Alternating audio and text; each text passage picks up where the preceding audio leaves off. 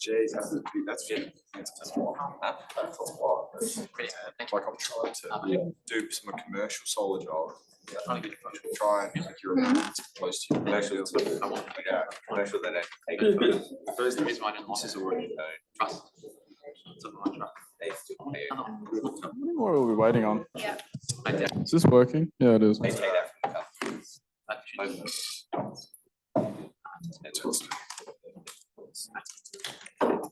but if you were to do it factory. Also, this is on each side. Battery. Days mode. Chris, Okay. is the live stream good to go? Yeah.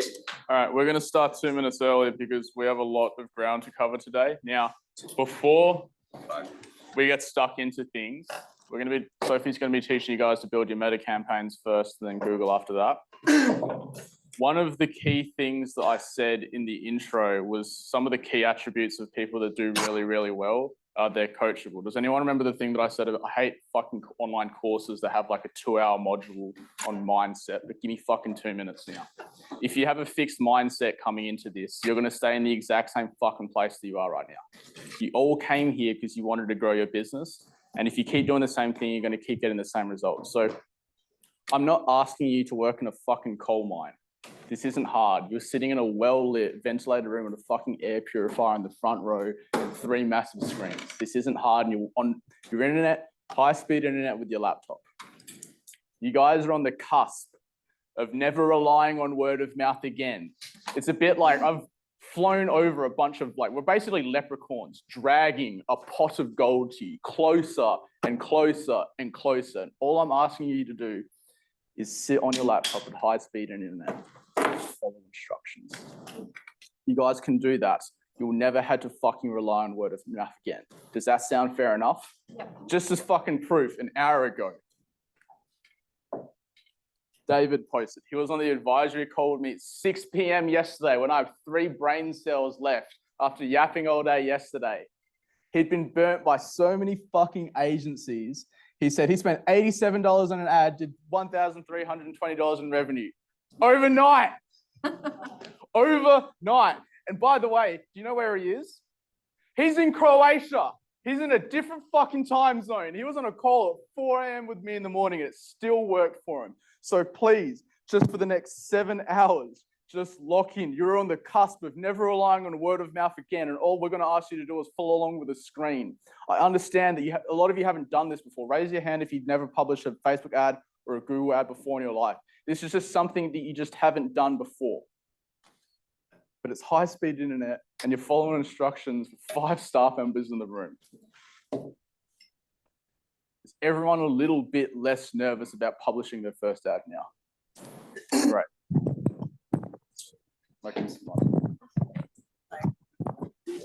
Hello.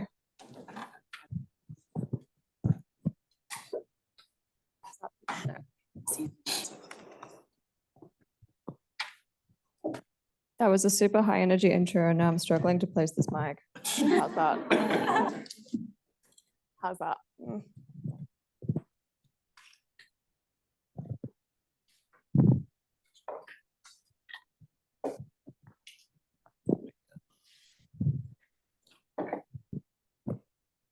Hello? Hello? Is this okay? I wasn't even sure if it was amplifying at all. Do the same thing again. Yeah, just sit. Yeah. Thank you. Okay. We're going to get launched right into it today. Morning is going to be all Meta ads, and then afternoon is going to be all Google ads. So we're going to be, I'm going to be lecturing at you, and then we're going to actually set up a Meta ad campaign, and same for the afternoon. When I'm lecturing at you, if you could all just have your laptops down and be following along, except you guys in the live stream. Otherwise, you will miss things. And especially when I do the demonstrations, I'll do them twice. I'll do them once before anyone is doing anything and you just watch. And then I'll do them another time all together.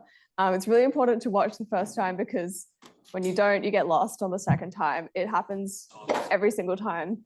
And if people are lost, I can do a 3rd or a 4th run through. No one's going to get left behind. But as long as you follow along in the first time, it should be easier. Also, just to be clear, there's a very specific reason I laid out the team and the they are now. Kira's going to help out this side. I'm going to help out this side. Joseph, stuff like that. Some of you will like struggle at points or get left behind. Just let me know, or let one of the team members know. I'll send someone over to help you. I don't want anyone to get left behind at any point, because if you get left behind at one point, you won't be able to do the next step. So we're going to make sure everyone gets there if you have a Facebook ad account. But just let me or one of the team members know if you need a hand. As you know, the recording goes up. So if you do need to go back through, click by click, pause the video. Cool. So meta ads. The basic way that a meta ad is set up is you have one campaign. Under that, you have multiple ad sets, and then under each ad set, you have multiple ads. So that looks theoretically something like this. For simplicity, I've made it a triangle. At the campaign level, which is the first thing you set up when you're setting up new meta ads, all you want to set up is what you want to do and how aggressively you want to do it. So the basic, most broad parts of targeting is what you do at the campaign level. What you want to do is just your conversion. So whether that's a purchase or a lead. I think for everyone in this room, that will be a lead. So we can all follow along the same. That's called a conversion. It's called a conversion for Facebook and for Google. Just makes it easy. Then how aggressively we want to do it is just how much money you want to throw into the meta universe. So your conversion and your budget are the only two things that you set up at the campaign level. In terms of structure, I don't recommend anyone use multiple campaigns unless you have very good reason to, which would be vastly different sides of the business, or if one side was e-commerce and one side was lead generation. Those are really the only times you would need to have multiple campaigns. It's just easier to manage if it's all under the one campaign. You also want to think about the settings that you put at the campaign level, because often once it's published, you can't go back and change them. Budget, obviously you can change anytime, but the other settings kind of lock in once it's published. And then I recommend to everyone to set the budget at the campaign level. What that means, let's see.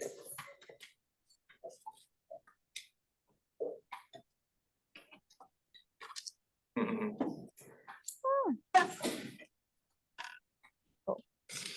Please don't make fun of my handwriting. It's bad every time. So if you have one campaign and two ad sets, Meta gives you the option, if you were to spend $20 a day, to put $20 a day at the campaign level, or you could choose to put, for example, $15 a day in one ad set and $5 a day in the other ad set, if you felt really strongly about one ad set and not so much about the other one. I highly recommend to everyone not to do this. Meta is going to distribute your budget in the way that is getting you the best results. Meta does want you to win. And if you're getting leads from one ad set, it will divert more money to that ad set. Separating the budget just means you're going to have to do a lot more of the manual work, and it won't actually let the campaign optimize as well as it might have. So if you put the money at the campaign level, it will then dictate. Yeah, it will spread it between the ad sets. So I'm going to set up a campaign. Everyone will watch along, and then I will set up a campaign again while you guys are all setting up a campaign, and the people will be walking around giving a hand. I'll just do it first time off. So this is adsmanager.facebook.com, which is where you're all going to go in a moment. You will have a screen that looks something like this. If it doesn't look like this, flag down someone.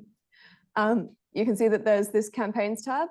There's also an ad sets tab and an ad tab. We're sticking in the campaigns tab, which is where it should start off.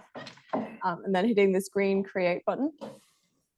Buying type is auction. It says choose a campaign objective. I think everyone will be going with leads. And then we're hitting continue. Oh, it's automatically. So it gets you to choose a campaign setup. Usually what's automatically ticked is the tailored leads campaign, which is Meta's version of a smart campaign. It just blocks off a lot of the options you have. So we're going to go manual leads campaign, which is usually grayed out and not selected, but it's automatically selected for me. So that's really cool. And then we're hitting continue. So this is the draft campaign that it's set up. You can see on the left, it's automatically set up an ad set, and underneath that, an ad for you, just drafted because you need those for a campaign to run. This is the campaign name at the top. We're going to change that immediately to something you'll remember, because otherwise you will forget what you have done inevitably. I'm going to do garage door leads like my example yesterday, because that's what I'm getting out of this campaign. Then all you have to do at this point is scroll down to this Advantage Campaign Budget star section, toggle it on the right, and set your daily budget. This is what I meant by setting the daily budget at the campaign level. And that's all you've got to do. Once you get there, stop. If you can lower your laptop screens, that would be super useful for me to tell where everyone's at. So I'm going to get out of this, close it, delete it, and everyone can go to adsmanager.facebook.com now. Got a bit.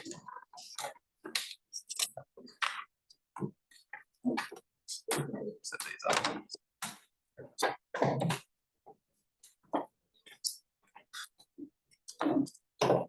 Okay. Yeah.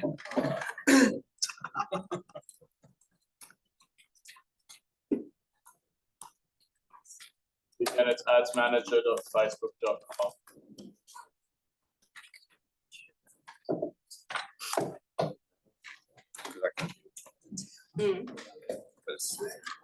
Oh, that's fine, yeah, as long as you follow.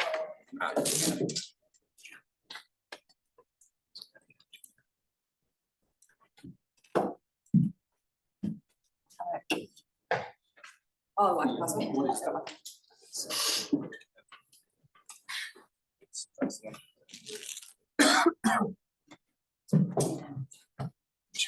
All right, whose screen doesn't look like mine right now? See.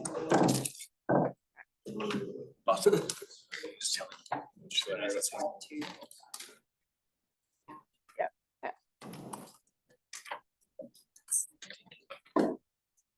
Kira, could you divert to this side of the room, perhaps? Yeah.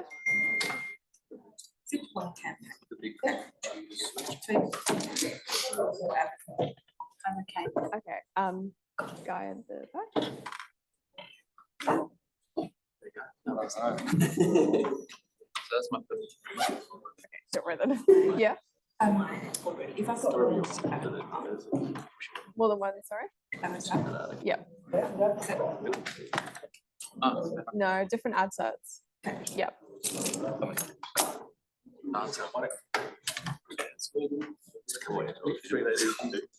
Yes, that's making me fun. I don't know, that's what I was reading.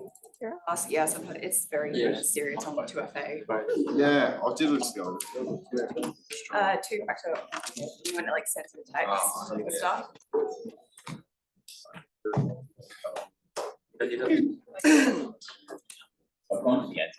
Yeah. Yes. Yeah. I fucking. Oh, you swap sides, did you, mate? Swap sides. I did, Dave. Come over to the fun side. I did. We fucking cracked up yesterday. Oh, fuck. I seriously laughed, man. Yesterday. Oh, I couldn't say the last time I laughed like that. That was hilarious. You were making me laugh. Fuck. So Oh, so bad. Yeah. It was so bad. Yeah. I see. Please. Was it set up? No, not a business. Nah, never. So Luke has asked a question in the chat. If we don't want to receive daily receipt emails from Facebook, do we just deposit a lump sum into the ad account, or can we change the setting to be billed weekly instead of daily? After you've run ads for a couple of weeks, Meta starts to trust you, but at the start it doesn't. Which is why it takes such small amounts and does it so regularly. But eventually you'll be able to set it to come out at, I think, $1,000 at a time or $2,000 at a time as the maximum. That's, All right, who is not at this page? And I will sick Brandon on you. Could you give a hand? That's like if it's finance or medical. All right, Yeah, that's right. two guys at the front. Yeah, and then campaign budget Yeah. advantage. Actually, like this thing. That's what you said. But yes, also, And then we just, we're not gonna run them. Yeah. It's always saved as a cost. That's what I was And then oh yeah, nice. publish it to be Oh yeah, done massive ranges. Yeah, it's a bit okay. Go through things and get up at it. and then Oh yeah. ASL. Yep. Oh yeah. Yep. I used to live in Maui. Oh, did you? That's still full of yeah, no, we gotta worry. Oh, it's not as bad as it used to be. It's pretty rough, but what used to be really, really rough. Yeah, it's alright. Yeah. I used to work a lot. Yeah, I worked. Oh my God, just get it to. All three of them actually, even the one that's. What happened? Built in the 1950s. So we did. It's 70 years old.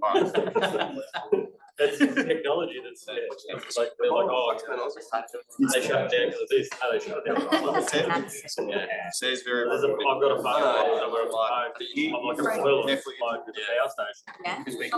Pouring out a whole lot. They didn't shut it down for no other reason. You need is ready now. Other side. Nah, mate. Sorry. You think it's safe? No, I'm oh, nice. I Yeah. mean, if they're working, Oh, yeah. how much money are you spending? Moving. But I'm a bit of a traveller. Yeah. You do, yeah. $90 a day? Yeah, I'm actually looking to buy myself a caravan because it's Yeah. a lot of money. That definitely does not need more than one campaign. Well, it's like together. Yeah, just make sure. Yeah. 20 grand. Yeah. Oh, Anyone yeah. help? Oh, it's fine if they're like still there and turned off. Yeah. Not yet. Am I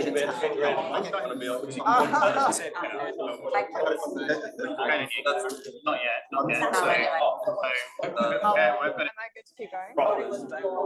Everyone just stop talking for like. Is everyone good? Is everyone there? Yes. Yeah. Fucking leads. Alright, cool. Okay. We're hitting the green create button on the left. When you get the pop-up, hit the leads option for choose campaign objective, and then hit continue.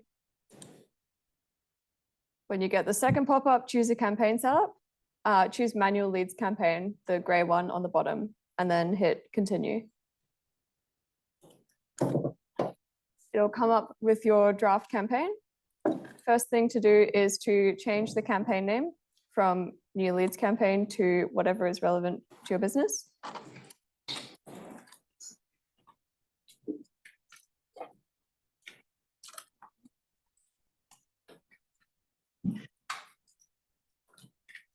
And then the only other thing you have to do is scroll down to Advantage Campaign Budget.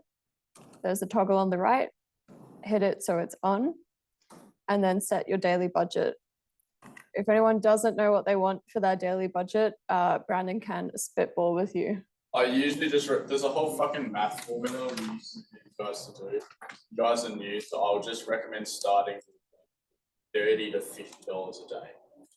But obviously, the more money you spend per day, the faster you'll get feedback. So for example, if I spend $2,000 a day and you spend $20 a day, I'm gonna spend stuff 100 times faster. Yeah, but you're also going to have to make changes faster. You're gonna have to make changes faster. So since you guys are all new, I recommend $30 to $50 a day.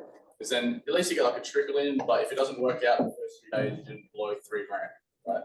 So just start small and then we can optimize it, come to the advisory calls, and then we can talk about increasing the budget later. But if you just want to go balls to the wall, like it's bull run. All right. Has anyone not done this step? Yeah.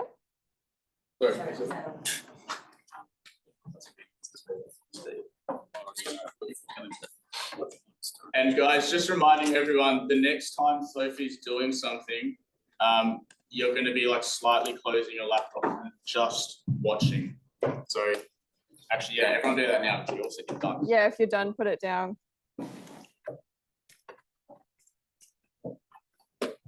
Is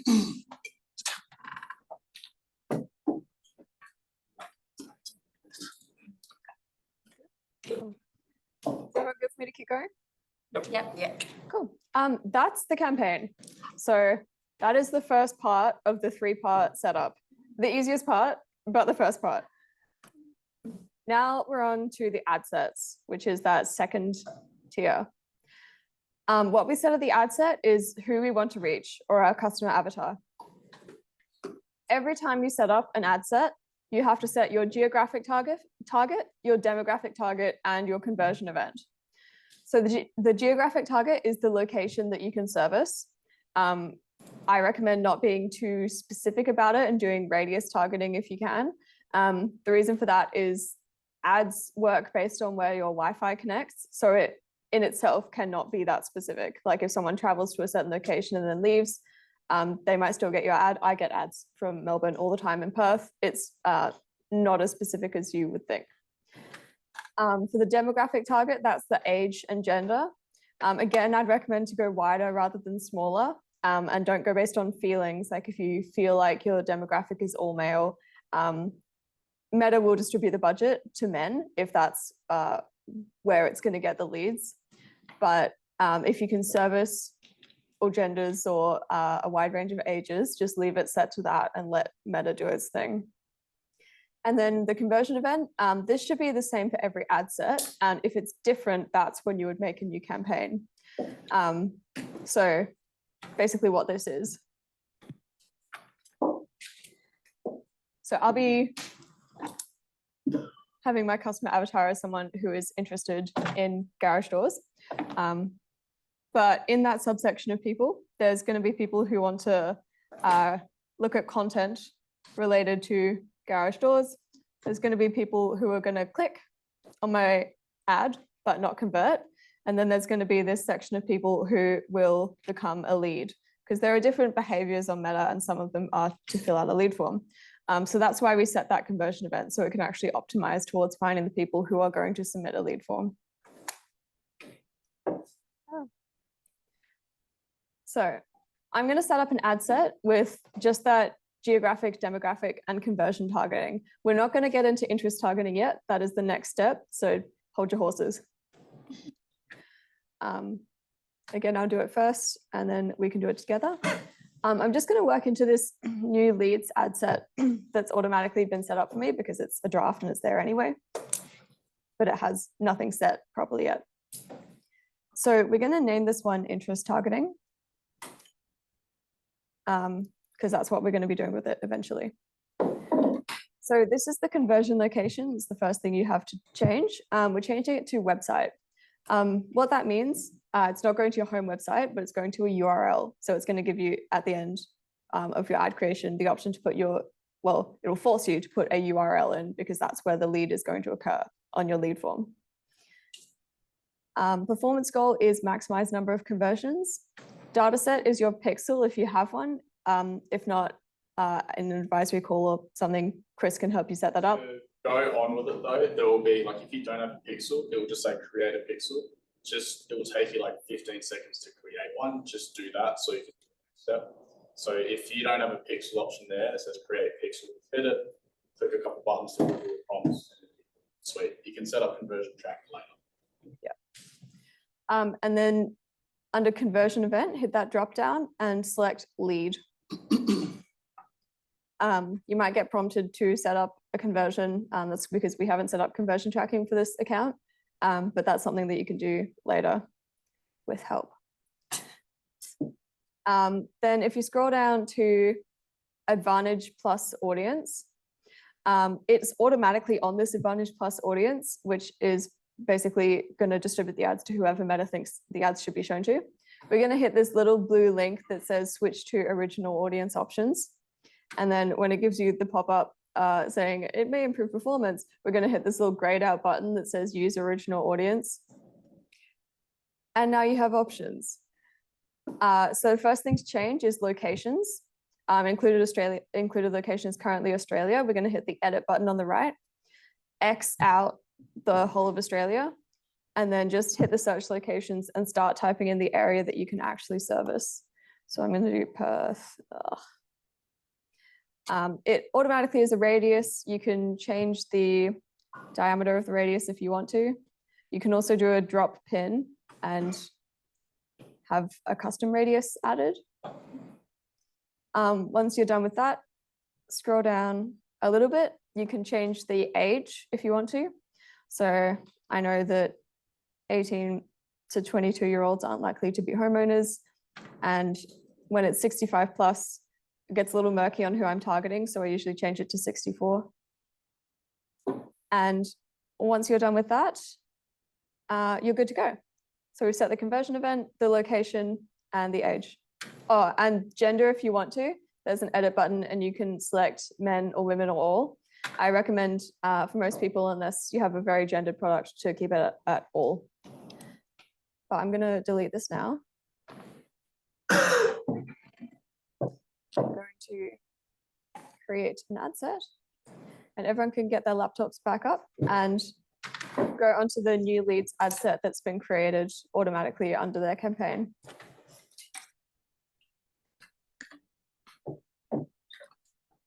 So once you click on that new leads ad set, you'll be able to change that ad set name. It's currently called new leads ad set. Would you believe it?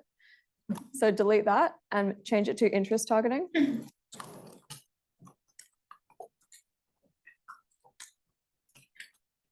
Under that conversion location option, choose website as the first one. If you scroll a little bit below that, the performance goal should be maximized number of conversions. If it's not, choose it from the dropdown. For the data set, choose a pixel if you have one, or create new data set, or create a data. Oh, yeah, by the way, they, for some fucking reason, you might have an account where they rebranded pixels to data set. It's the same thing. Yeah. Hey, yeah. So we put the pixel, that's it. Website. Yeah. What's that called? Sorry. Yeah. Just choose website. Just name pixel. I've got, I made that. So. Yep. So what would I do? Like, what would I do? I've got one. Oh, it would normally like suck it in if you pixel.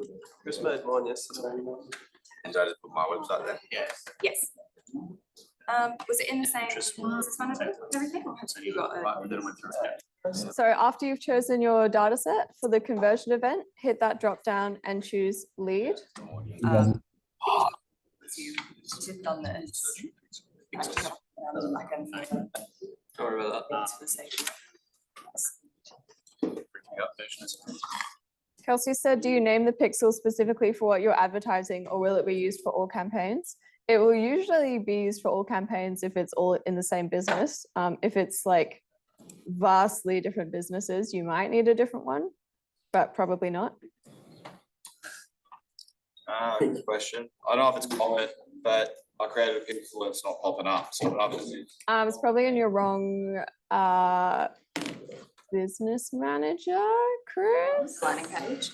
I probably just do your. He's created a pixel, but it's not coming up. Automatically. It's created a pixel, but it's not coming up. You can have a look in the business center. Same thing. Yeah, it still doesn't. So maybe just like maybe like take that time. Is it not? Hello? Switch. So just leave it. Yeah. On the. Hello? Hello? And go to. For people who are That's the one. up to this step, we scroll down Yeah, that should. to this Advantage Plus audience section. Hit the little blue link at the bottom that says switch to original audience options, Yeah. and then choose the button that says use original audience. Yeah. You're out. Run through. Then if you scroll down, you have more options. Not lost. First thing to do is go to this locations section, hit edit on the top right. Right, where are we? X out the all of Australia. I will probably go through this step again, so don't worry. I'm just trying to get, some people through, and then in the next batch, some more people through. X out all of Australia under the locations. Yeah. Hit the search bar that says search locations and start typing in the location that you can service. That's where she said, just after, just ignore that.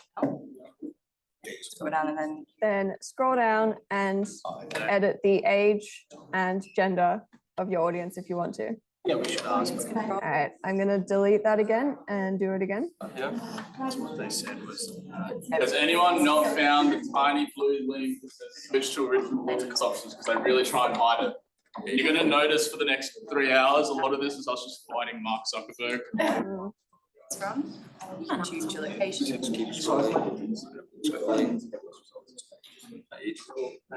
What was that? That was 50. Switch to original audience options. Yeah, it's good. So I'm gonna run it through again from the start slowly. If anyone's got lost at any point, So just ignoring that. follow along. So my ad set name is interest targeting. My conversion location is website, the top option. If I scroll down past that, my performance goal is maximize number of conversions. I've chosen a data set. If you didn't have one, you should make one.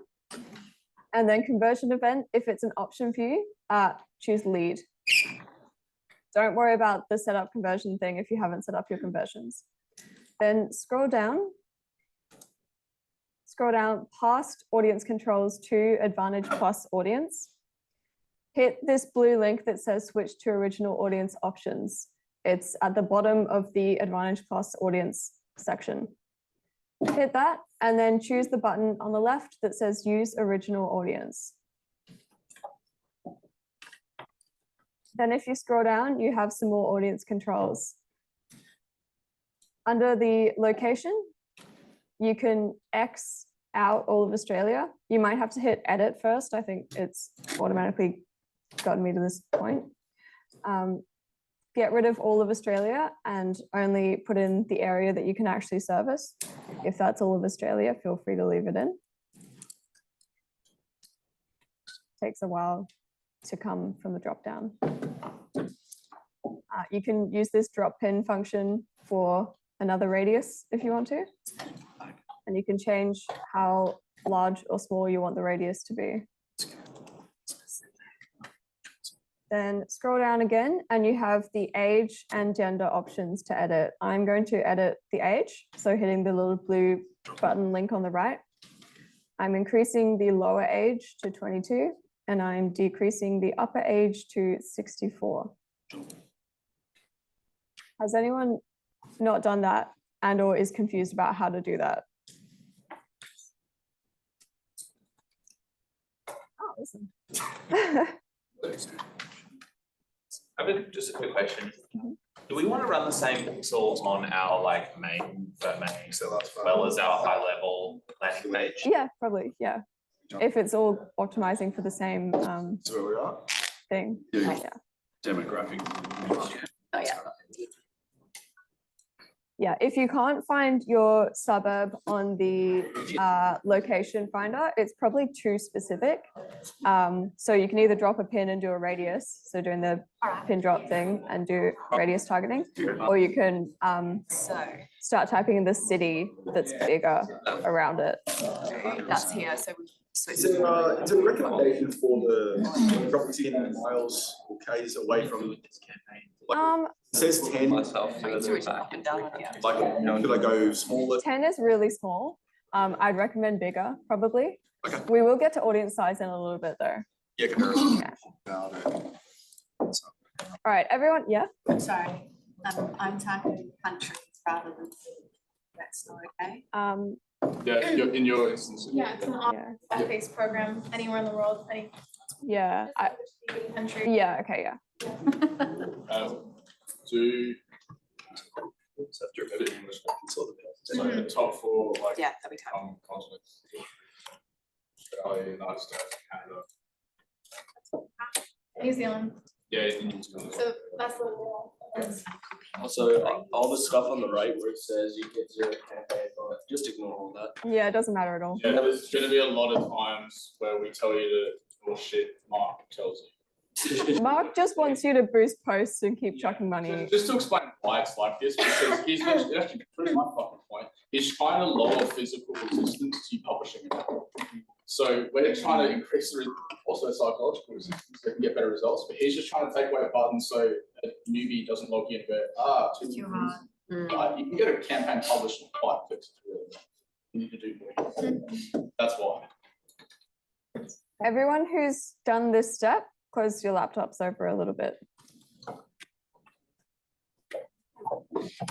Great.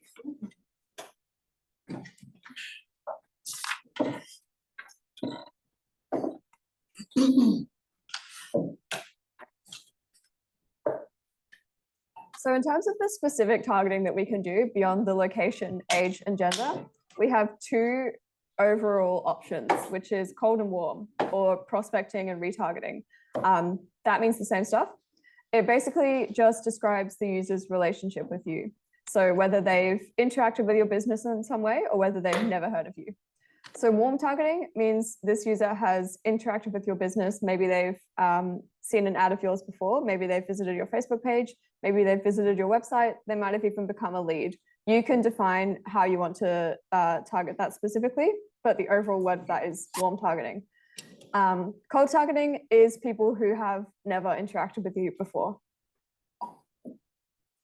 So we're going to start off with this ad set in creating a cold audience based on interests.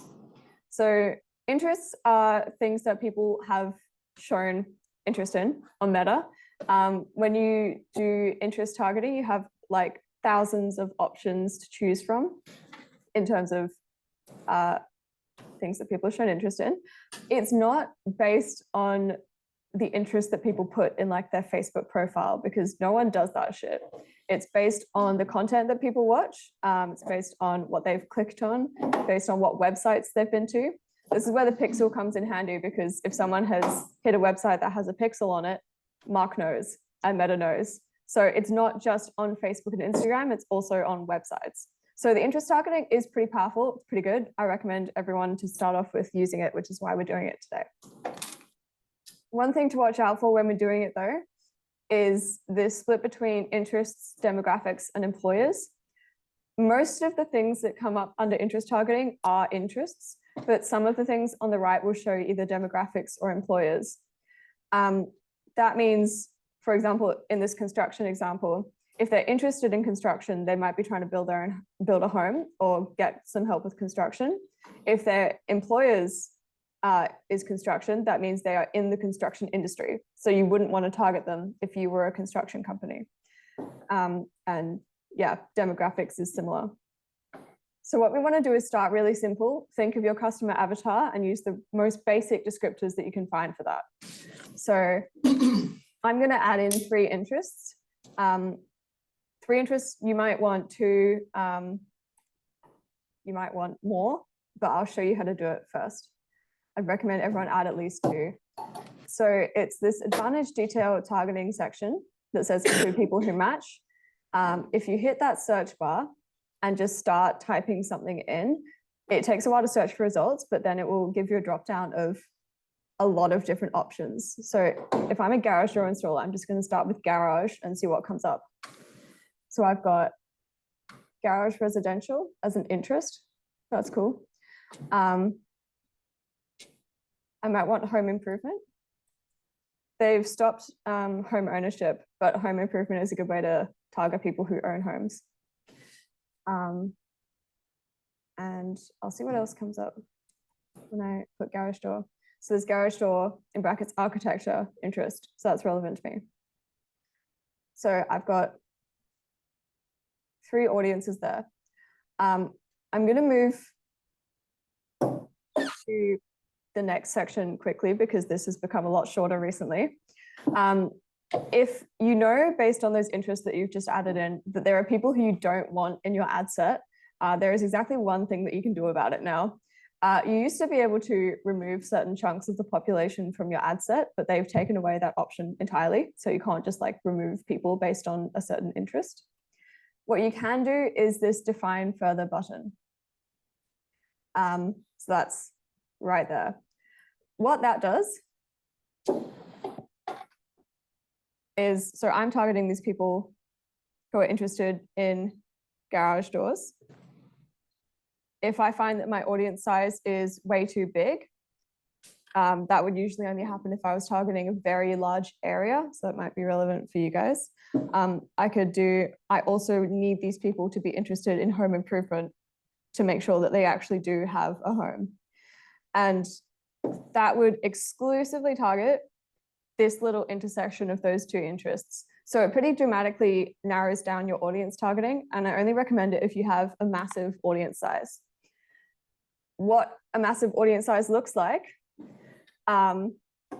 is over 1 million, basically, at this point. We used to be able to get pretty specific with the audience size, but now that they've taken away the exclusions, we just want it to be sub 1 million, essentially. So I'll give everyone now a chance to play around with this. Add in a couple of interests, use this define further button where you can see your estimated audience size. Don't worry about your audience is defined, specific or broad, but right beneath that, there's this estimated audience size and it's got the actual number. So this is 623,000 essentially to 734,000. So I'm fine with that audience size. So I'm going to leave it there. If yours is over 1 million, just hit the define further if you want to and see what you can narrow it down to. And more interests, the better, or doesn't matter? Only if they're relevant, it doesn't really matter. We've got paint as T-paint. Oh. I guess like. I was gonna ask a question. Yeah. When I'm doing the targeting, so I'm spending money on target the bottom. Should we just go as many as like? Oh, Well, you're going to spend the same amount of money regardless. So not necessarily. Yeah, because if you set the budget, Meta will spend that budget. So just make sure that the audience is people who are definitely going to be interested in you, and then you're good to go. Don't worry about making it bigger unless it's like really small, like sub 50,000 is where you'd want to make it bigger. But other than that, you're good. And then job title, all of the like boss ones. What you could do is do construction and then use all of the job titles as the. Get a big audience. Then it's only getting those like people in the middle. And So what are this? But this audience is supposed to be for project. Yeah. Hey guys, we're gonna give you like 5 minutes just to play with the interest targeting now.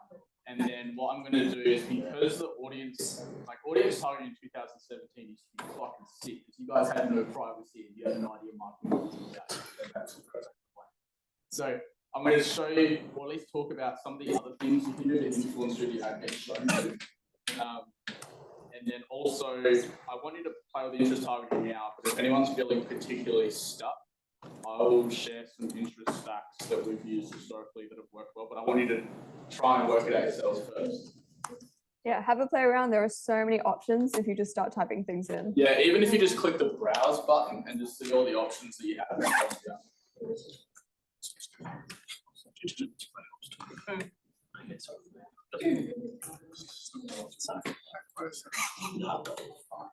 So should I just? And then construction. Okay, so it doesn't have. So if Okay. over I'll just like. Well, sub like 40,000. Job title. Yeah, because we're gonna make more ad sets as well. I'd rather you be too small than too large. Mine's gonna be Yeah. and then construction as well. So I think you have to think about what the content of the ads is.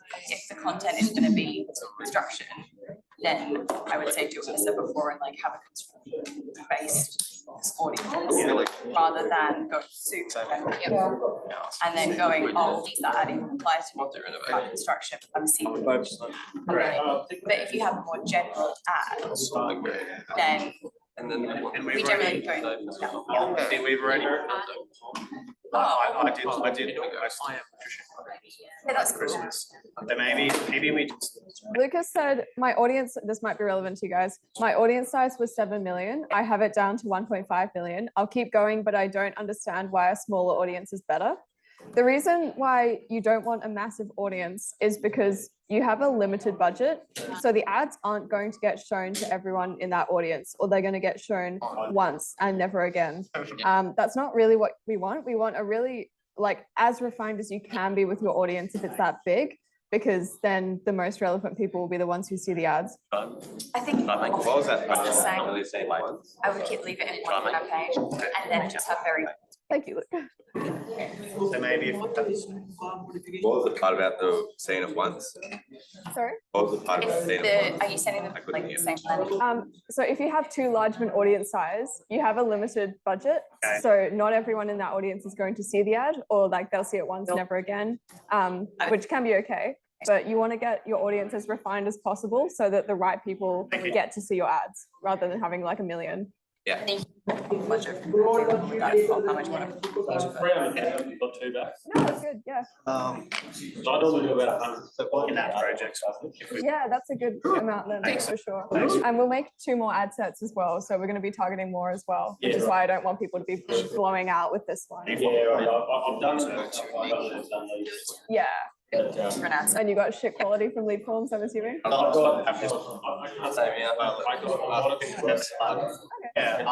Okay. Not bad. so I'm hoping that this is. All right. Yeah. Yeah. If you do, Thank you so much. I'm interested in it. Rock up there, you try 3 hours. Glad we spoke about that. I found a lot more of that with on Facebook lead forms than website lead forms because there's so little resistance that anyone could just do it easily. Yeah, and that's what I reckon. Yeah. Yeah. And Yeah, that's right. They're gonna make it. They're gonna make. Yeah. For sure. So they're gonna go into that, which is useful. Because obviously rented. No. So that should be okay. Divide. I mean, this is the Yap Central, so. And then home improvement. Let's see. Good. That's one of the things. You wanted to We find. might need to put it into I'm using shoes. So. Yeah, like I'm. I know. So you've Oh, yeah. done the right. So. I've always. Understand about structure, just that. But we need to. No.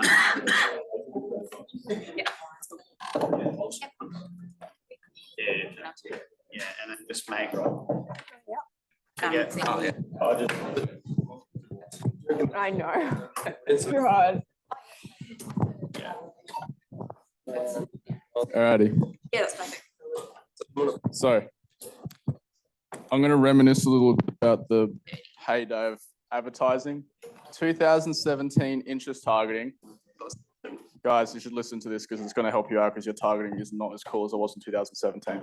So 2017, pre-iOS 14.5, Mark knew fucking everything about you, everything. He could predict your political affiliation. Does everyone remember what was it called when they just stole all of our data?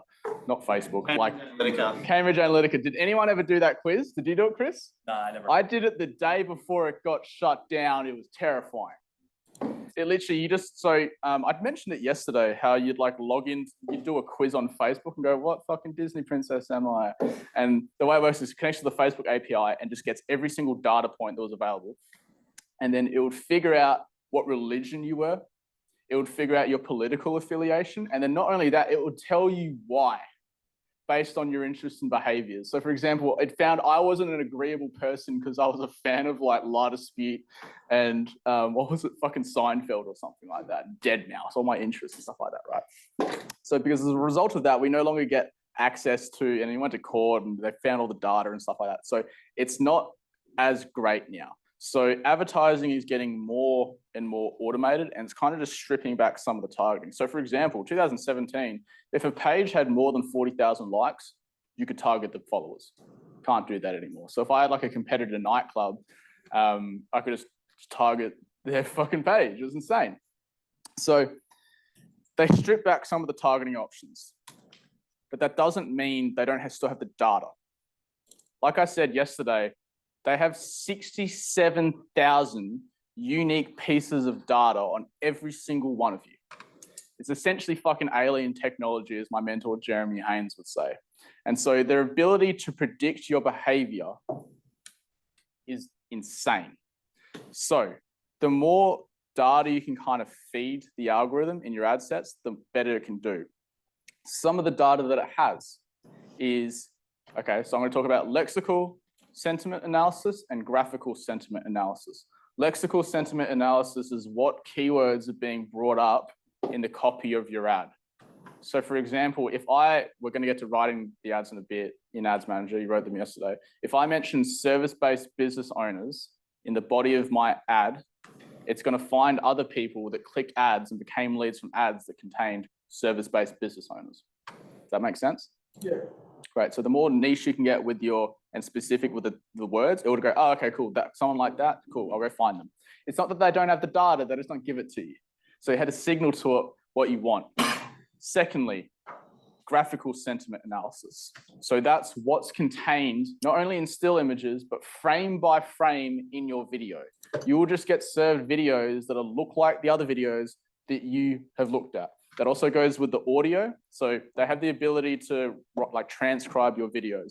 So you'll notice in every single one of my videos, if you're a service-based business owner relying on word, service-based business owner, I mentioned that, you clearly hear it, right, in the first 3 seconds. Also in the captions, like the captions that are on the video. Also, the landing page, because the account, the pixel is going to crawl your landing page and go, what are all the words that are on this page? What's at the top of, open up ahoy.whereyou.com.au. What's the top? Attention service-based business owners, right? It's scrolling through all of that. It probably, I mean, we can't really confirm it, but I dare say they look at the YouTube embed link and then find the transcriptions and see what's said in it, right? And so the more things you can just include on your ad and your landing pages, it can help you and give you a little bit more of an advantage above what Facebook gives you access to. They've still got all your data. They just don't let you use all of it. Not explicitly anyway. Does that make sense for everyone? Yeah. Great. What I thought would be useful now as well is you guys have played around with the interest targeting. I'm going to give you guys a few interest targeting stacks that have worked well for me so that you don't need to experiment with your own money because I already have for you. Who's trying to target business owners? Yep. Your interest stack is small business owners, business page admins, and Instagram business profile page admins or something like that. That has been my targeting for the last half decade. You'll never need to change it. Does anyone else have any questions about their interest stack or is feeling particularly stuck? Go. Oh, mine's way too big, so I need to. Isn't yours executives? Yeah, C-suites, yeah. C-suites. You should be able to go by. I went BMW, Mercedes. No, don't do that. So you can do job titles. So you can do like directors, CEOs, CFOs. There's a whole C-suite thing. And then I would also do, business decision makers is another one. It's a very small audience, but I don't know how the fuck they figure it out. They gave us access to that alien technology. Business decision makers is another one. And then I'm considering chuck in small business owners as well, because they probably behave the same way as C-suite executives. And then what you could also do is you can just once you've typed in a couple, just click the box and it will just have the suggestions with an affinity and you can just start stacking those on. Yeah. What were those first 3 that you gave? It was small business owner. Yeah, small business owners, it's listed as a behavior. Business page admins, that's also listed as a behavior, I think. And they added a recent one, which was Instagram business page admins. Yeah. Their behaviours, do you want? What's that? Their behaviours, or do you want interest? Well, we use interest and behavior kind of interchangeably. Okay. Yeah. We probably shouldn't though, but yeah, it's like in the interest targeting stack, but it's the little gray thing next to it that says if it's a behavior, an interest, or an employment thing. Yeah, it's listed as behavior. You had to go. My demographic is female leaders between the ages of 25 and 40. Yep. I want to pick up women, for example, some follow Brene Brown or Simon Sinek. How do I pick up that? So like female leadership in like the workplace? Yes. Yeah, so obviously just do female and the gender targeting, and then do small business owners, probably do business page admins as well. The reason I say that is because if someone's an admin on the business page, they're either in marketing or they're pretty high up. Yeah. So you can get close enough. And then if you mention the stuff of the copy, then goes, oh, don't show it to the marketing team, show it to the, the executive or whatever. And then you could also do Instagram business profile admins.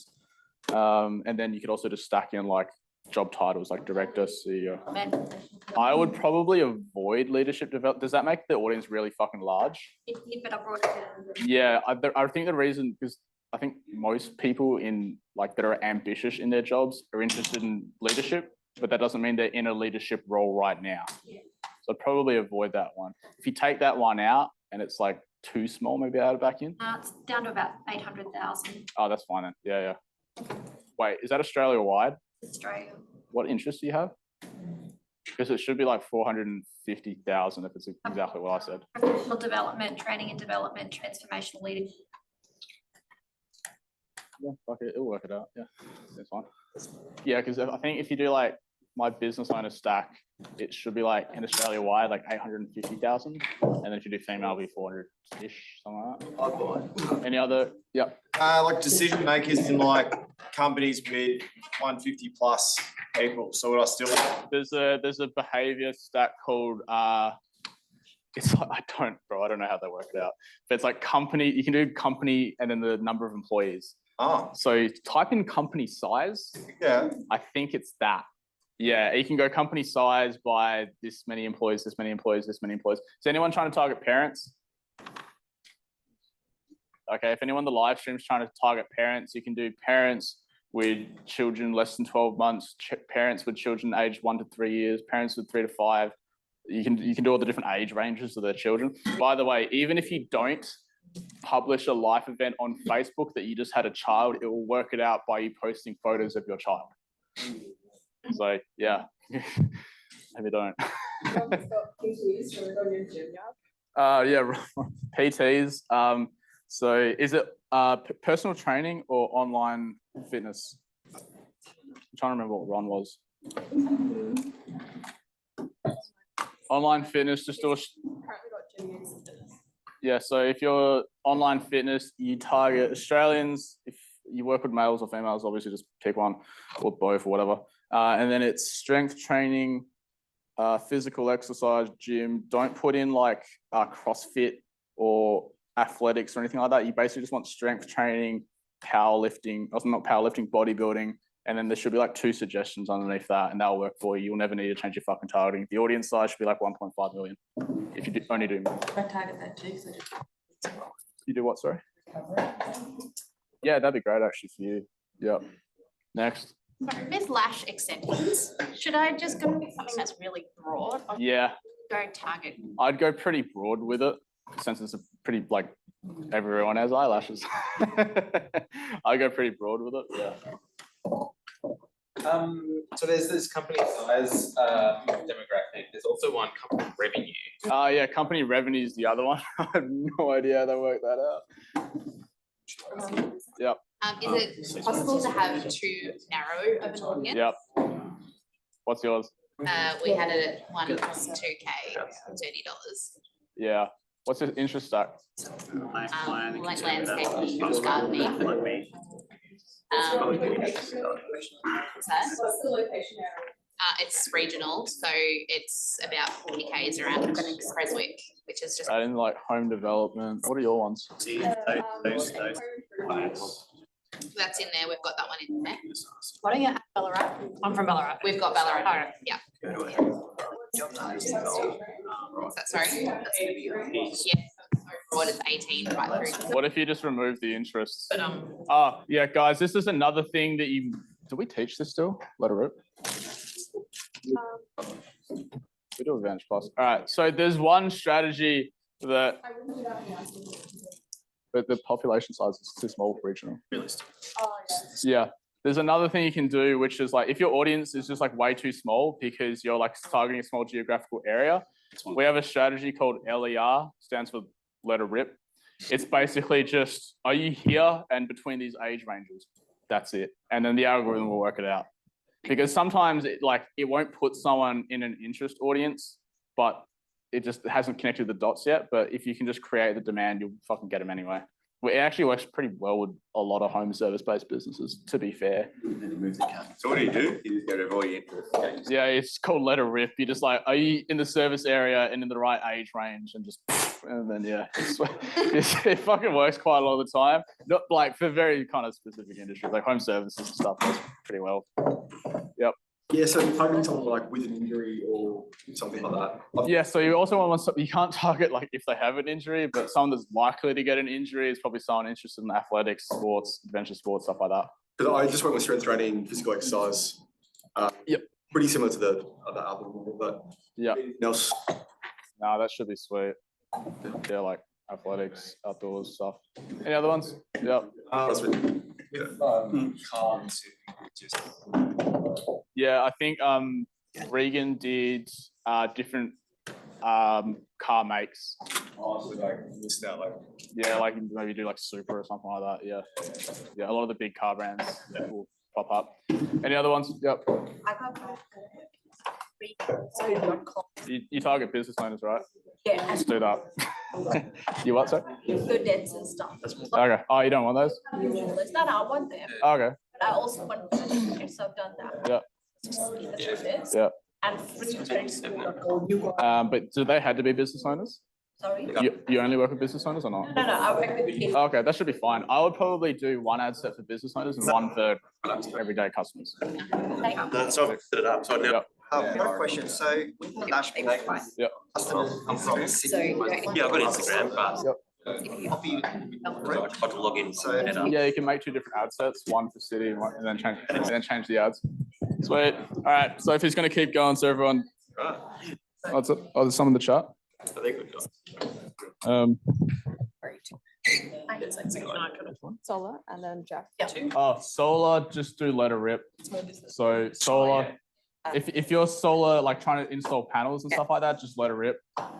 Like, do not try and target people interested in solar because they've already gotten solar ads. Yeah, Rahul, just remove your interest targeting. Do let her rip. So is that I'm targeting business owners in Australia. Why? That guy did. Run civil construction. Take it. yeah. Yeah. All right, next thing. All right. So question about on location, because I'm like sort of down the coast, about 20 kilometers off the coast. I've got like heaps of location radiuses. Yeah. Oh, no, that's fine. Yeah. One more thing on how Meta will optimize its targeting.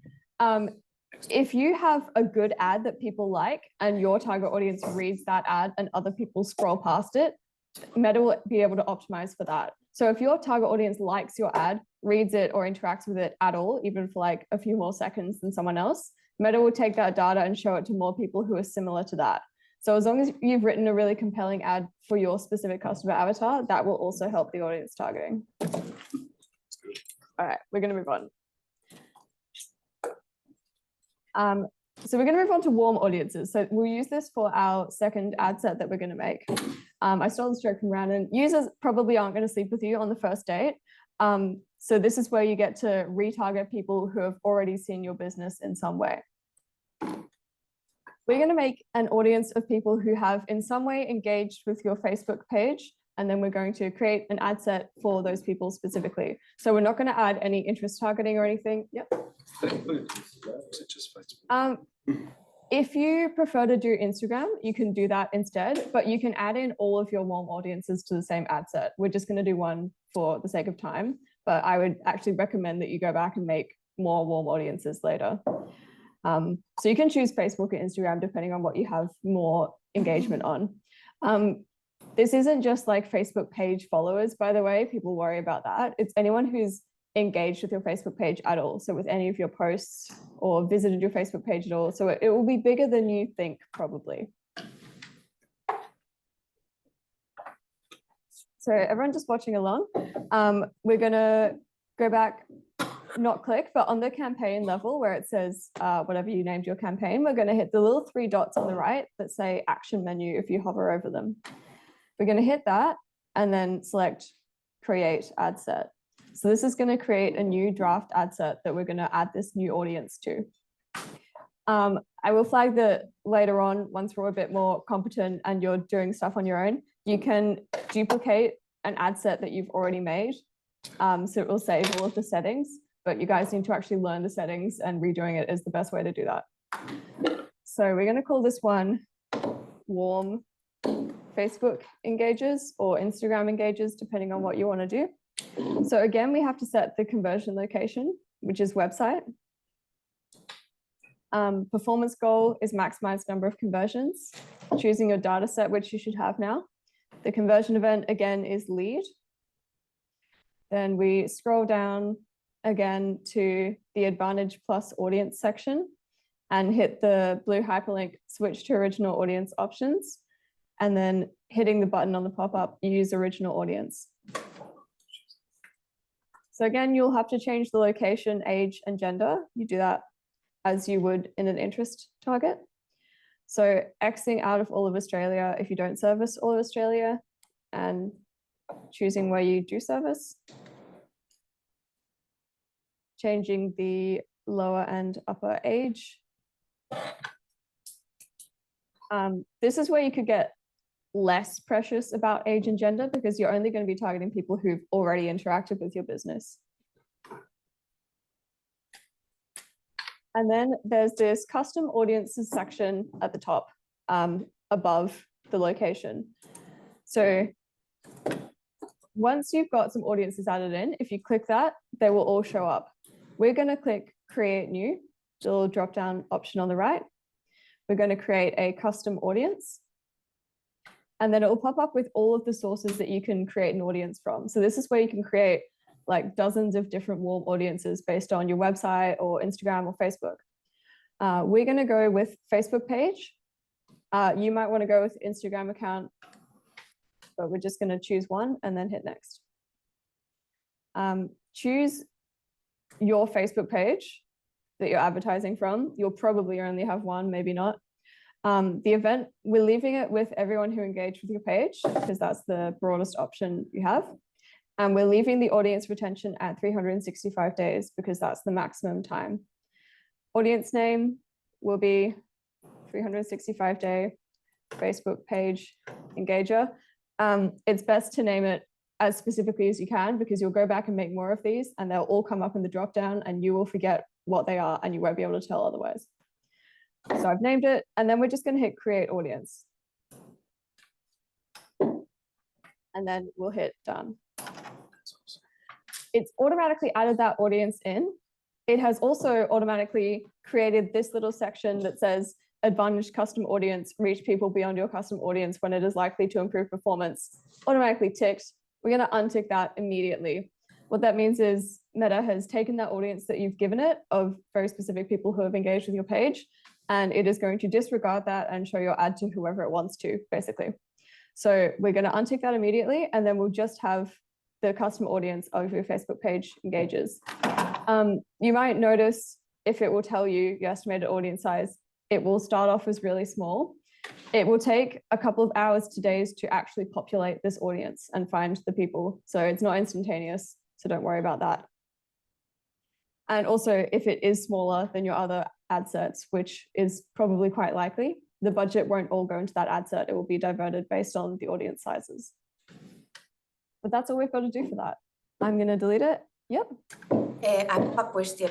I might be jumping the gun here, but is it possible to block specific engagers of your page, like a specific person that has negatively interact with your... No. You can ban them. Hmm? You can, oh yeah, you can ban them. You can ban them and then they just won't say anything. But negative engagement on ads is actually good engagement. Like all engagement is good on ads. We used to have a carnivore client and we would target vegans to start fights in the comments.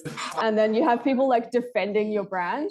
which is always good. It like creates this tribalist thing where some people like are really for it because some people are against it. So don't be worried about negative engagement. Humans also just have a negative bias. So the like negative people are remarkably more vocal than people that are positive just like it and move on. Brandon will know all about that. Yeah. Cool. Everyone could get their laptops back up. You'll probably be here in the interest targeting ad set somewhere around here. So just hover your mouse over the campaign option. So that's the top one. Go to the 3 dots at the right of that, the action menu, hit them, and then choose create ad set from that drop down.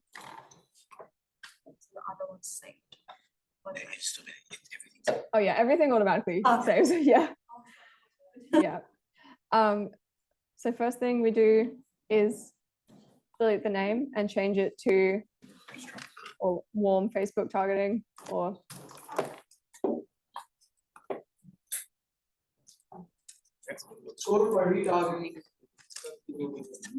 sorry? This is retargeting. Yeah. For the conversion location, same as the last one, we're choosing website. This will be the same for all of them. Performance goal is maximize number of conversions. Choose your data set that you should have created either in the previous step or before that.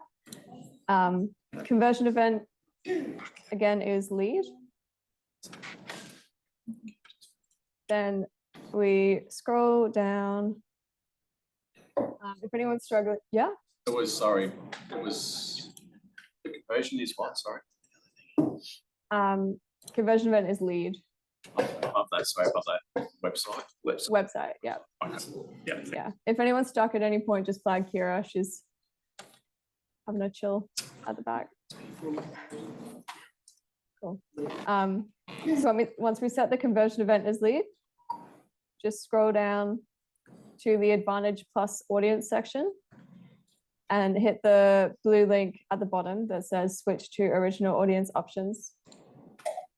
And then choose the gray button from the pop-up, use original audience.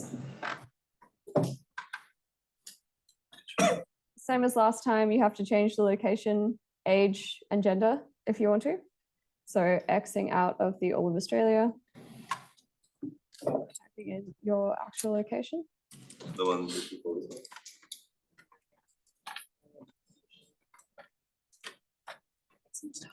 Set your minimum and maximum age.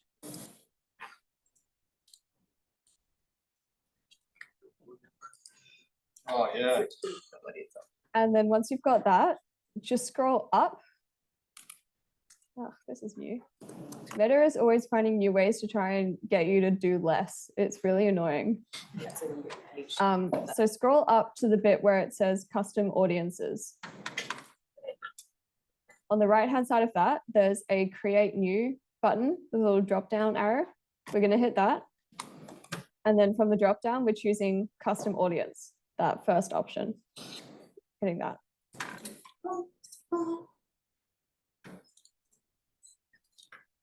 So it's custom audiences and then. I'll still this. Sorry? It's above the location targeting. Who's last over here? Flag Brandon. You can't choose Instagram and Facebook. You have to do them separately, yeah.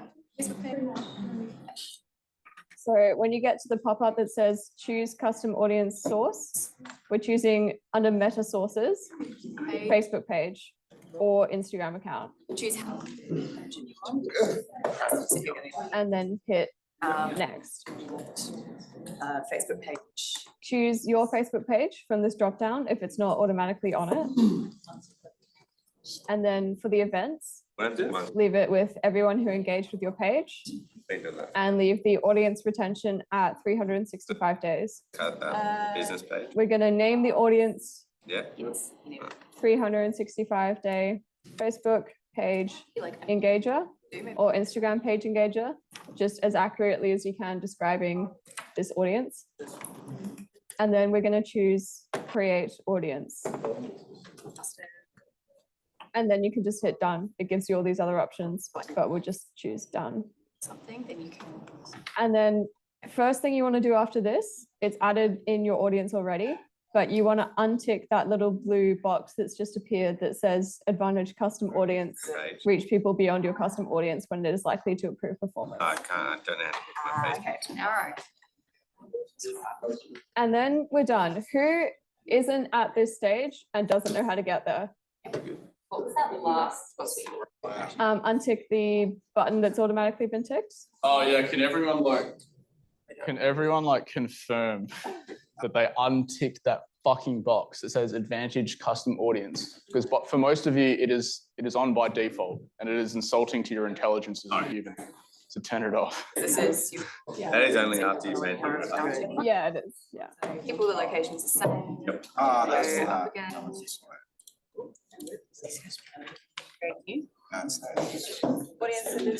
If you have finished that, just pop your laptop down a little bit so I can get a better read of the room. It's really hard to judge. And you said the audience definition, if that's not popping up yet, it's like saying. Yeah, it's still populating that audience. That's what we said. Oh, okay, cool. Jeff doesn't have the Advantage Custom Audience tick box. That's so nice for you, Jeff. Enjoy that. Excellent. And everyone's good. Oh, yeah, okay. Change like It's because you're financial services. really specific, but yeah, then name it Facebook. Yep. I told them to do as much Have to go somewhere. Guys, there is a video in school as well going over some of the other custom audiences I made. It's a bit Cool. sketchy, but I did make a whole video on it, so it's in the classroom. Yep, just ignore that. 007. Right, that's all. Done. We've got another little error message that someone else has got that says your audience is too specific for your ads to be shown. Again, just ignore it. Like turns your warm audience into another cold audience. Okay. That's a nightmare. That's it. That's it. The gaslight you the whole way. It really does. It really doesn't want you to do this. Unless you're super confident and know what you're doing, it does not want you touching this. That's perfect. So eventually, you can build more campaigns with that. Like, no, it's like so stuff is like off by default. Okay. All right. Where are we sitting with that? Does anyone have any questions or wants Brandon to give a hand at all? Follow along with that pretty well. Yeah, I know, right? Unheard of. That day. Right. Cool. So that is our second ad set done. We're going to make one more ad set today. So we've got one cold, one warm. The last ad set that we're going to make is an Advantage Plus audience ad set, the thing that I have been shitting on extensively. But basically, since Meta has removed more and more of its targeting options and is becoming more and more automated, this has become a useful tool to have. But it is just a tool. It works for some people, it doesn't work for others. It's kind of unpredictable, but I usually start off by running one with a campaign to see if it's going to work. Something to note is that because it's automated, it does need some conversion data to start being good, whereas the other ones will automatically be targeting the right people. So it can take a little bit of momentum and getting some leads in before the Advantage Plus audience starts really working for you. But we're going to set one up anyway because it can be quite good. So I'll run through how to make one of these and then we'll all do it together. It is super easy. So back onto this, we're again going up to the campaign on the left, hitting the 3 dots, the action menu, going create ad set. Again, changing the name, we're going to change it to Advantage Plus. Conversion location, you still have to set the website. Performance goal, still maximize number of conversions, choosing your data set, choosing the conversion event as lead again. Then scrolling down, the only other thing that you have to change to make sure it matches you is your location, because if you can't service people out of a certain area, you can't service them. So You still have to set that. But then once that's done, you're set. You don't have to do any of the actual audience targeting. Yep. The three that we've done, do the locations all have to be the same across the three? I mean, you would expect them to. You would want them to be. If they're not, I'm not sure what you've done. Yeah. Third one most likely based on the first you I used to. Yeah, that's true. If you're retargeting the same people, they'll probably be in the same location anyway. Cool. I'm going to delete this one. Everyone get their laptops back up. We were here. So just on the left, if you go back up to the campaign level, you can hit the little 3 dots next to the campaign name on the right, the action menu. Choose that, choose create ad set. Rename it to Advantage Plus.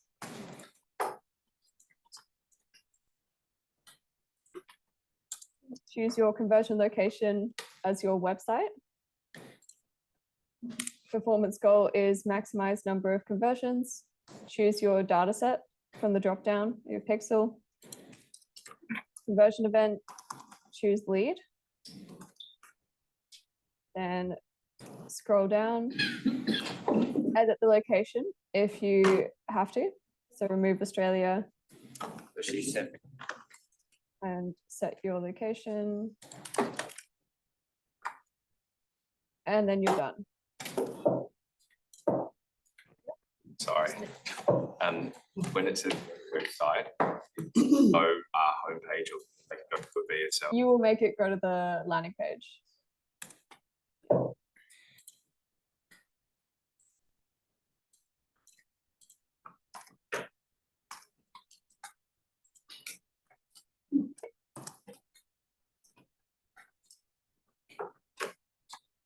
If anyone gets stuck on shout out, that's all.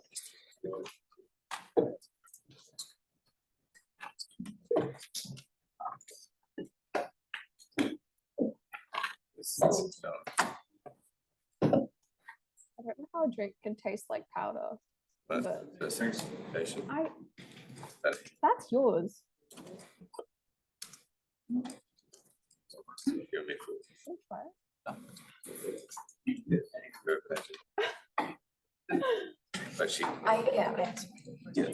Everyone who's done that step, just close your laptop over a little bit.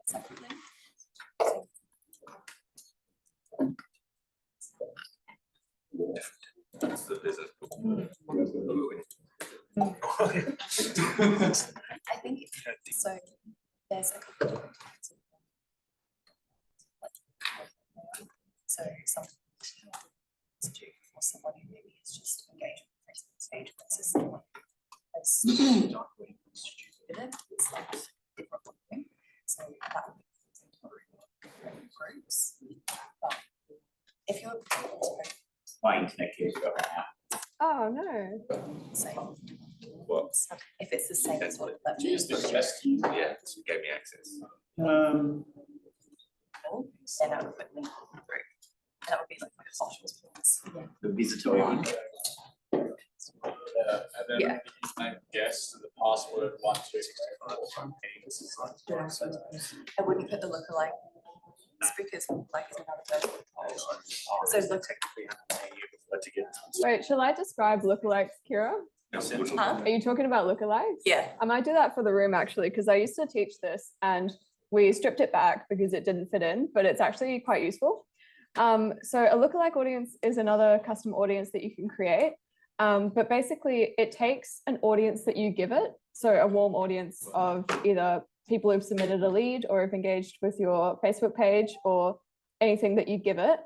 And it will take people from the population who look the most similar to that audience. So it's a pretty good cold audience technique, especially if you have a good amount of lead data, because then you can give it a customer list, for example, and Facebook will find the people who are most similar to those customers. I think there is a something on school that goes over how to make lookalike audiences. Yeah, We just don't Joseph do it was here just talking anymore. about it in bonus materials. Yeah. If you just want to But that's a secondary thing. All right. Chris, am I good to move on? Is that tech stuff happening up there or is that meta stuff? You're good. Okay, cool. So that's the ad sets all done. That's all of them that we're going to do today. So we've done the campaign and the ad sets. Congrats, guys. The only thing we're doing now is the ads on Meta. So that's the final step. Can I just ask a question? Yeah. Is there any limit on how many ad sets you can have? Not really. It just depends, like if you're targeting different, like customer avatars or whatever. Yeah. I mean, at some point, your budget is going to be spread too thin, and not all of them are going to spend I money. remember we hit a. Does anyone know the Oktoberfest and the Gardens Festival? Well, like they're like a massive fucking like national Oktoberfest fest. I don't really like festivals, but we actually found out on launch day that there is an ad limit per account. It's a couple. Yeah, that was a disaster. It was a couple thousand ads and a couple hundred ad sets. But yeah, for the first time in our entire career, we had an error message pop up that we'd never seen before. It was like, hey, like this is too many ads for an account. We're like, what? Like we're spending $70,000 on ads today. We have to make this turn on. So, but probably not in your sense. But there is a to better answer your question though, there is, because sometimes people ask me like how many ads is too many. You don't want to spread your budget too thin between too many ads and ad sets. Like for example, if you It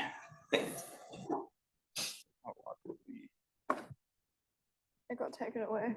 Taken away my Deserved. like let's say you're just spending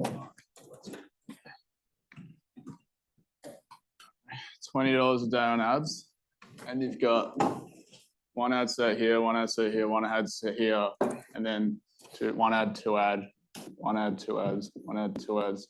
You're basically dividing that $20 a day between 6 different ads, and so nothing will really get enough energy to get out of the learning phase. Did we talk about the learning phase? It's kind of cringe. Like, so the learning phase is basically the Okay, so remember I said the third thing that the pixel does is learn, like how to do its job better. Well, there's like a learning phase. So if it gets like one lead, it goes, oh, okay, so that person looked like this, they behave like this. Second person goes, oh, okay, now I've got 2 points of reference. I think it's like, did they say 50 conversions in a week? I think that's what it's 20, isn't it? Was it 20? They made it less.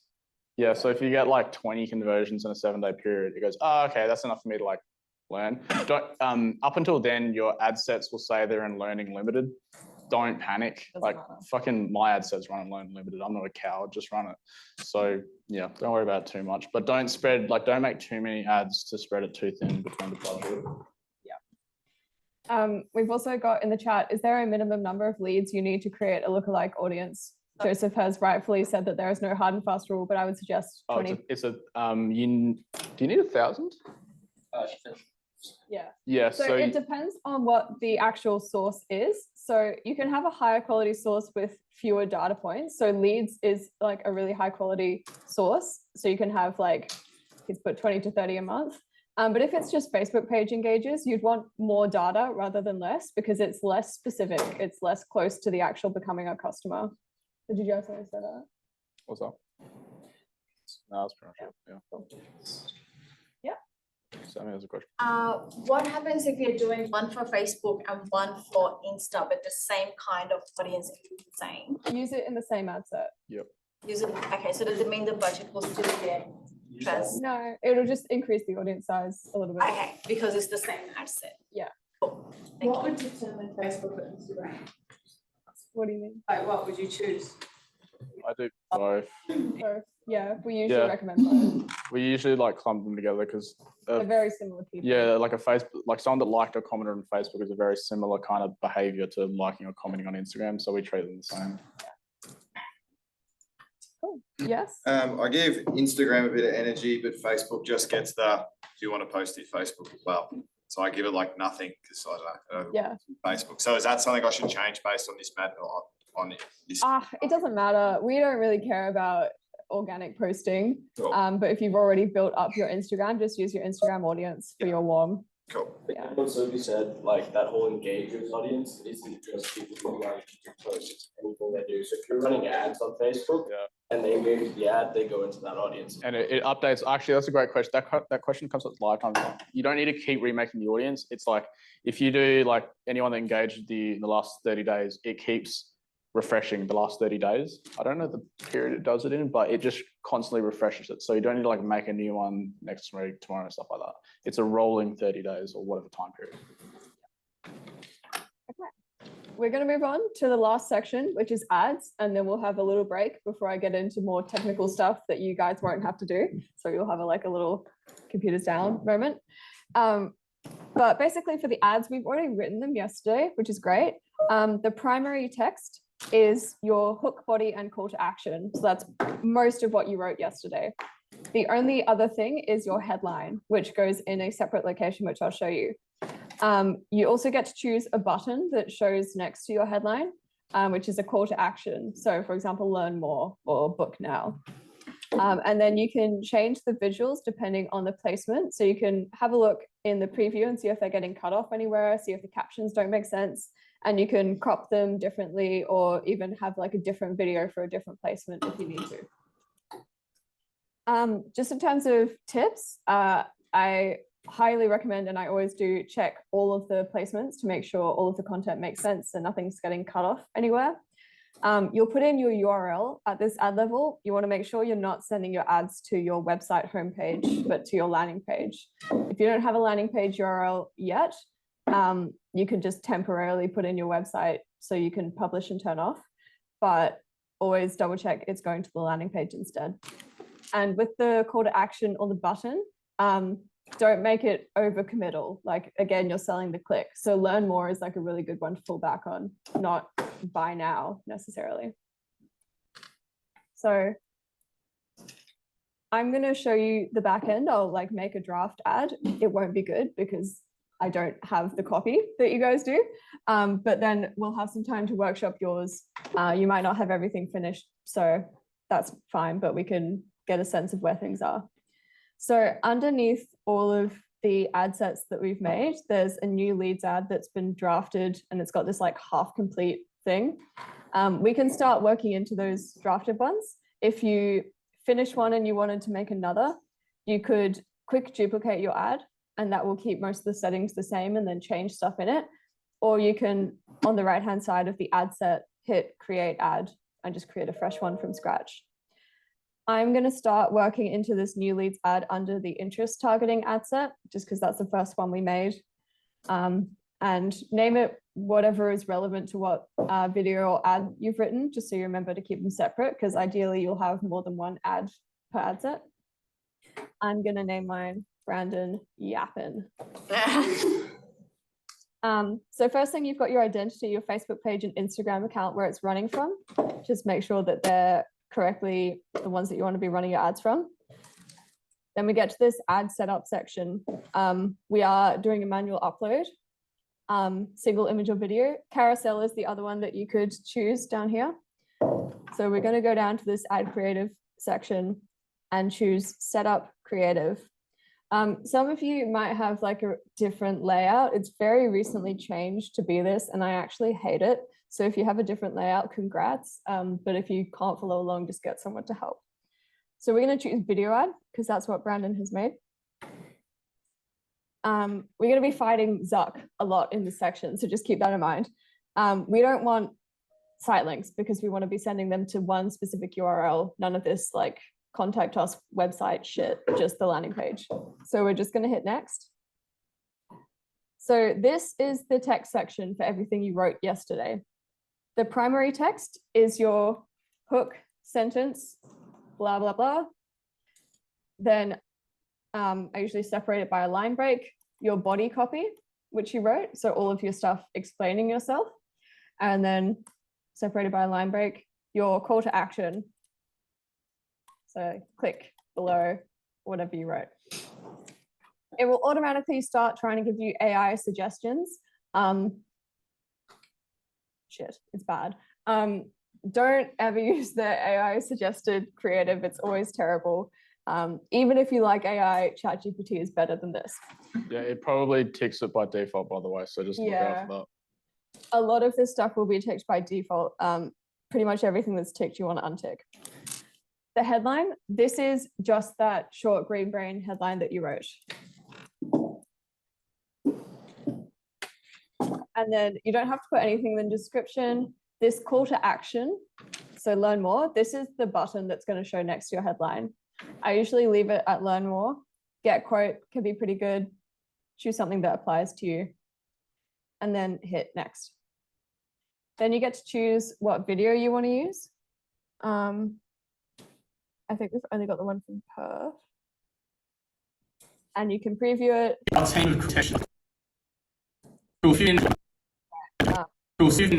Yeah, that's great. That's the ad that I want to run. So you can crop the video in here or add captions. I recommend don't though. I think you should have already have done that and be happy with what you're exporting before you get to this stage.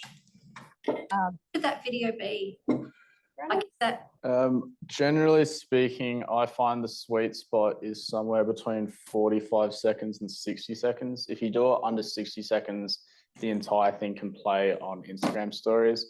However, I have run ads that have gone up to 2 minutes of straight yapping.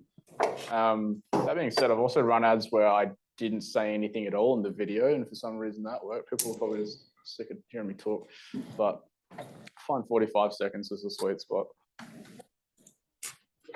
And then once you've got your video in there, you can just hit next.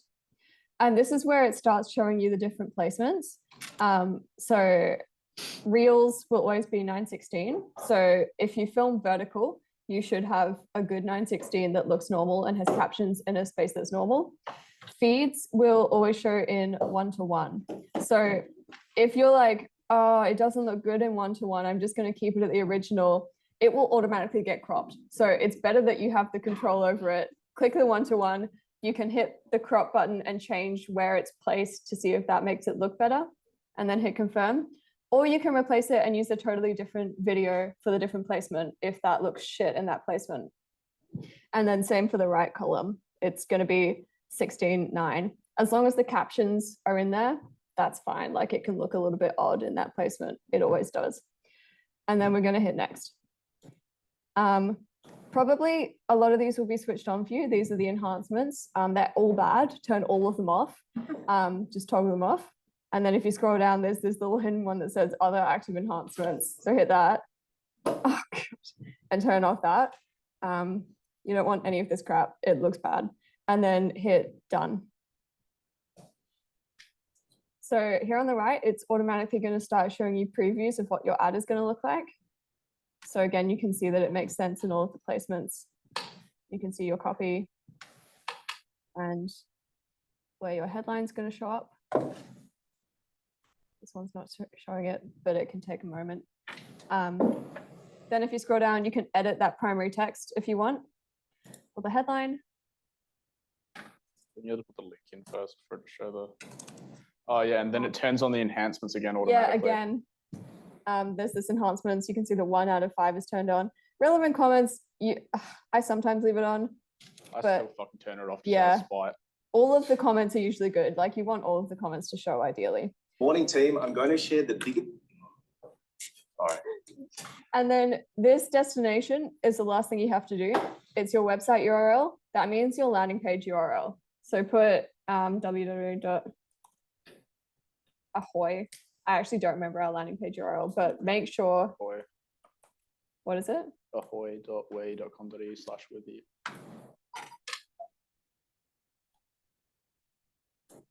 Cool. So make sure that's your landing page URL. And then that's your ad created. I'm going to do this next step now, and I would like everyone to do it at some point today. Wait, so if there's one more thing, scroll down. It's not ticked by default to destination, sorry.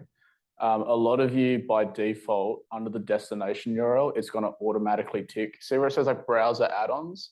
It will probably automatically tick like instant experience or lead forms. Oh, yeah, so just true. make sure it's on fucking none. Yeah. Yeah. Not even call. Yeah. Why? Because we're running a campaign for one of my clients, and I've been using the instant form, and it's actually working really well. Yeah, you get to like, how's the lead quality though? And we don't care about the quality, we just want and the numbers. Yeah, like lead forms, like honestly, like a lot of people come in, they're doing like the lead forms and they do like well for quantity, but not for quality. And the reason is exactly like the physical and psychological resistance, because there's not much physical resistance to complete a lead form. There's also not much psychological resistance either, because it's usually just name, email, mobile. Most people's smartphones autofill that. It also doesn't frame them because the only context they have about the offer is the ad, not like an entire landing page of testimonials and all this stuff. So you can typically get quantity in. Quality is fucking trash though. Like we actually had this problem with, who was doing forklifts? Yeah, we had this problem with Demoli forklifts where this is such a weird niche problem. We found out that parents' children were getting their iPads and completing forms. So we started adding arithmetic questions. So I was like, what's 3 + 7? If they got it wrong, they didn't get through. We had that problem too. Really? Yeah. Yeah. Yep. I'm going to teach you a sales process that helps with that actually. So, when I cover sales end of today, I'll share some stuff with you. I had a client who we ran lead form ads for, and he would call up people and they would insist that they'd never submitted a form, which, yeah, that's what lead forms get you because it's automatically pre-filled. They just have to click one button and then forget that they ever did it. So this is a very important step, everyone watch. But as soon as you're happy with the ad, or at least are done working on it, go back to the top, your campaign. In the top right, there's this button and it says in draft next to it. We're going to toggle that off, turning the campaign off, and then we're going to hit publish. And that will make sure that everything is saved. Obviously, those new leads ads are in drafts. That's fine. They're going to save in draft. You can go in and edit them. They're never going to show until they're ready to go and you set them live. But this will just make sure that even if Meta crashes for whatever reason, or it will usually just save it regardless. But if you've published it, it's like solidly there for good. I just want to re-emphasize what Sophie said. Turn it off. Turn it off, please, because that was, remember the point in the intro where I said you might miss something, like turn your campaign off and then you email me in 6 months' time, not realizing you've been spending $20 a day and then you just got the bill from Facebook. That's why. So please make sure that you turn it off, otherwise it'll spend. But if you're ready to turn it on, let it rip. Yep. So you guys can get your laptops out and have a play around. Some of you will have more stuff than others. So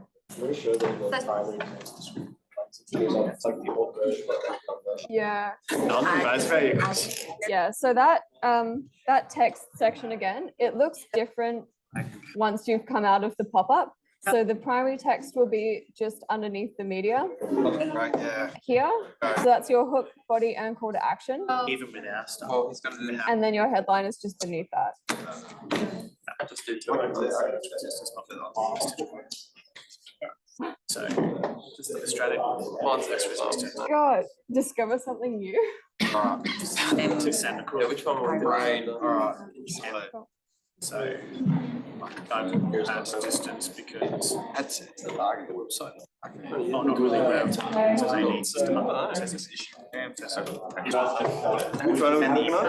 Are we doing the interest targeting one? Yeah, you can do whatever you want. I always start with the interest because I just made it first. Okay, cool. You're gonna do it again next. You're gonna do it. Yeah, I'm doing it again. Yeah.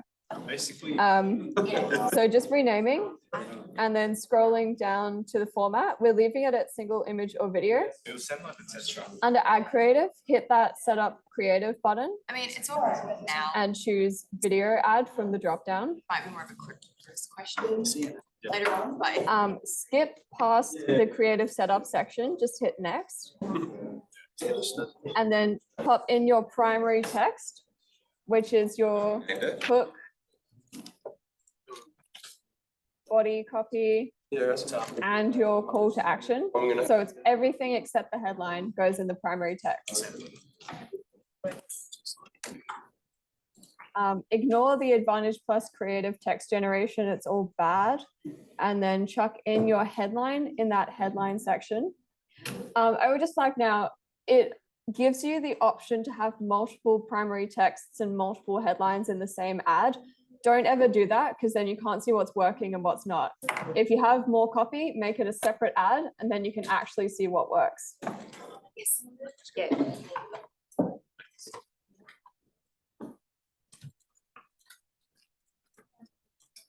Ignore the description section. You don't need to put anything in there. I don't know what it goes. For the call to action, that's the button that shows near your headline. Keep it low commitment. How do I get to that? Learn more is pretty good. Yeah, I'll get started. No. You said untick Scroll down. advertiser ads. You can, yeah. That one doesn't really matter, but yeah. Yep. What did you miss? Brandon, sorry. Oh, it's okay. I'll get Brandon to give you a hand. And then skip past it, like you don't want to. Next. Hey, Kira, could you give a hand down here? Once you've got your copy in there, hit next. It'll take you to the media section. You can upload a video using this little upload button at the top right. This might be it, actually. Choose the video that you want to use and hit open. Yep. And it will just take a while to upload it. Skip past that. Yep.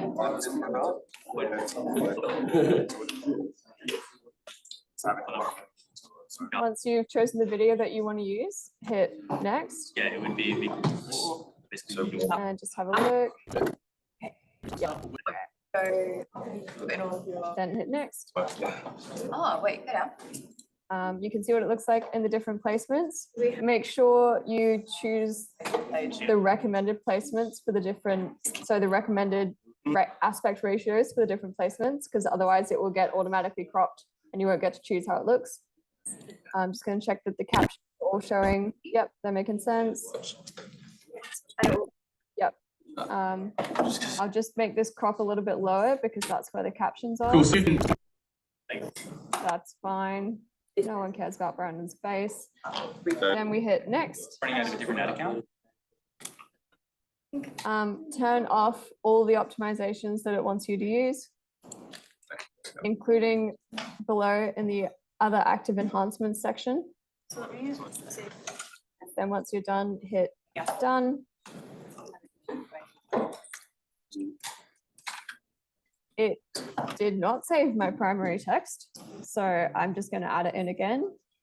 My hook, body, and call to action. And then I'm going to add in my headline again. I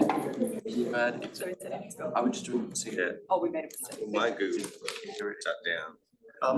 Mine's just like stuck on this. Ignore the description section. Again, I'm going to turn off the enhancements. I'm going to hit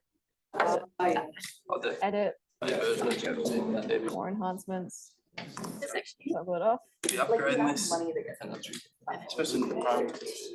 And then I'll just add my URL to my landing page.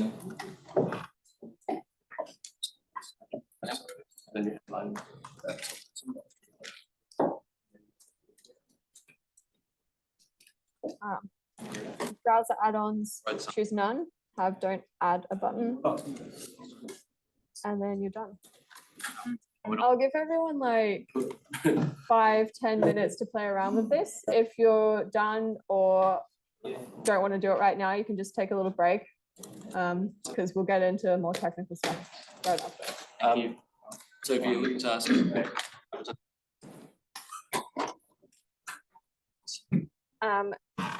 multi-advertiser ad doesn't matter. You can untick it though. Where do you add the text, hook, etc.? Your hook, body copy, and call to action. So everything except the headline goes in the primary text section.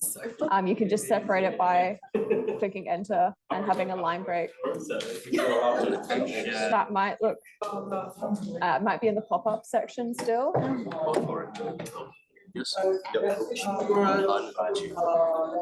Yeah.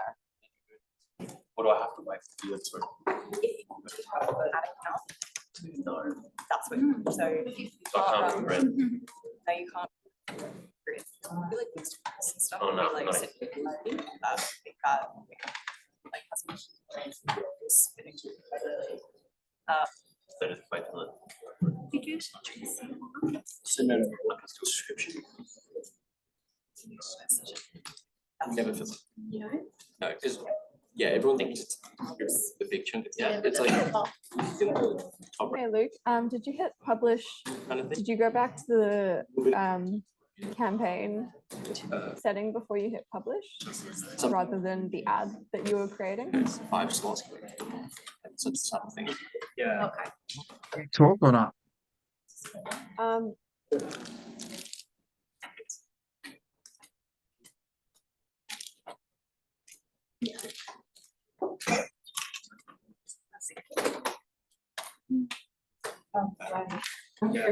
I think Joe might, yeah, Joe will do a quick breakout. After this, we want to go to the next thing. So I might just take us to a breakout. We're taking a little break first. Yeah, so we agree. Yeah, I'm gonna do a breakout. yeah. I think Luke published his ad, but not the, which means it's probably not turned off. Yeah.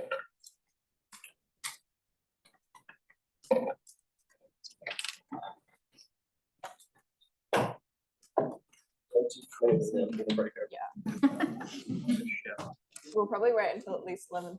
So. Yeah, that's all right. Yep.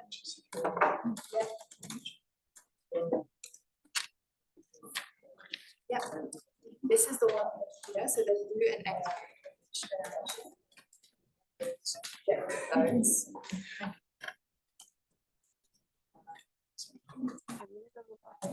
I need a fucking rant about this enhanced text thing. So the most insulting user experience improvement that they just released about a month ago, I actively look out for this stuff and it fucking got me. So could everyone please scroll to where it says optimized text per person and raise your hand if it says enabled. Do that now. I'm just confirming, so no one's raised their hand, so it says here where it says optimized text per person. I want to confirm now that that says disabled for everybody in the room. Yep. It does? Enabled? All right, sweet. I'm going to tell you what to do if it's enabled, because if it's enabled, I'm going to tell you what it's going to do. You know that really short headline that you wrote that will go here? And you know the really long body copy that we spent an hour writing yesterday? It will disregard that body copy and just make your headline the ad for everything. It's shit. So the way to turn it off, you can't actually, like, if it's enabled, you can't actually, it's so fucking stupid. You can't actually just press it off. So what you have to do is go down to here where it says enhancements, all these.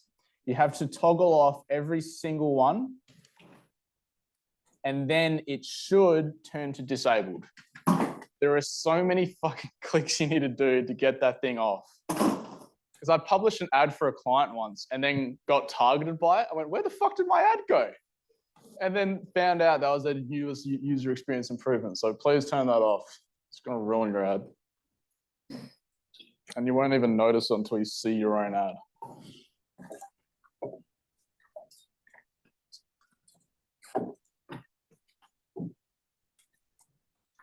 Skip this section. Oh no, you have to upload something. So just put any sort of like, just upload anything from the desktop, like you take a screenshot just so you can put the rest of the. Oh, I can just put URL, hey? I've done that. But if it's just for a placeholder. Yeah.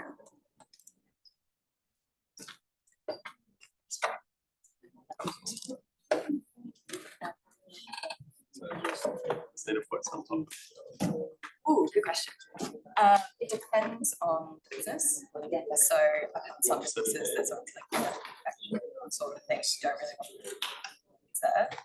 I never use emojis in them because I think it looks tacky, but I will use selective emojis for ad copy, maybe documents or something. Relevant emojis to have documents in ad copy, or just something a little bit edgy and grabby, but not like a yellow face, you know, so I kind of avoid that. But if it's like a hammer or something for a tradie, I don't know. No, you gotta copy and paste it in. Yeah. Okay. That does it? Thank you.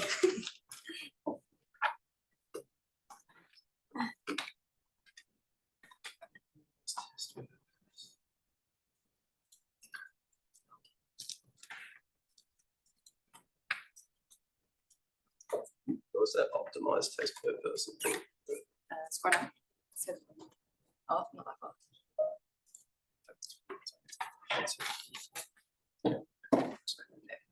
Oh, it's already off. Cool. You know how to change it back to the video, so that videos on it, you want to switch it. Yeah, so go back down. So the ad here is that just, there you go. Thank you.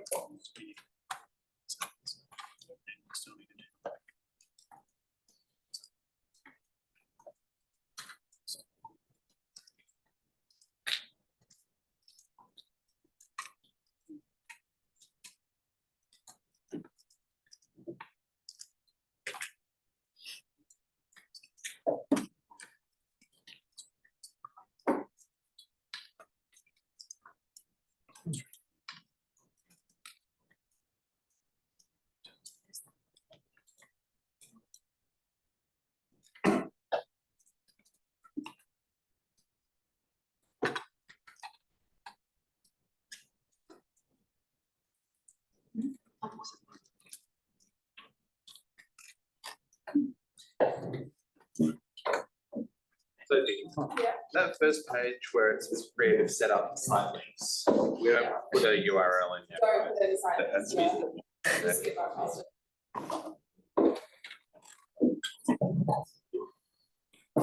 The decode might be advertiser. How'd you go? Another to a phone, but then I had to start it. Oh, I set up the creative on two of the ad sets, but one of them won't let me post this. Creative, and it's got a load for it. Like the loading bar. It's constantly. Yeah, it was really bad. Sometimes I just refresh and it will be loaded. Yeah, right, yeah. It won't. The other one, Was there else? Stuck there. Yeah, right. If I open up on like a tab or refresh it or something. Yeah. Yeah, right. So I'll just. Turn off text to light. Just get it. Yeah. Put your image in. Yeah. Say that's cool. Yeah. Something wrong with like long form. Yeah. Long form ads. But. Really just. Okay. Yeah, that's good. No, yeah, Yeah. okay, cool. Yeah. You're so good that you're. Yeah, I know you picked the right spot.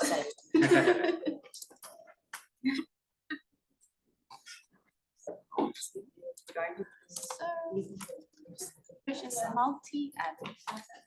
It actually doesn't really matter that much as far as the stuff goes. It just means that your ad can be shown alongside other advertisers. Yeah. It doesn't really matter. Just really, yeah.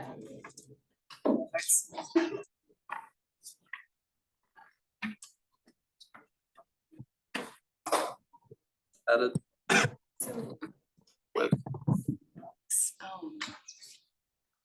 Did you put it in at the start of the creative setup? It's more like And remove that link in the top. that's my landing page, that one. Yeah, it shouldn't be in the source URL, it should just be like destination link at the end. So, one. And then put it oh, there you go. And I'll ask them. Need that, like that, chucking a couple of books. That might speak. What do we want to see? So you want at the top of the primary text? So that's.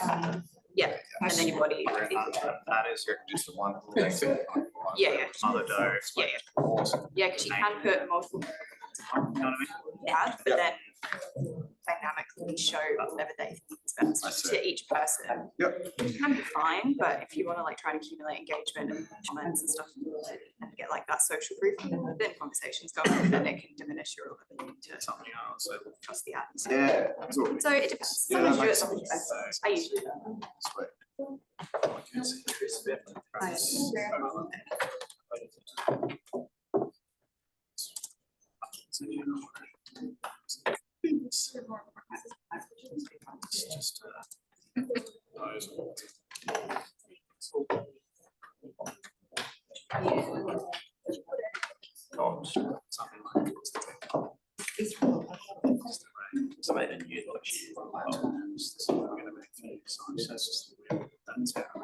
It's okay. It's not a good question.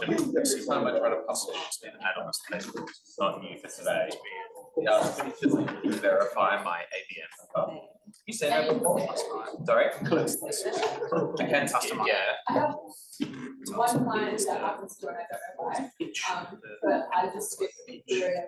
It's just. It's stopped asking it now, so that's good. Alright. I don't know. Oh, mine's done it for like two. Yeah. Yeah, mine does it every single time. Even if I like. Yeah, it happens to one of my clients. Billing for Facebook just stops accepting cards. Like, if you had a Visa card, yeah, that was a fluke to done. So I just got a new card. And No, so. the that's old one part got of the turned off and I had to put in a new one. So. Added a new Visa card. You had an existing one, it was still. So you can either do, yeah, I original. was like, what do we do? I was like, I food put class, and then Shay out for people also was like. So you see how captions cut off is different. And it's, I would change that big. So it's I don't use PayPal. Yeah. I use PayPal. Instead. Link to the PayPal to pay Facebook. Yeah, there's a couple of different options. Spend enough, like you use monthly invoices. The first two are like Speak like to the second same place. account. Last one. See, my one, my Visa card, every time it goes to charge, it just shuts me out there. Yeah, because I got a fucking burner MasterCard from the post office. And then it kept mining it. And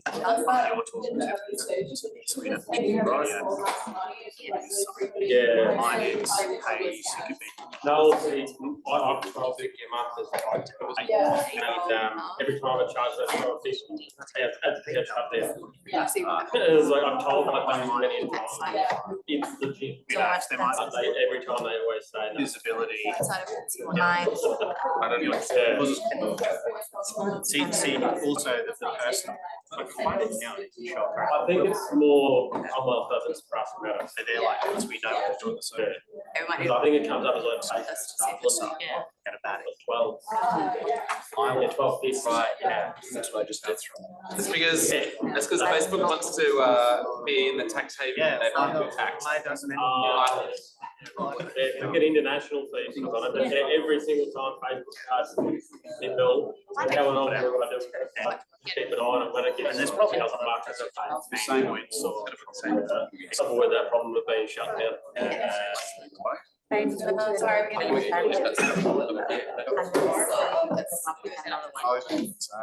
We can start with those two. Just remember, so the team, we probably don't need two. That's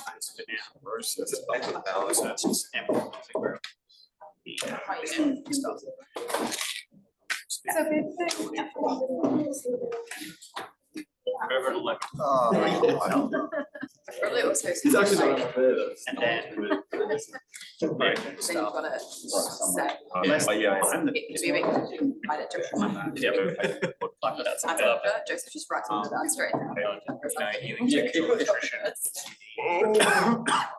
He's not giving you. Just the supplements.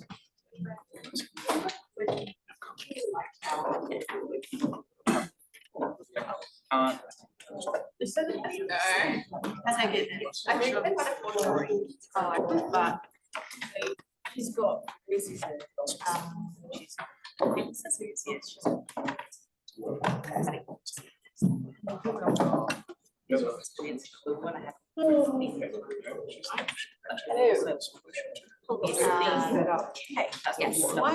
but this one is not really.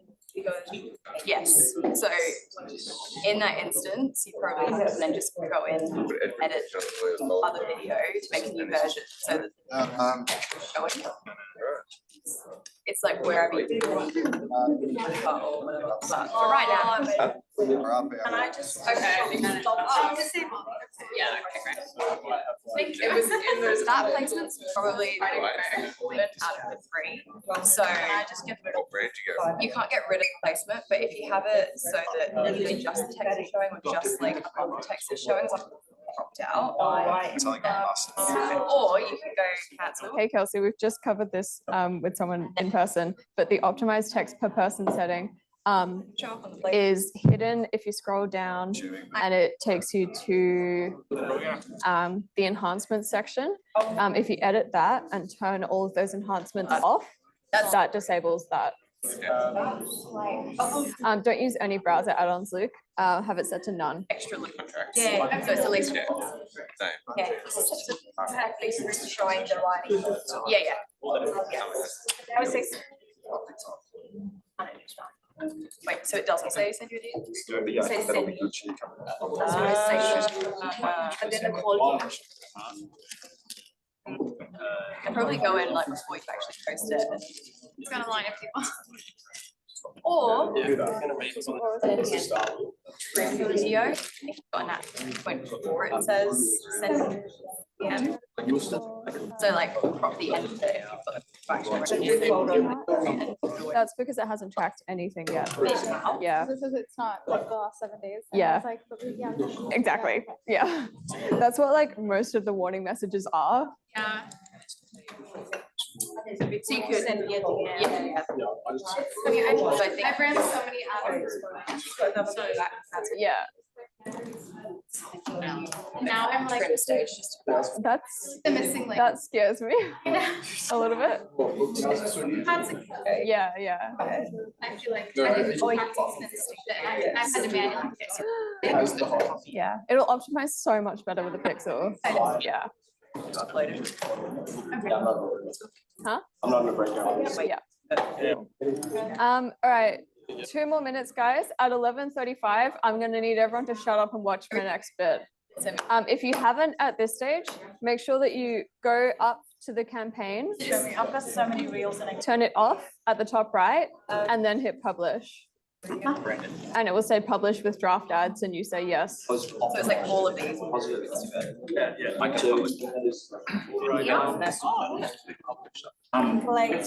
can't. Yes, that's fine. I haven't seen. Oh wait. Just don't hit on any crazy pop-up screen. What happens if you click edit? And publish, because that'll just. Yeah, you can publish it. Yeah, I think that one's fine. I haven't seen it before, but I think it just means showing in different. Some errors. Brandon, have you seen the flexible media thing before? Doesn't it just mean like showing in different placements? What will they think of next? I've not seen it. What is it? Thank you. I just assumed it was showing ads in different places. It is actually. I was gonna say that is, that is what it. No, it only. Start with just running the top. What I like to. Yeah, you're right. Maybe get the girls to turn it off as well. I said to leave it on, but We've seen you cooking. yeah. So you can go. You just hate metal. Each have. Yeah. That one you were turning off before. Lights, camera, action. So you're getting the loading. Looking at that. As long as that main campaign was, nothing. Thank you. So if you just click on. Okay, I can start the, Maybe. like you are the one who's comfortable with this. Look, Exactly. it's not about being comfortable. Oh, is that your? Cringe would it work? Yes, you've already got something running. I'm just. So this is my ad. Yeah. This is my ad, my headline. Look, we can start next time. Okay, this is my. So, Just sort of. This one though. Yeah, I know. It's my It's cool. That's a lot more. Let's see. All right, I'm about to start yapping again. yeah, do you think it's cringe? Do you think this is? lights come from. I think it's fun. So you want to put your. Yes, but it's not funny. So I think you could do something about upgrading content, but then you would want to. Yes. Make sure it's at the campaign level though, not the ad. At the campaign level, like so at the top one. Like garage door leads is mine. So do you want to maybe repeat that for everyone? Yeah. So Guys, could everyone please listen to this again?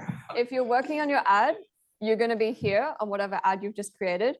Make sure right now, because I'm about to move on, you go up to the top, which is your campaign, if you only turn the ad off and publish it, shit's gonna get published. So go up to the campaign level. Mine is called Garage Door Leads. Yours will be called something else. Go to the top right where it's currently turned on, toggle it off, and then hit publish at the campaign level. So that will publish and save everything. It will give you a pop-up like, do you want to publish with drafts that aren't complete? Just hit yes, and you can work on them later. I'm going to start yapping again now. So make sure you've all done that. Then you can literally just X out of it, and there it is, like saved and paused. But even though you press publish, we can go back later and edit whatever we. Yeah, yeah. The only thing you can't edit is like campaign settings, which don't matter because you've set them up right. Okay. If for whatever reason you did stop the campaigns, you can just duplicate the whole thing, change them. Yeah, it's just annoying. Okay. So that's Meta set up, which is great. Good job. Congrats, guys. The only other thing we have to do today with Meta is to have a look into optimizations. So this is when you've had the ads running for a little bit of time and you want to know how to make them work if they're not working or to make them work better. Oh, guys, I know everyone's really tempted to fiddle with your ads, but just shut your laptops. Yeah, you'll be mad if you don't know this. Yeah, like otherwise you're just going to be pissed at me in like a week's time if you don't listen to me.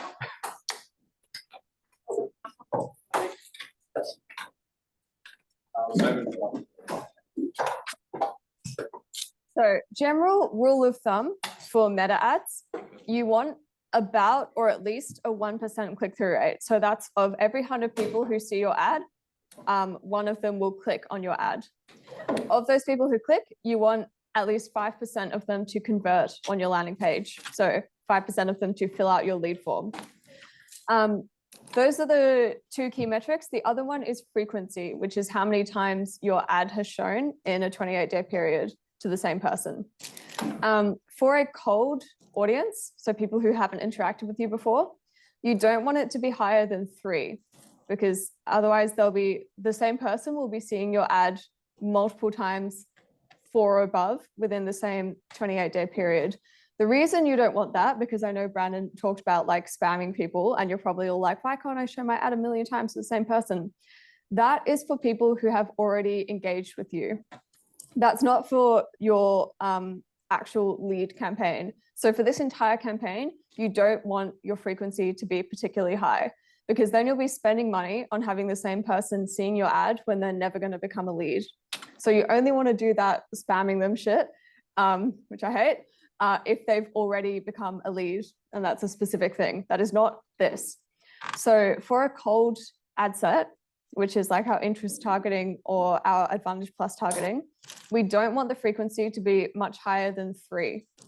For a warm audience, which is going to be smaller naturally, we don't want it to be higher than 7. That's the absolute limit of what we would want. Sorry, before you go on, so that 5% conversion rate, is Yeah. that from clicks to leads on the landing page? Yeah, so of the like 100 people who clicked and hit your landing page, you want 5 of them to fill out the lead form. Yeah. Obviously, the higher the better. Yeah, like that's where we'd be happy, but Yeah, just understanding. yeah. Things to consider if shit isn't working. Your click-through rate is an ad or an audience thing. So if your click-through rate is low, that could mean that your ad is just bad and people are scrolling past it and they don't like it. And then you'd write new copy or film a new video. It could also mean that your ad is fine, you're just targeting the wrong people with it and they actually just don't want your service.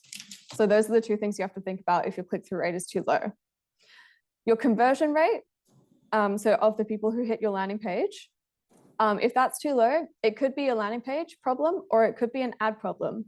So you could just have a shit landing page and then Brandon will just roast your landing page and tell you why people aren't filling out your lead form. Or your ad might be selling something that is not coming across on the landing page. So if your ad and landing page aren't lined up properly, people will click on the ad expecting one thing, get to the landing page and bounce immediately. So that's where the rule of 1 is really important, that everything lines up for the user journey. Frequency, so the number of times someone sees the ad in a 28-day period, is a budget to audience ratio thing. So your budget is too high for your audience. If your frequency is too high, that's when you might create another ad set or create some new ads and just increase your audience size. So things to consider at every level. The first thing you want to look at is your campaign overall. Check out if it's working or if it's not. So basically, are you getting the number of leads that you want at the cost per lead that you want? At the ad set level, if something's not working, you want to find out if one ad set is doing shit or if they're all doing shit. And if one of them is doing shit, that's when you start looking at that ad set as the problem. If they're all doing shit, you might want to look at the ads. When you're looking at the ads, you want to check out the click-through rate. So see if one of them is getting a much higher click-through rate than another. And that would mean that you just change the ad. If the conversion rate is bad, but all of the ad click-through rates are good, change the landing page. So I'm going to run through one of our client accounts, one of Kira's client accounts actually, and show you what we would do as an optimization on like a daily, weekly basis, what we would look at. Because obviously everything looks a lot different when you've got data in there. It will probably look a bit technical, same with after lunch will look technical. Don't worry, it will make a lot more sense when you have your own running and your own data to look at. So this is before you build. Yeah, good point. I just ask a question. Yeah. How much should you build an ad or ad set before freaking out about some stuff? That's a good question. Yeah. Like probably 2 to 3 times what you would want for your cost per lead. So if you want a cost per lead at 25 and you've spent 50, that's when you could start looking at things to change. Because the thing is, if you've spent like 45 and you've only got 1 lead and you're like, oh no, I haven't got enough leads, but then the next day you get a lead, you're suddenly back to a $25 cost per lead. So you've got to give it, you can't freak out immediately. You've got to give it a bit more time and money. Yep. And especially in the first couple of days to weeks when it's learning, it's very unlikely that you start off the bat with results that you want. That's when you just keep letting it learn and optimizing as you go. I always look at a last 30 days or a last 14 days, getting too more niche than that when you're looking at it. You kind of can't see the bigger picture. And also attribution can take up to like a day or 2. So if someone submits a lead form, it doesn't necessarily show immediately on Meta. So you do need to give it a bit of time to actually like figure out what's working and what's not. Oh yeah, guys, I did mention this in the very brief conversion tracking explanation that I did yesterday, but actually this happened with Ebony, like on a call. So I asked if she'd gotten any leads through, and she said, like they're not showing the campaign, but I went, but are you getting them from this landing page? She said yes, and then she like refreshed her ad account and it suddenly got attributed to the campaign. Because of all this privacy shit, they might actually like delay telling your lead happened for up to 7 days. It's very, very annoying. So like I said yesterday, always refer to, like if you're using high level or whatever your CRM system, as the single source of truth. That's also another benefit of sending someone to a dedicated landing page that is only for your paid traffic, because you know if someone completed that form, they could only get there from an ad. Yeah.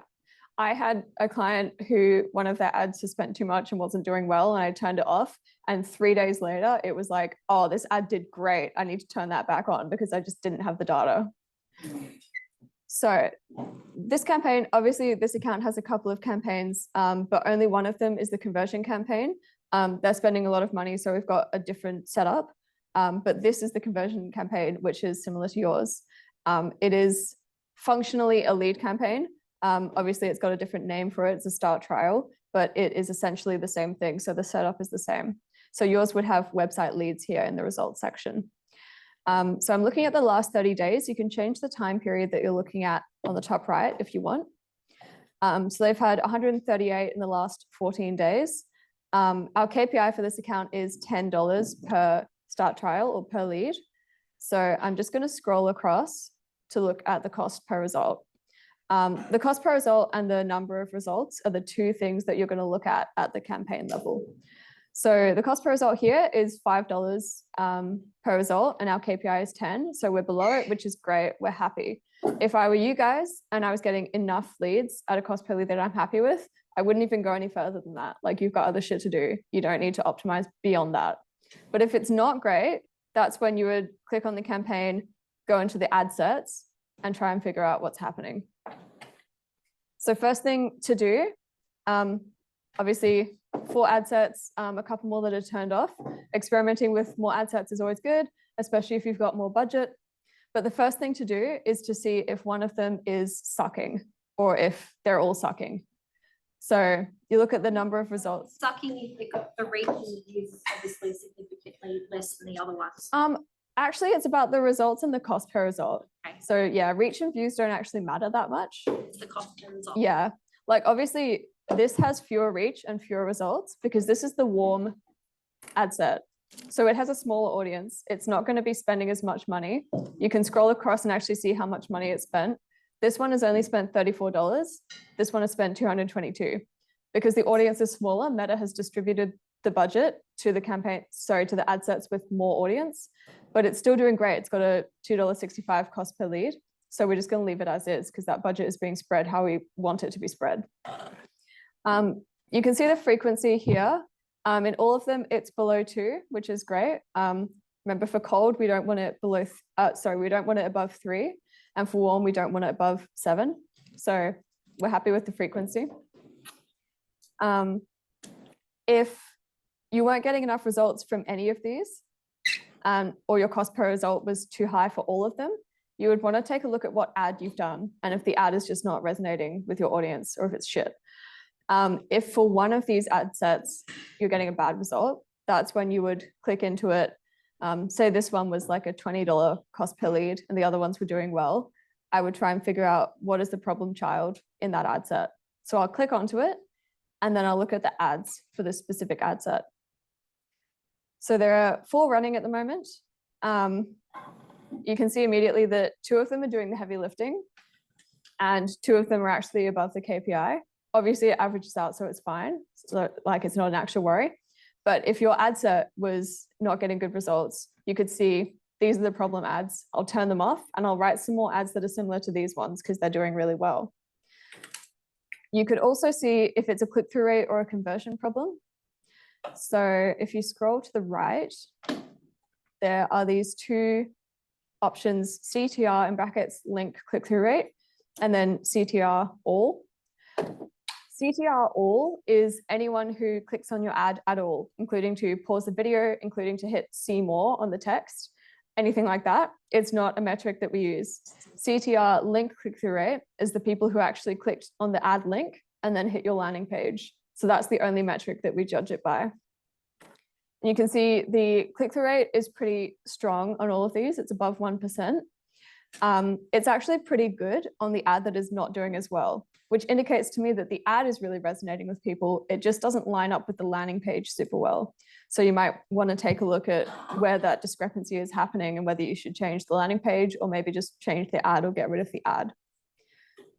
Can I ask a really quick question on that? Yeah. Like, just working, I think one of the things we mentioned really early yesterday was about how to make those changes higher up the chain, it could create a better result down the chain. So is the answer there maybe the landing page, because that one's got a 2% click-through rate, the others are about 1?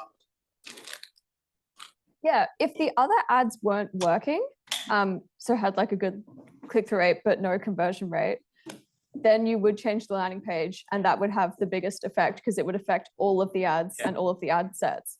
But because the other ad sets are working, and in this theoretical example, this ad set is bad, you wouldn't want to change the landing page because it would change all of the other ad sets as well, and they're good. So the problem is specifically with this ad set and specifically with ads within this ad set. Okay. Yeah. Sorry? No, understood. Yeah. Yeah. If all of the ads in this ad set were bad and like weren't getting a good cost per result, then we'd just see that the audience wasn't working and we just had to pause that ad set and try a different audience, which is actually what's happened here. You know, like Kira has tried 3 other ad sets and they haven't worked and you just turn them off and tried a new ad set. Would you ever like have like different ads go to slightly different landing pages, like just with slightly different copy? Yeah, Like, yeah, totally. You'd probably do it for stuff that's like not for slight differences, but for like bigger differences. Like for example, for an electrician, if you have one ad that's talking about air conditioning, you would go to an air conditioning specific landing page. But if it's like really small differences, it's kind of not worth your time. Yeah, like you may as well just turn off the ad if it's not working. Yeah, yeah. And then hold your landing page, even though the conversion rate's good. Yeah. Another thing to point out is Meta doesn't actually have a column for conversion rate, which sucks. You can create custom columns, but it's a bit technical and I never do. But pretty much what you can see is the number of link clicks and then work backwards. How many leads have I had? Is the conversion rate good? But also what you can do is see like if my click-through rate's good, but I'm not getting any leads, that means my conversion rate is bad and I'm not getting conversions. Does that make sense? Cool. Does anyone have any questions at this point? I know it's a lot of data and explanation. With like this is more like a conversion tracking question. You know how there's like, I forget what it's actually called, but it's like the result or that someone's opted in or whatever. Yeah. Your conversion tracking set up or you know, completes the application form. That's a conversion, and then goes to the booking page is a conversion because they've completed the form. Yeah. When they book, they go to a thank you page, and that's a conversion. Yeah. I think mine are doubling up. Right. That's yeah. Split that. To yes. Conversion 1. Yes. Which is the out and then conversion 2. So you can track both. You can only optimize for one. So what we do is if you're not spending a large amount of money or you're not getting a large enough amount of call bookings, you would just optimize for leads so that they filled out the form. And that means that Meta will have enough data to optimize. Obviously, that's just counting leads, though. It's not necessarily counting people who opt in to booking. Yep. If you're getting enough bookings, you can change it to optimize for bookings specifically. So that means there's enough data for Meta to find the people who are more likely to book, but it's better to have more data than have like slightly better quality data. So if you just optimize for leads, then you can just see on your back end of high level who's booking in and who's not. Yeah, so you just optimize for the form to fill out. Yeah. Optimize for the booking call. Yeah. You just need to make sure you're sending separate events. So like, make sure that one's like submit application, the other one's a lead, just so they're separated. So then you can choose one to optimize it. If you're sending as a lead event, then it would double up. Oh, okay. Maybe that's. Oh, I think I understand the mistake you made. Did you set up conversion tracking for bookings as lead as well? Oh, I've got no idea. Yeah, that sounds like the probably. Yeah, so I mentioned it briefly yesterday. So if someone completes step 1, so this is specifically for 2-step funnels. If someone completes step 1, set them up as a lead conversion event. If someone books an appointment, it's schedule. That's our kind of standard flow. I think I just followed the Google Tag Manager thing. Maybe. You might have just got one of the URLs wrong or something, but that's all right. We can fix it later. Can I ask a next step tracking question for like closing a sale? Because for us, we're selling this course all day and night passively. Like, it's fine, we're not booking a call and trying to get on a call with them. And we're not completely set up on high level yet. So I think that would help track for us. But in the meantime, I would love to know while we're running these ads, you know, how many people are clicking on the landing page and then how many people are closing. And obviously we'll be able to see the number of people in the last 30 days who actually bought and purchased the course. How would you recommend like a Google Sheet and just kind of Oh, that sounds like just select the purchase conversion event instead of leads, because they'll find purchasey looking people instead of leady looking people. How if you guys did keep going down the route of did we discuss yesterday about opting in for the masterclass? Yeah, if someone opts in for the masterclass, set them up to track as a lead. And if someone transacts on the purchase page, then optimize that for purchases. Okay, thank you. Anything else? Otherwise, we will break for lunch now and get stuck into Google tomorrow. Oh, sorry. This afternoon. No one here was Oh, God. How long are we going to break for lunch? An hour or 45? Yeah, I think everyone did really well. Let's give you guys an hour.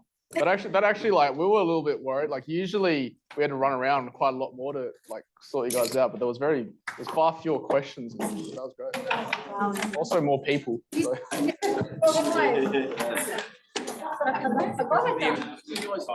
Yeah. Tony, I went, oh, I got the landing page. Where's the landing page? Videography. Sophie, do you mind just going back to that previous slide that you had before you? How was that? Yeah, that's. Oh, cool. Yeah. But the lion's share of what we do is videography. And then as a, it's always been a bit like, someone who knows how to do videography, like, well, presenting. Perfect, thank you. Distribute it where it needs to go, so then we can do that. That's how we get considered. Rather than- Like, we have a lot of repeat, but that might only be 2 projects a year, but like, people involved. And yeah, you also don't wanna make a big bunch of content for them, give it off, and they're like, oh, Oh, the same, mate. Yeah, I guess. yeah, like, often sort of kind of checking out in that vein, but we might have to move do that. That's the goal. Yeah. It's just do something. We're actually sharing with a colleague of mine, and she's now moved out, so we've Are you got married? space to do that. Okay, because I'm like, Plan is it's work and get a bigger place, so we deck it out, so it can come to us. Yeah. Yeah. Yeah, it's like we're having less conversations about you need to do this thing, then we're like, I know we need to do it, I need a way to make it. it's like a rough understanding of how. Yeah. Yeah. So you Yeah. Come in and shoot whatever. What was your area? I do technical. Right. Yeah, so I've got to make that, so. Yeah, that's fine. An audit. That's Yeah. Super smart. Yeah. 100%. I love them so much. And which funnel settings. That's cool. The height. Yeah. Oh, yeah. Yeah. And we started, we were doing things like, branding, design and websites and just thing. It's just too much to do well underneath. You gotta have like a person for everything. And I'm like, yeah, so, exciting time for us, so. It's just it's the right time. Yeah, you can do it. Oh, I'm already there. Yeah. I'm already there. Because it was like, okay, we'll leave 5 until. It's like. Shit. Let's do a managed campaign. Do this. Yeah, no, there was a couple that, for whatever reason, didn't have Group coaching. it's their own. And I was trying to decide whether it's. But. So it's. This is. Hang on just a minute, please. None of these. So. Is that the account you or is it? I don't know. Halfway, like 90% away from branding. Yeah, now we'll just let them create. And finishing that section.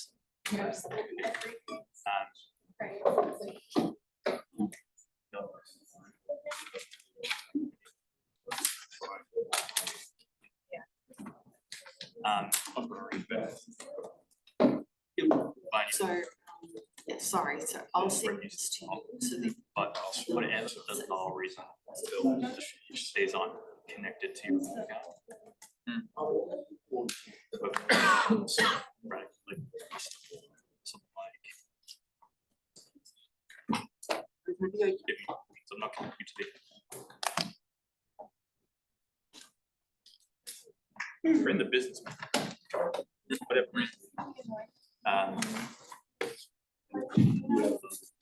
Connected to the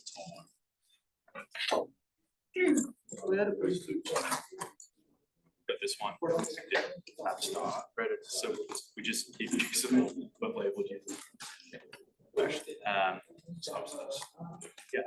like, it's not just consent to people, don't. Yeah, sure. So get the. Makes sense. So you have,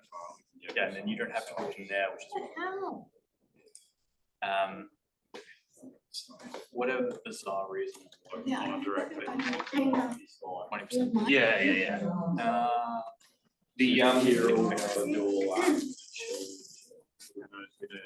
so is that now, it's now, it's put on the funnel and it's installed. Yep. one of the,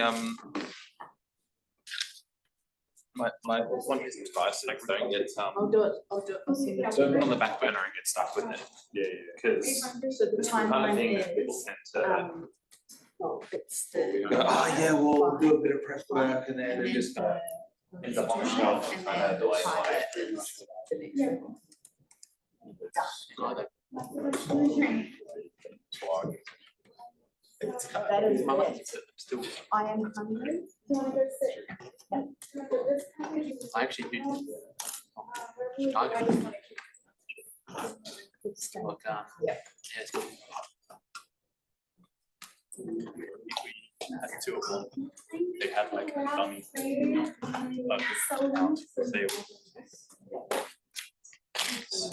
breaking a law, regulations. Just have every now and then, but suspended.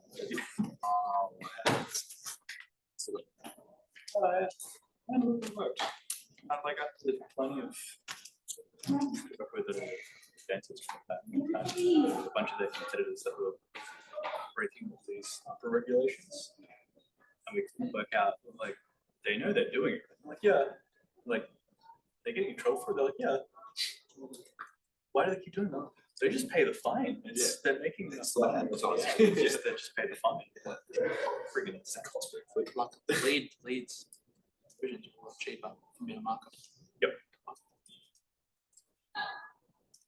So 20 is like literally spending $2,000 a month on just that. Yeah. Just from Facebook. Oh, so you can be specific to marketplace. I was just doing. I was just doing. Yeah, so.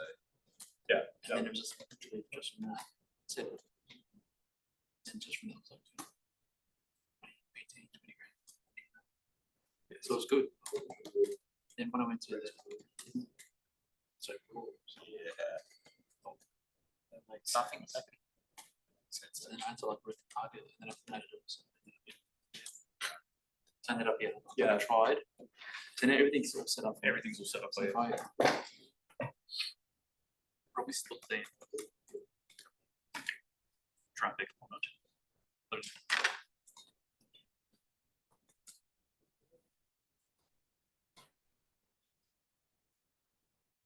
How do I open up this thing? Work on it. Yes, if you hit edit, you click on it, it stops breaking. Yeah, gotcha. But if you hit edit, it'll bring. Yeah, okay, so now it's going to be the pixels. So yeah, so yep. This is all good. Scroll. Probably still saying active. Yeah, so you can change the conversion events a little bit. No.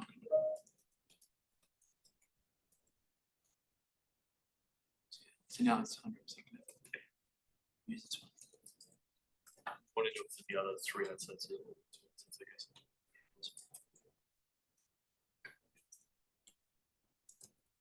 The next one.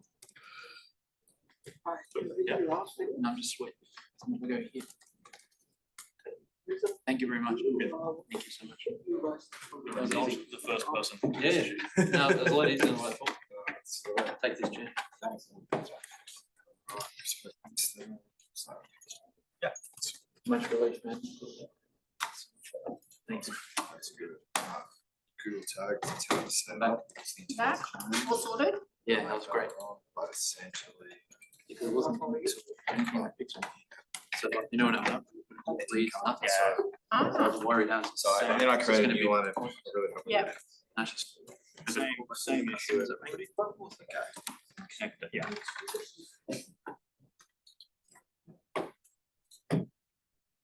Oh no, I'm just running out of emails.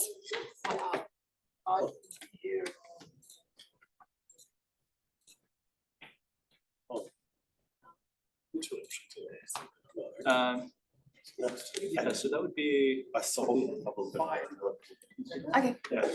So sometimes it comes up. It's generally It's just listing accounts, so yeah, you've got Even have an account and it's separate. So, see, look, membership of group. Things be added in at one point. Yeah. So it's not the fact that it says inactive. Yeah, odd, yeah. Is it a different email? No, same.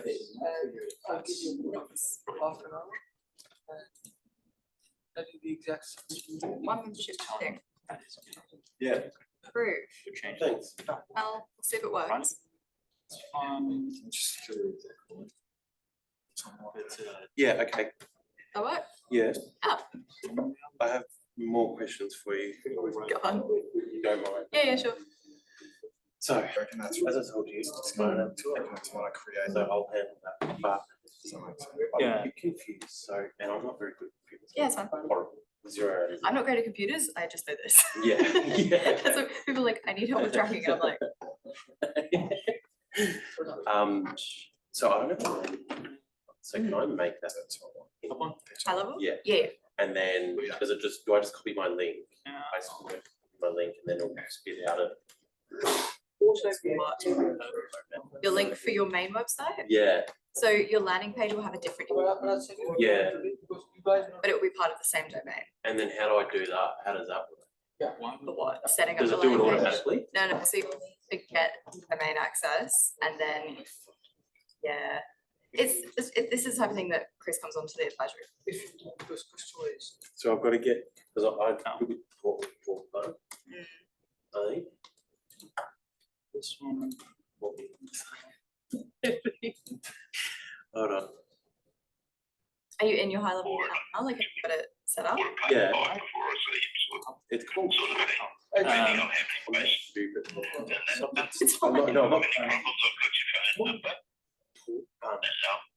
We got the domain from. Yeah. Yeah, they've got GoDaddy stuff. Yeah. Weird names. It was Yeah. chop or something. Yeah, so Anyway, using that domain, you can get high level account and then be able to create. do I need a application log? Can I just copy the URL?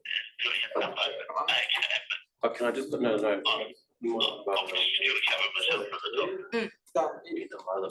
Apparently I deleted. In the domain. So.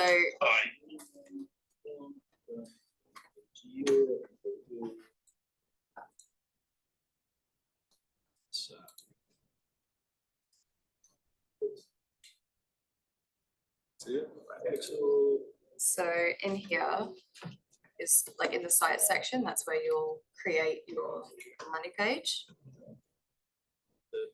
So in here, it's where So that's extra video in school. create your domain there.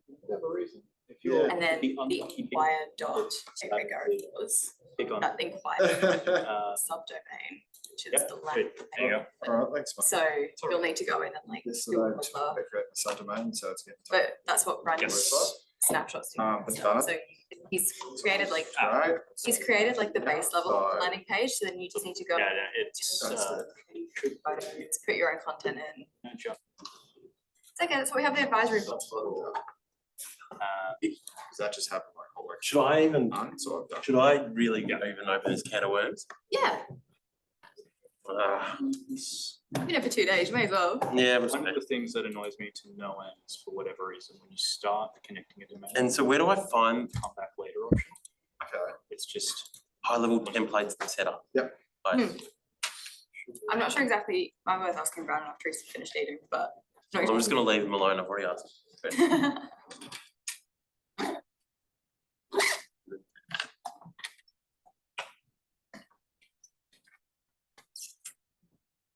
Yeah, within school, there should be, yeah, the high level template set up. Like that?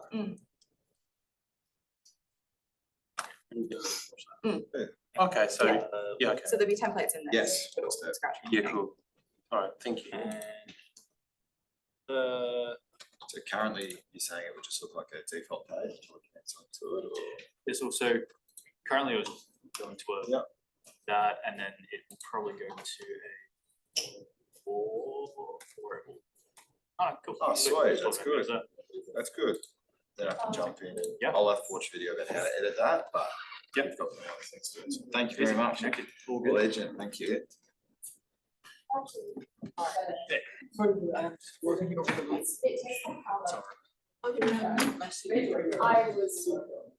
Getting there?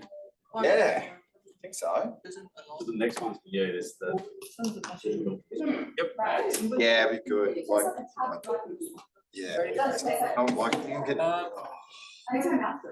That's getting really a cool thing. Yes. So, It's falling off every on the roof issue. Solar up, you spend Yeah. the call back and tell them to stop blocking it. see what works. Muck around with it, don't make it work. Yeah. I was speaking to the guy next to this morning before he was saying that quotes he's been out there for. And some people meant to do a 10 and 11 plus a battery as well too. It's, I think yeah, you got it, like, it's really hard, like, back and forth. it's got to decide immediately. Anything. Yeah. Because there's cowboys out there doing super cheap. Yeah. Yeah, and you're like, I don't even want to have this conversation. I just want money to talk to you, and you're gonna ask me to pay money. Yeah. Yeah. That's a big about knowing how much it costs you to run each guy per hour. Yeah. I know what I can do it for you. It's like you do a check. No, Yeah. no, I can't. Yeah. You're like, We said the you guy just said to know. me like, oh, if the guy would not call you, man. You're full of it. They fuck it up. Most of the time, if I can get better than close, Different brands, like Yeah. like I literally keep each brand separated. Yeah. What about you, buddy? Team City, I'm pretty. Calendar in the office, so. Yeah. Yeah. If I started running, I've got build. I'd added a personal one. Yeah, because I know what we need to do. As far as guys go over, then we have another job. Yeah. I'm taking money off before they even get cracked up and start. Correct. Yeah. The idea is to build quality leads. I've got choice. So we have time. I don't working Don't worry about what he what we've had success in just getting in the EV charges. We go to salespeople, they love stuff. I give them I would just, Oh. I would work out of 6, whatever. I would. And they say, oh, we're in charge, like, here's the card installer. Yeah. They go give them $50. Work out of here And and then I go in there and, add- oh yeah, you charge card for free if it's here during the day off your solar. Put the name on the And end. then they'll say, oh, we don't have solar. Yeah, if you And get then the. it's like, oh, sweet, all right, cool, well, yeah, so it's I'm not really selling electric car chargers. Yeah. I'm selling everything else. I have so many questions, man. Where they work, You don't wanna, I'm like, I'm getting charges at work because when you drive there, you can drive day, they're How? pay for it. Well, I know, it's Yeah. or actually, I run the procurement. but I have a question. How hard to put Yeah. Both with Facebook and back. Yeah, so. That's the biggest thing I'm And freaking people out. like live in Peninsula, Yeah. they've also got a house in Brunswick. And then they Yeah. work at a company, it's like, oh, I've been trying to convince my boss since I bought an EV to get a charger at my website. Yeah. And you go to their work and you put solar on the works for it.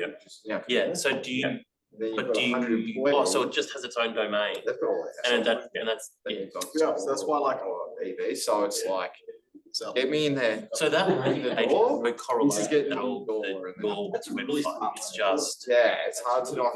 generator lead. Yeah. Oh, okay, so I don't need it I in, don't have a fucking website for that. Yeah, thank you. It's people have website. There's more of a directory, like, it's not the, like, don't need. But you know what I mean, though, like. Oh, no, 100%, like, I don't. next campaign of cities, going for people who've just bought art, it'll be. I tell you that. Business owners. Why you glad to join now? Oh, mate. What happens when I can't believe that, actually.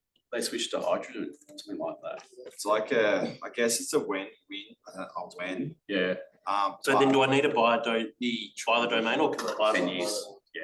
I think the Tyler will actually. Yeah. Like, And it just does it itself. you got to almost convince people. What the? Yeah, it's crazy. It's like. Do with mine and Yeah, like, seriously. 5% of cars on the road. You've done it. So like, I find it cool. You can go geographical angle. You Yeah. can go cost angle. Yeah. You can go stay Yeah. updated, get new tech. Yeah. Just like you don't have. Yeah, I'm on. So many different It'll take some. angles. I can give you the same amount. And I just infill that with hooks and everything and it's. Yeah. So which one? What kind of order? I look at that and I could have so many different ads within an ad set. Yeah. In different areas. Different areas. Yeah. Like I know brand is not the highest economic demographic, but they're further away from their place of work. And that's why their uptake is high, is because they're traveling further and they want it to be cheaper. Yeah. Whereas if I go to Brighton, Toorak, they're doing it to keep up with Joneses. Yeah. And they've got the disposable income Yeah. to do so. So it's You've like got the lower end cars now, like I said, the Keys and stuff like that. MG4 like 30 grand. Yeah. And but I can't sell charges to them because they want just a box on the wall they can plug into. Right, yeah. So they're plugging into a PowerPoint because they don't want to pay for a charger. Right, yeah. And they've got that covered. when I press publish, So it's tricky. Yeah. So I'm like, learned so much about the customers. They're not all, just because they've got an electric car, they're not just customer. Yeah. Yeah. So it's from a slightly. You'll get the I'll get the Yeah. What I say to people, you get your foot in the door, you've got 2 places of work and you've got 2 neighbours. So you've literally just got 4 opportunities, like from saying, Have you done advertising before? Like I paid a guy to do it for not that long. Yeah. Shit. Yeah. Little landing pages with photos. I had photos of people charging the car. I'm like, this guy's arms through the window. Yeah. And I'm like, I couldn't even find how to get a quote. Yeah. There was just pictures everywhere. Busy. I was overwhelmed. And I'm like, oh, that's mine. Yeah. And I'm like, oh, how do I get someone to do this right? And what, it all just seems right. So one of the videos you it said does its own that I thing. liked, he goes, So after I launched that page, oh yeah, that's fun, yeah. Oh, it's good. It's like sweet. I can just film content for a day and then just like you're done. Yeah, that was really like some relatable. Yeah. So it's cool. I'm excited for it. Like, like we're very fresh. We're in 12 months in. Yeah, but like customers. Big time. Yeah, that's fine. I live in Bath. Spend longer in Years. jobs. Yes, please. Yeah. EV chargers should take up. Well, the thing is, if your space most of your time, the clients don't buy. Yeah. You got any more stimulants? Frustrating as shit. So. Probably should. App is unavailable. Yeah, that's where the trust comes in. Yeah. You know me before I turn up. Oh, that's where you kind of. And so all over skill set, right? No, the tricky stuff and What format? Put in what I needed let's do this, and then press publish. And that website's like house fire. Yeah. Oh, okay, right. It's got no Are you joking? Is that how easy it is? Yeah. I've been stressing out over nothing, man. It should be ready by 5 minutes. Thanks, man. Did you get the Google thing fixed? Hey? You get the Google thing fixed? Yeah, and then I found another 10 problems. I just bought like 4.inquiries.com for it. I thought I had to go on like the pork button and then buy a domain and then link it. No, but it's like, man, I kind of really thinking trust of- that it's pretty easy too. And he does it in less than a minute. You can build your whole website, build websites here too. So if you wanted to like. put So your- high level is just like a hub for Literally everything. everything. yeah. Like I used to have HubSpot sales professional for a while. I spent like 40 grand on it and went back to high level. I was paying like $2,500 a month for it. Fucking hate HubSpot. Literally doesn't even do half the shit. High level does a lot of things, but it's also not perfect at everything. Yeah, Like, it if you like want tries really to be polished, clean solutions, high level's not gonna do it for you. Yeah. But You've got lots of solutions. but it gives you a lot of functionality and you can grow your business crazy big to the point where you're gonna pay someone else to manage absolutely. Yeah.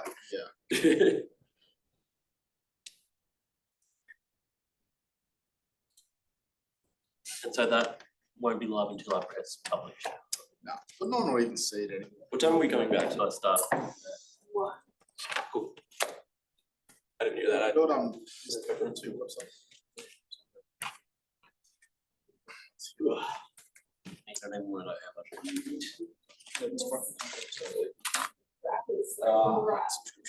So leadership.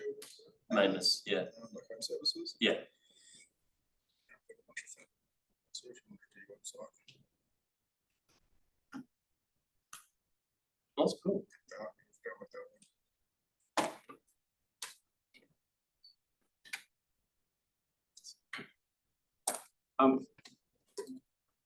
Is that doing something a little bit left of field? Always. Like hooking up with like accountants and stuff like that. Getting their list.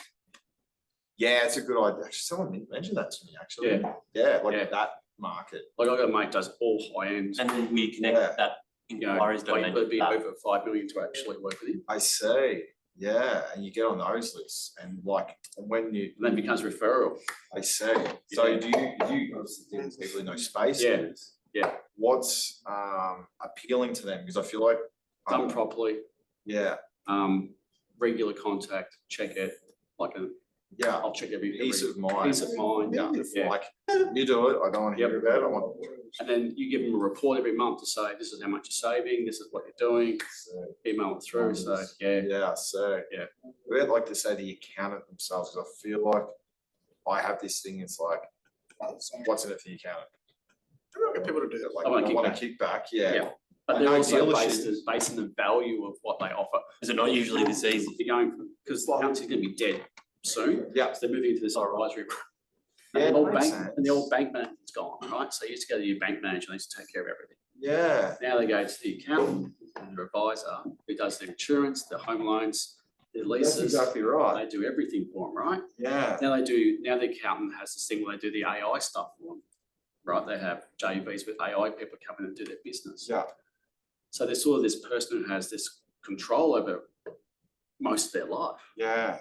Yeah. They can go, right, hey, So many ideas around that space. Like, I'm working on like sort of back end. I've got so many things going on around me, but geez, it's just trying to put out fires, starting a business. But essentially, working on a software program that your partner's like, how many kilometers do you do? Toyota Hilux, you know, 100 kilometers a week. Do you have gas? Shit, give me gas bills, give me electrical bills, give me all of this. It's like you spend $3 million a year on fuel, whatever it is, business, a home, say $1 million a year on just fuel. Yeah. All right, let's remove that almost to zero. Yeah. Because you can charge your car for free from solar panels. Yeah. Like, what is the residual number now that you've just like sold your Toyota Hilux? It's more stuff you got to and you've took bought a model, it's a model Y, just like 7 inches this week. It's 10 grand in the red, but you now pay. Well, you got $4,000. rebates on top of that anyway, right? Like So fringe benefit, fringe, yeah. the government gives you a massive kickback. You can get a car, like. I've already got a number. Yep. Yep. Yeah, novated leases. And just do what I need to do. Like, that's my gap. Yeah. Like, you talk to ChatGPT about it, just numbers, but you want to understand it. So you're talking to people. But the novated lease and the benefit tax is the bit that's Brandon, missing. what's your landing? Yeah. Again, it's Ahoy dot. It's all worked out, there's a company, like 3 years I've been making money essentially. Yeah. Just like changing over from ranges to electric cars. It's hard to believe because they cost more. Yeah. So, yeah, but then it's, again, I'm doing that to put in charges. Do you know what I mean? I actually But then can't the believe charges when you've are done low. Yeah. So I need to make that like an easy thing for me to sell, so I'm not spending a day on to get a $3,000 back. Yeah, exactly. So it's tricky. So it's seamless. It's like, here you go, put in your numbers. All right, this is what it'll cost you. Yeah. Go get the cards. Yeah. Hopefully one day I'll make a deal with BYD and so I can get you a BYD Shark or and keep back off Get back up there. Get that in and Yeah. the possibilities are huge. Oh, and that's where all these, if you smart, all these little mini JVs coming in. Yep. Yeah. Yeah. And it's, if you think just in your niche, you kind of miss the fact that, well, I can do this, and this is completely niche, targeting account. Yes, I love that. And they're a solution. They're a solution. Yeah. They're a financial solution. People are overloaded with, where do I go, who do I trust? Yep. You know, information everywhere. I trust who my accountant trusts. Exactly. Yeah. Because I trust you. Yeah. Yeah, so it's like it's a space of big. He's like, you know, speaking of big companies. No changeover, like download changeover. Like I got a high page job back in January. Like one of the happiest days of my working career was when I exited off high pages. Like sucked so bad, so bad. It's race to the bottom, but you got to do it to survive. Yeah. All in a lot of ways. But he's like the renewable energy manager for the Westgate Tunnel project. Cool. I got there, I was just chatting like we are. Yeah. Yes. All right, sweet. How much for you to put solar on the roof? How much do this? And yeah, and he called me. He goes, "What'd you say the BYD was that was worth getting?" And he bought a BYD based on that conversation. He goes, "Can you telling me that I could charge it for free because one car's like, oh, yeah, EV charger." So it literally doesn't pay for any fuel. Yeah. We got rid of his gas meter last week because I've got plumbers that will come and do stuff. I've got a split system, got a split systems, got rid of his gas duct heating, the split system in. Yeah. Things like gas meter cost you $1 a day for a service fee. Yeah. So I just say you get rid of your gas, you got $365 back in your pocket by not having a meter. Yeah. Yeah, like, but that's just one house. Yeah. You go, And and most people got no idea. they don't, and people are always gas is bad. I don't know why gas is bad, but I'm leaning into it. Well, they're opening it up next, they have to. Yeah. They've changed that tune now. There you go. We got no energy. Yeah, isn't it? It's crazy. We've got plenty of energy during the day. Yeah. Because we have excess of it, and they won't pay anyone any money for it anymore. But it's just, yeah, they're doing some weird stuff. You know, get cars, plug them in. Everyone's at home after 5 p.m. Yeah. There's no sun after 5 p.m. Right. Where are they getting the energy from? Mice on the wheel. Yeah, that's it. So yeah, my big thing, and soon you'll be able to plug your car into your house, and your car will power up your house.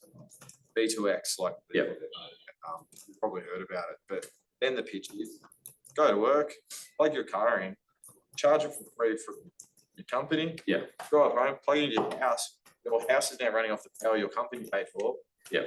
Get down 20%, drive to work, load it up. Now we're driving batteries around. We don't drive cars. Yeah. Like we just drive a power source around and moving this power from work to home. Yeah. And it's like now no one's paying for any power. Yeah. Like Yeah. like and their place of work, a big factory, it's got a bigger roof than you The whole thing's a revolution, right? You look at going from horse and cart to the industrial revolution. Pretty cool. Next 15 years is going to be. Have you read the book Sapiens? No. Very interesting around that space, about how we've progressed through from agricultural revolution to industrial revolution to and just like that took thousands of years, and then it took hundreds, and now what with the technological and now the artificial intelligence revolution is like 1 year. Well, you look at rapid military stuff, like they're 50 years ahead of us of what they're actually got versus what actually what we see. It's wild. Anyway. Oh yeah, my car again. So I just did the app. I did the app. You can do it from here. I did the app, but I tried it. They won't do it. It's like I got to change. Got to move to a different parking bay. Ah, gotcha. Yeah, it knows you've done more than 2 hours, so you got to move it to the next one. Interesting. Yeah. So I tried that yesterday, where I was. So if I go here now and Because you don't want change to duration. Right, let me go. So you got to wait till it's expired. Let me do that. Let's get the record of I see. the day I was in. So. See. Mine was expired and I was here. I was like, oh shit. And it worked. So I didn't have to go there. Oh. So counted to them. Oh yeah, the gold mine. That's how I get on mine leads. Really? Oh yeah. I just like, how's that conversation? Like, I wonder, like, let's say if we're really struggling with this, like our relationships taking a toll just because of all of these pressures. You're a category like, we actually know someone we trust. Would you like me to pass on? Yeah, and then that's sort of how that. Yeah. So you'll sit there and go, oh, you things are a bit fucked because he has monthly meetings with them. Yeah. He goes, yeah, and I'm a bit stressed about this or whatever, and then so it goes for that. Or I do leadership programs for them. So we'll do a workshop one day or a half-day thing, kind of talk about high performance and what holds you back and what holds most business owners back, what's in their head. All that shit. A lot of things. Yeah. So and then say same thing as JB, he gets a portion and then sweet. It's cool. I love that. Good on you, mate.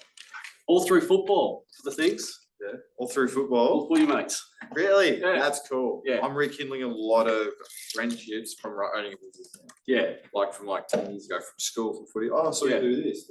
Yeah. Like all kinds of companies. It's like you're all circle come back together. Yeah. It's cool, isn't it? Yeah. And the thing is, it's all because we're all over 40. Yeah. It's all that.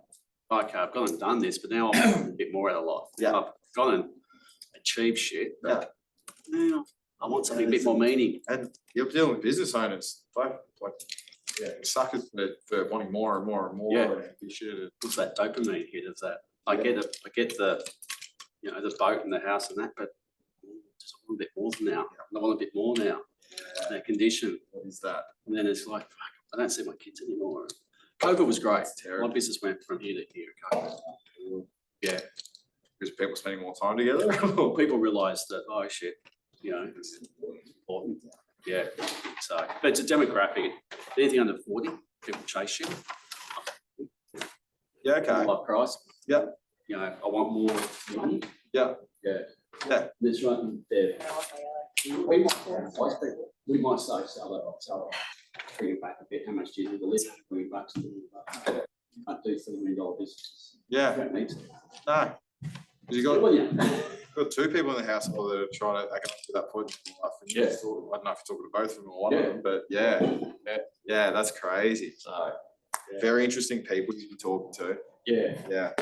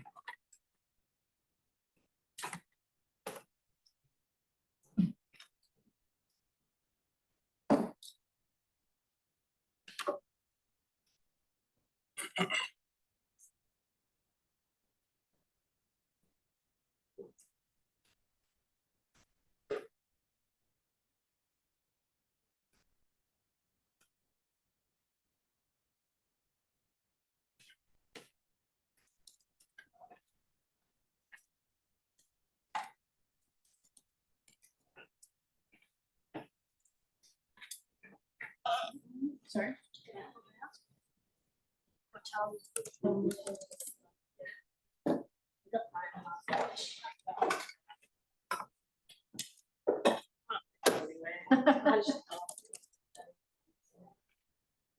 Swim, go walk, you know.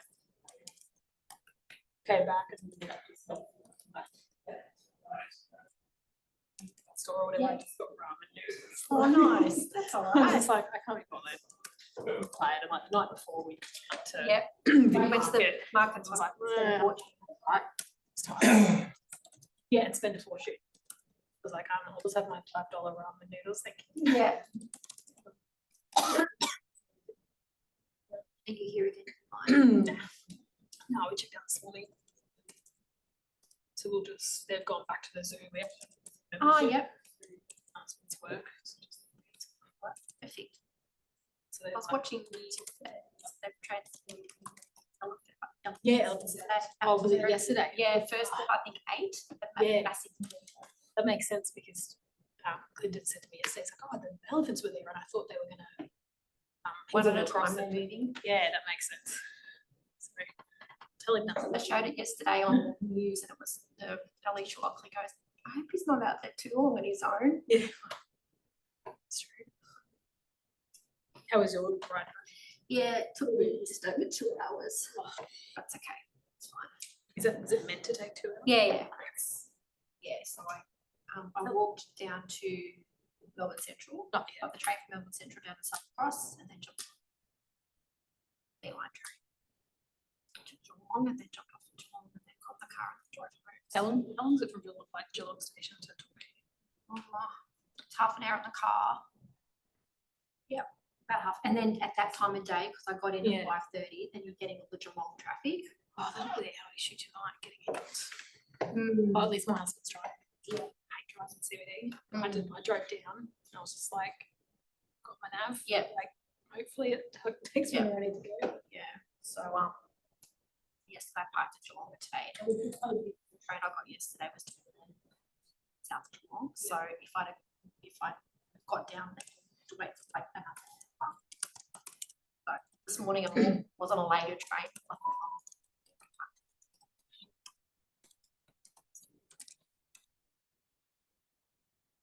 I don't know about you guys, but they are airline trains.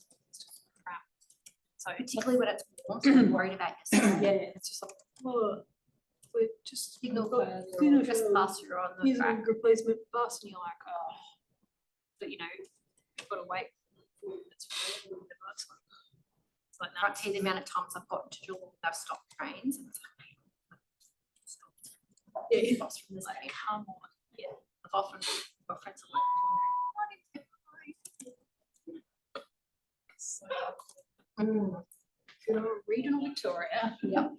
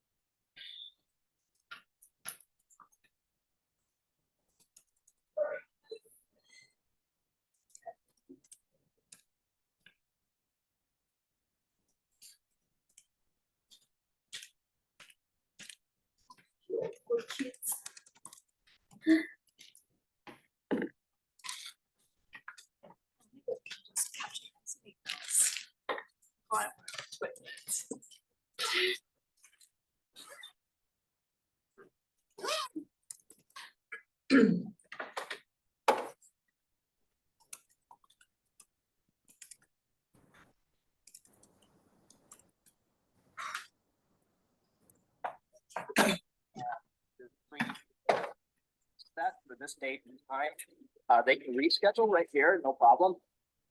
And then 24 hours before the appointment, you send them a reminder. So the reminder will be an email and a text.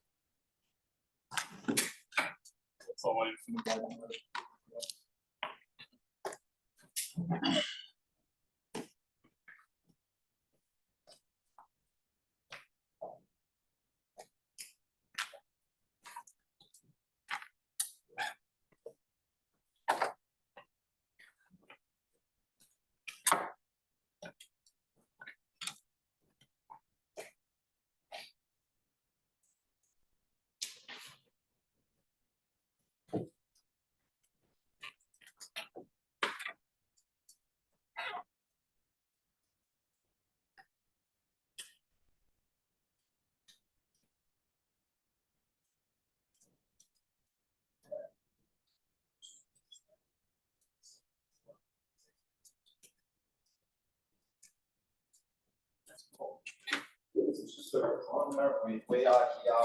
Yeah, it works on me. It's like, you're busy. Correct. Fuck, it is. I'm gonna do it. Bring you back into the market. Yeah.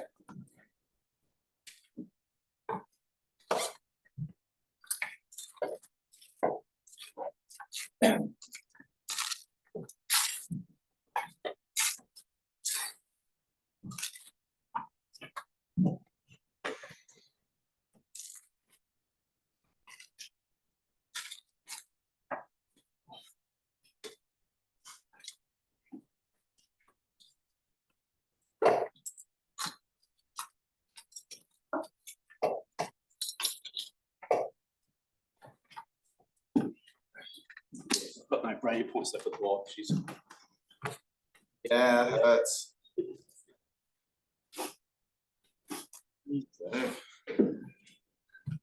Can't say, it's him. Like at the end of the day, decision to use them. I trusted you. Oh, that's. It's a bit of that the experience. Yeah.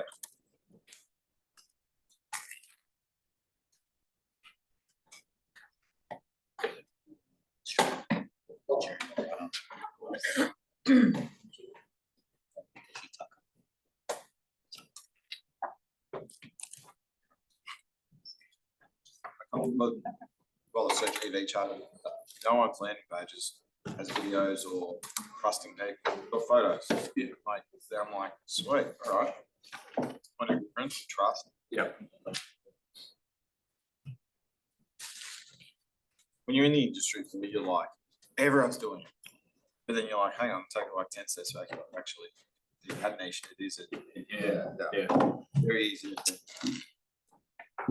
we'll learn stuff with coaching academy, and some people will be 6 people call. Want to do it? Everyone else in this call. Millions and millions of people. It's as good as oh, it's so different. Yeah.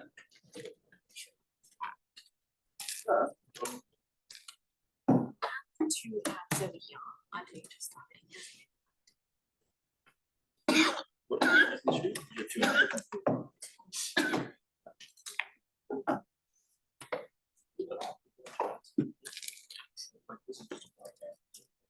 Oh, cool.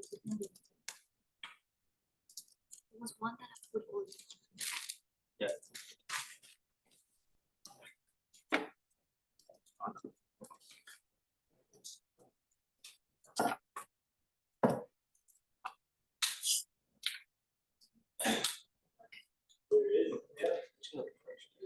I'm gonna say.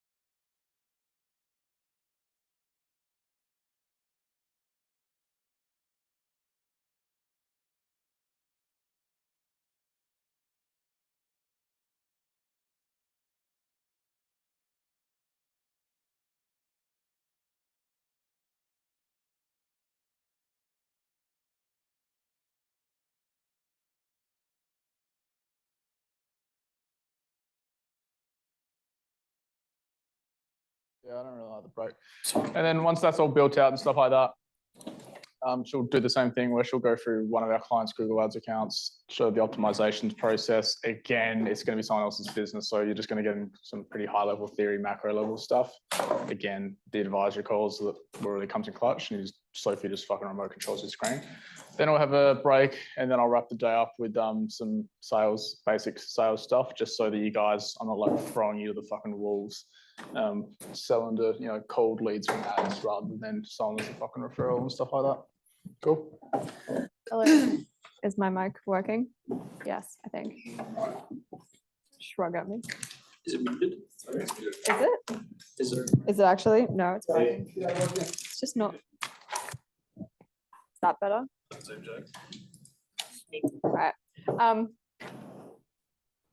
Well, this section is similar to the first section, except in many ways like a little bit more complicated, a little bit more technical if you're not a numbers focused kind of person.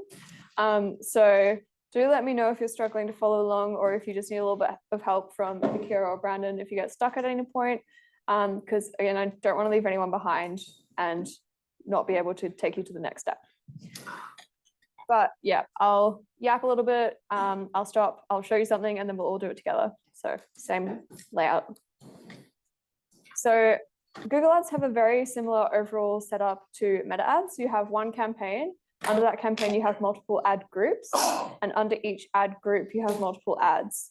The only difference in naming is that it's an ad group and not an ad set. They were named by the same person. There's no real reason for that. But that's basically what it looks like. Again, very similar in terms of overall structure.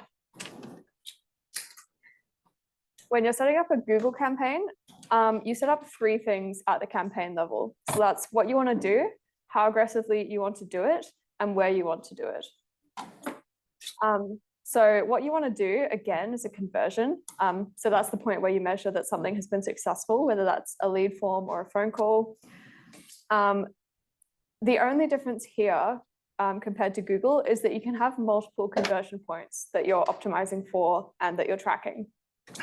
So if you want phone calls as well as lead form submissions, you can have them both added in as a conversion, and they'll all be counted and optimized towards.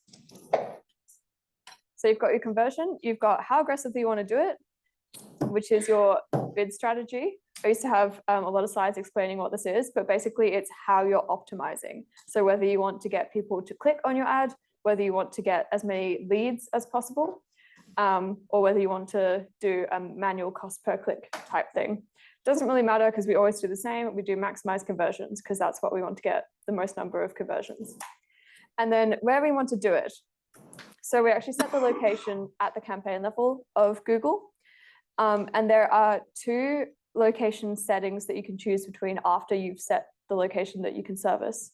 So you've got to think about where the people who you want to service actually are, because there's the option for presence, or there's the option for presence and interest.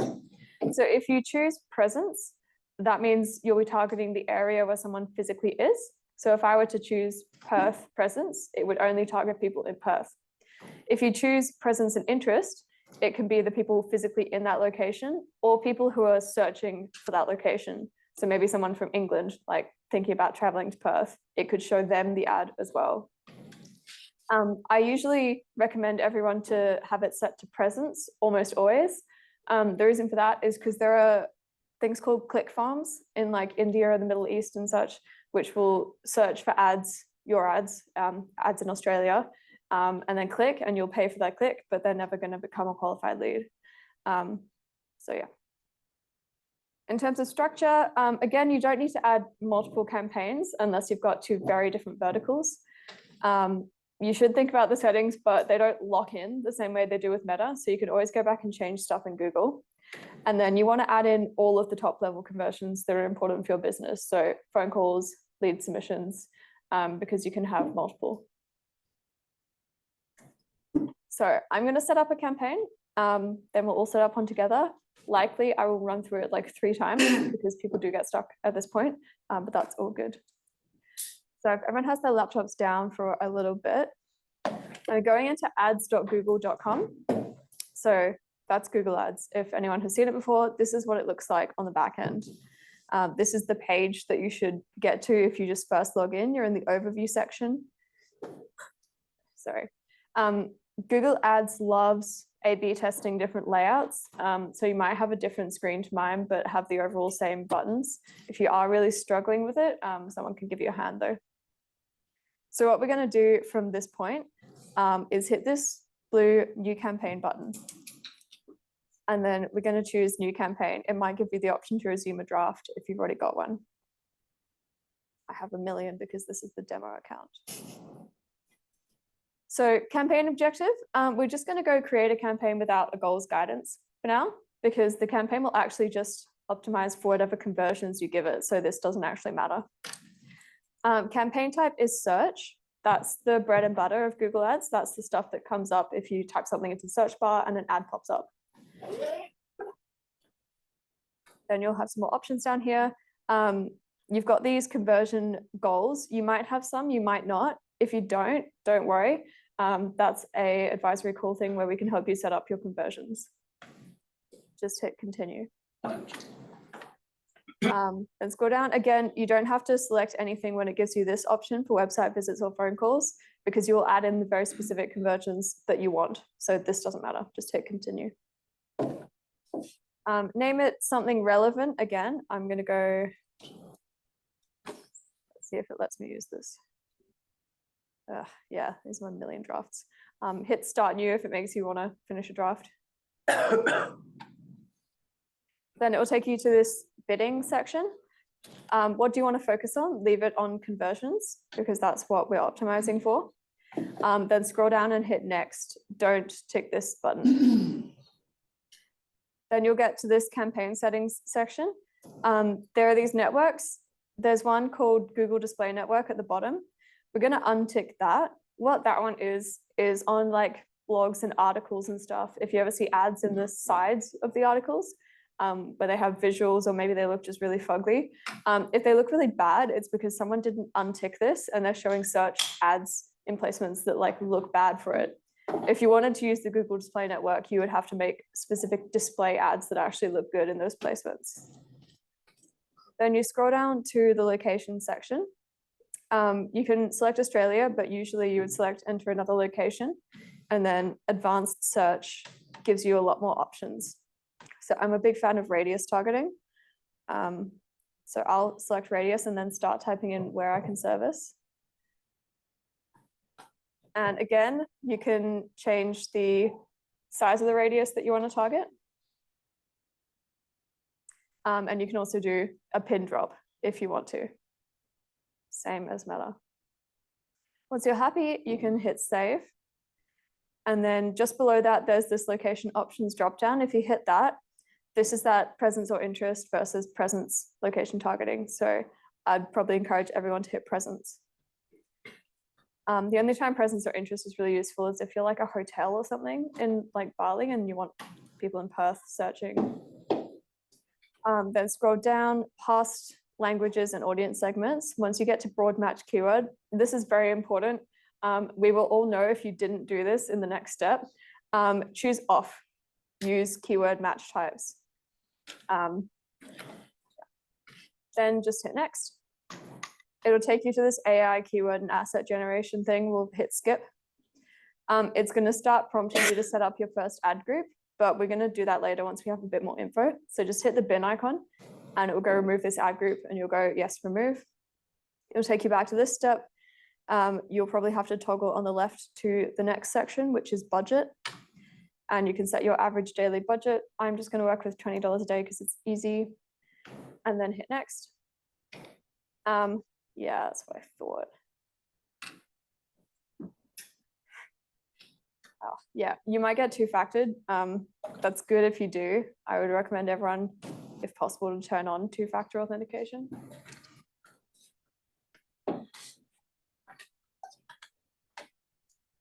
So you don't get hacked. All right.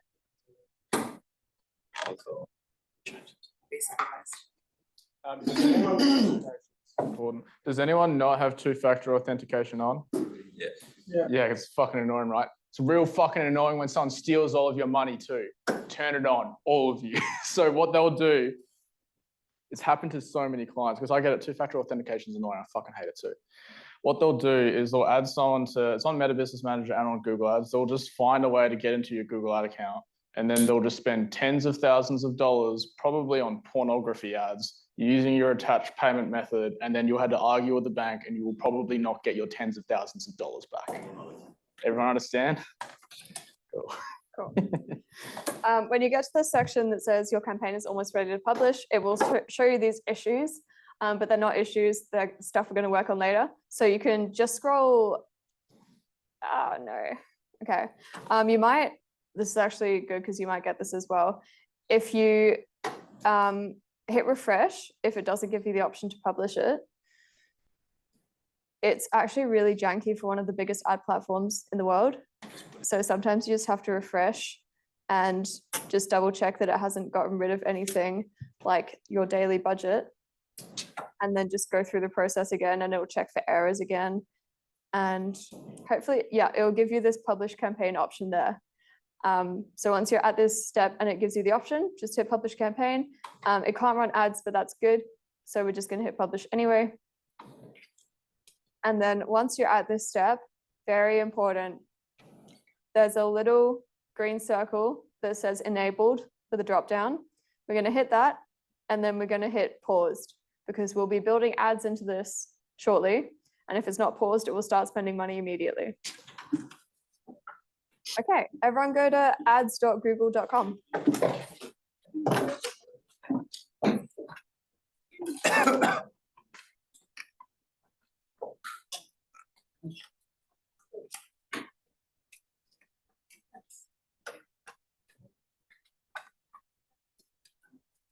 If your screen doesn't look like this, hit up Kira or Brandon.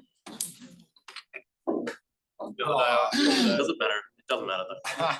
If it's similar, it doesn't matter. I've just got that, but without the CPV view rate and fill rate. I've got everything else though.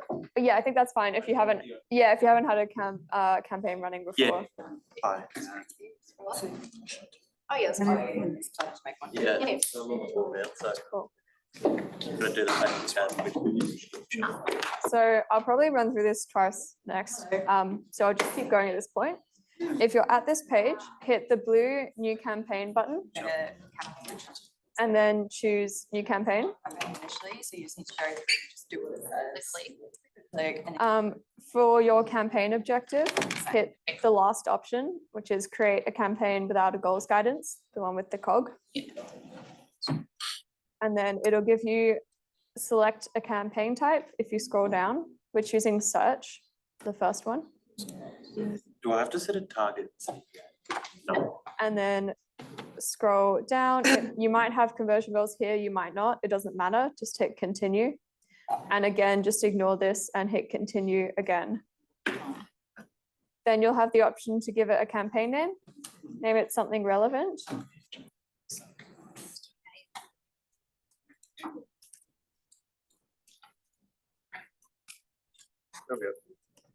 And then hit continue. If you have draft saved, just hit start new. See that blue? When you get to this bidding section, what you want to focus on is conversions. So leave it on conversions and don't touch anything else. Just hit next. The headline. You're in the smart mode. Hey, Brandon, can you give a hand down here? And then just Label that. So I have to click on leave. Why?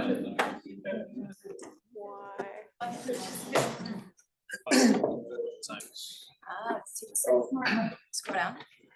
Oh, okay. Yeah. Choose form submissions from your website. Yeah. Some people might have to select a goal if it's not letting you continue. I think that can happen if you haven't run ads before. If it's making you select a goal, choose leads from your website. Yeah, that's fine. It's all right. That was Maybe you- version it had. And then once you do that, it'll come up with turn on. No, don't. Yeah. I've noticed a few already. If you just made your Google account like today or yesterday or something like that, and it's forcing you to make is it a smart campaign? Yeah. When you first make a Google ad account, they're going to try and force you to make a smart campaign before you can do any of this shit. So what you have to do is just go through all of the prompts and then just delete what you made and then follow along. So just like speed run it, click, click, click, click, click, click, click, and then just do this. Is anyone actually up to this section? Should I keep going or should I wait? All right. This is why I do Kickstart calls and no one listens. Sorry? Yeah. Been on the screen, right? Can you go back into the Oh, yes, the smart campaign thing. So you just like. Hang on, wait, let's just go to your room. Who did not do the Kickstart call and now you had to make your Google ad account? Just raise your hand. I know there's a few of you. That's perfectly fine. Let's do that now. And that's gonna take you like less than 5 minutes because then we can all be in the same place. I mean, no, I just do. My account's been suspended. Does that happen at all? Why? Can you? Her account has been suspended. Thank you. I didn't do anything. That's probably why. It just says what? Reactivate. So to reactivate it.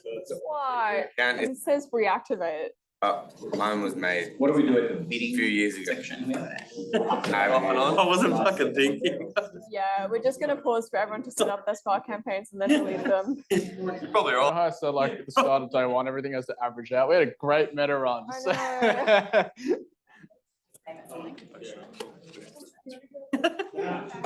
Do I reactivate? Audio visual. Like when you shake your hand, you know, shake your hand. Cheers, mate. Good on you. Rochelle, we're just taking a little moment for everyone in the room to set up their smart campaigns, delete them, and then get ready to go. So do I reactivate? I've never done Google, so probably know lots out of this one. This is set up. Yeah.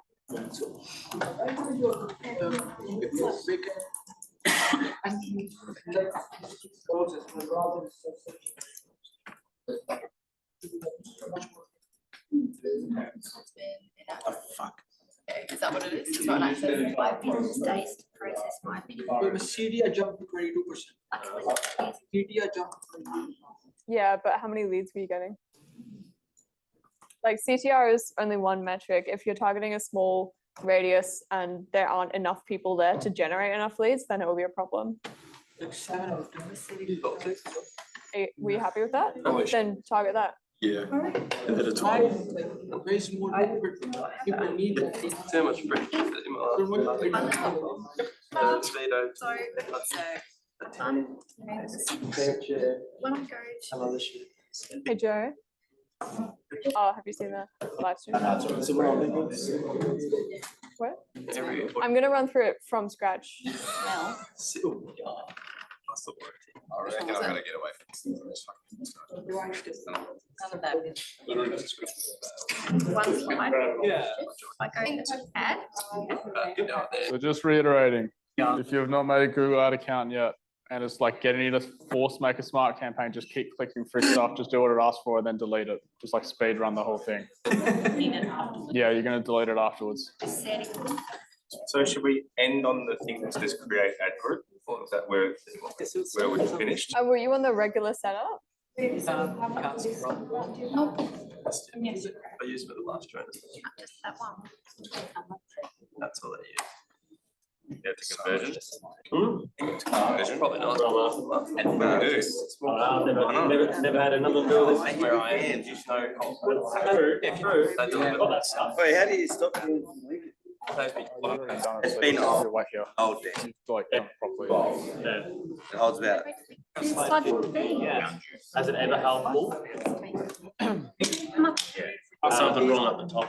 Just because we need to gauge the room, everyone that has their account set up and they can see that screen there, because you've created your account, shut your laptop now. Or if you've gotten to one of the steps that I already got to. Cool, because I need to maybe not like close it more so I can see that you're not like.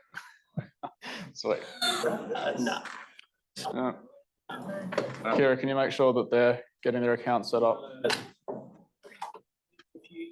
Conrad, you're at the right place. Can you just shut yours slightly? Yeah. I just need to unenable it. Oh, where is it? Disable. Alright. Yeah.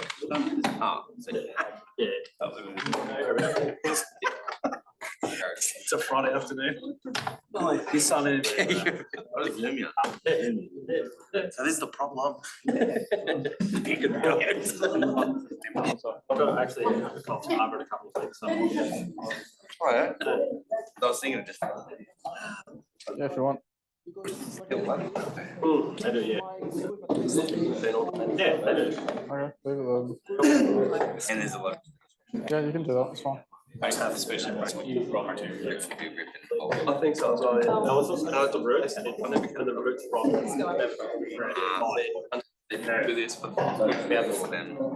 It's the whole time, I was talking to tell them that's just, what it is, the topsoil layer. Yeah. All, sometimes you just, I reckon if you look. They just. Right, all left. Holding. Do you want me to draw it now? Low natural brown. Do you want me to write it now? Even if that needs to be removed. Sorry, portrait. Cut down the whole of the family. And then lay back. You can see the videos of Facebook page. All the ends of the. Bulb Facebook. There's heaps of videos. If I, how much was around with that? You paid like. They're not like. You could do it. It's also hard. A lot of material to move. So we even just like. I'm not in a hurry. Yeah. You've got to be in a hurry with the jam and then fill up. There's another worse, we have all the materials thrown out. And then if you use it, what you're doing is removing organic matter and leaking like cut and then 3% and mixing everything up. The problem is if it rains, then it dams up and it fills up 4 trenches made as well as all the material, and then you just left the sun. So yeah, it's definitely doable. If you had a 20 tonner, if you can do it with your 7 tonner, but just Yeah, I don't know. take your time. I think a bit like, how do I? It's great. These rooms. Yeah. You can do it with your 7 tonner, just allow yourself a full kind of solid water. So if you mind, yeah, show them how to delete the PMAX campaign. Basically. How to what? How to delete the campaign that is made when they created their account. We have a 30. Is it, I haven't done one in ages, so just like this service. Yeah. And it takes us to do a care of it. Everyone stop talking for a moment. Who just created their account and they're in? Raise your hand. All right, cool. You need to do this next step now and follow along. Yeah. So the way Google gets you to create your account, guys, the way Google gets you to create your account is it forces you to publish a campaign. So if you just created your account, you also just published a campaign and it's on right now. So it will start spending money. So if you don't do this next step, it's going to spend money on a campaign that you don't want. So listen along. So from campaigns, which looks like that, if your interface is slightly different, just look for the campaigns tab. There's probably a campaign with a green button next to it that says enabled. It probably says like smart campaign or something like that. There's nothing fucking smart about it. Press the green button and hit pause. And then give me a thumbs up or a nod or a yes or something. Thank you, Conrad, just to let me know that you've done that. Thanks, bro. It's different. But Cool. I'm in the middle of making a campaign, but I've already got campaigns done. How do I get that? You haven't published it yet. No, the other one. Oh, where you better spend that money. Just confirming, everyone else that just went through that prompt has turned off a campaign that probably was made. Good, sweet. Everyone's good. We're having a problem here. You want me to start again? Stop. Yeah. All right. Now that everyone has an account made, on or off, we're going to start from the top, making a Google search campaign. Sound good? Give me a nod or something like affirmative. Cool. All right. Okay. If you're on this tab or the overview tab, doesn't matter. There will be a blue plus button. And if you hover over it, it will say create campaign. We're going to do that. and then choose the new campaign option from the drop-down. You'll be asked, what's your campaign objective? Choose your objective. We're going to create a campaign without a goals guidance. Yeah. That's the last one. Publish it.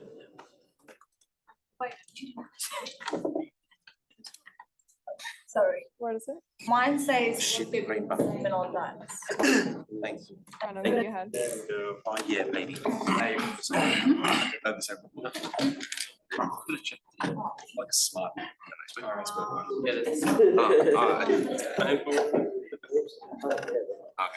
Is it just a new campaign? Brandon, is it a new account setup thing? Don't tell the room. Yep. So if you just created your account, there was probably a screen just before that that said, hey, what's your business name? You can skip it if you want. If you scroll down, there's a little blue screen button, skip button. Cool. If you're up to this point, we're creating a campaign without a goals guidance. The campaign type is search, the first one. Scroll down past everything else and hit continue. Then scroll down again and just hit continue again. You'll be able to set a campaign name, set something relevant to your business.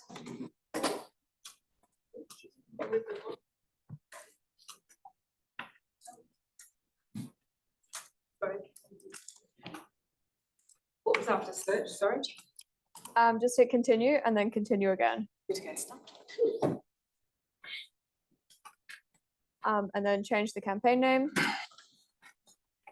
Once you've changed it, hit continue again. If it tries to get you to finish a draft, just go start new. You'll be taken to the bidding page. We don't have to do anything on this page. Just scroll to the bottom and hit next. When you get to the campaign settings page, there's this network tab. Under it, we've got the Google Display Network at the bottom that's automatically ticked. We're going to untick that one. Then you've got the locations down below that.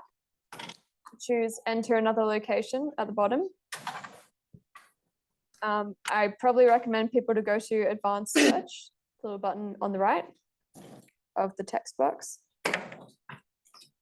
And then setting the location that they want to target, whether it's the location or a radius. I'll do a radius.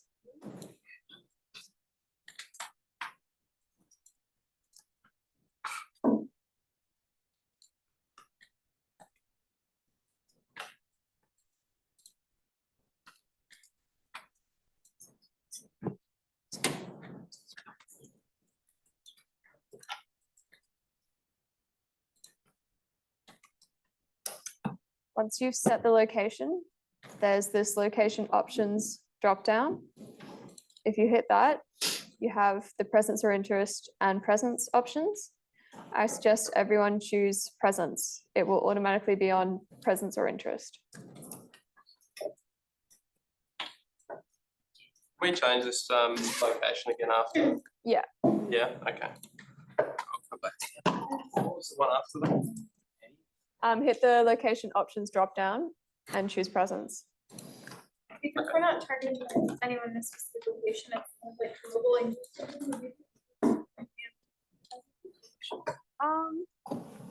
I would worry that you're going to get click farms. Even if in the specific countries, like the United States. Yes. I would put in those countries and then just hit presence. Yeah. It just always comes up as a problem. Like if we get spam leads, that's the first thing I'll check. Once you've chosen that, scroll down to broad match keyword. You can ignore everything else. Broad match keyword will be at the bottom and choose off, use keyword match types. The second option. And then hit next. Has anyone not got to this step? And mine says choose goals. I can't go without choosing goals. Choose website leads. I'm trying to catch you up, a little bit behind. Behind. Yeah.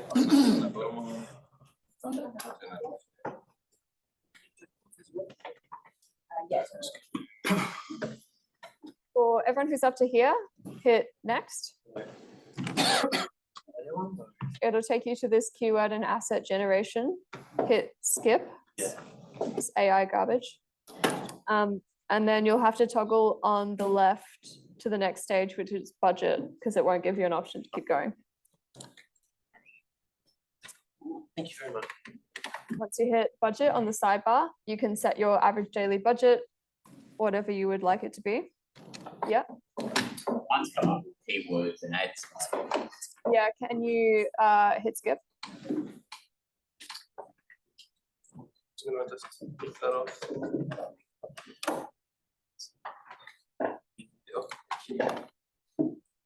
Oh, what were we doing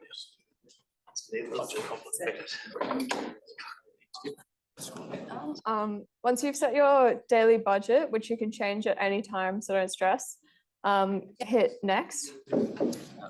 And your campaign will be checking for errors. You gotta delete that. Yeah. I'll delete. Once it's done checking for errors, you should have a publish campaign button at the top right. If you have any errors, it won't, still display the publish, or does it scan it? and do it? Still press publish if you can. It won't let you press publish if there's an actual error. Yeah. Yeah. Alright, yeah, you're all over it. What are we going to? So is anyone up to this step with the publish campaign button ready to go?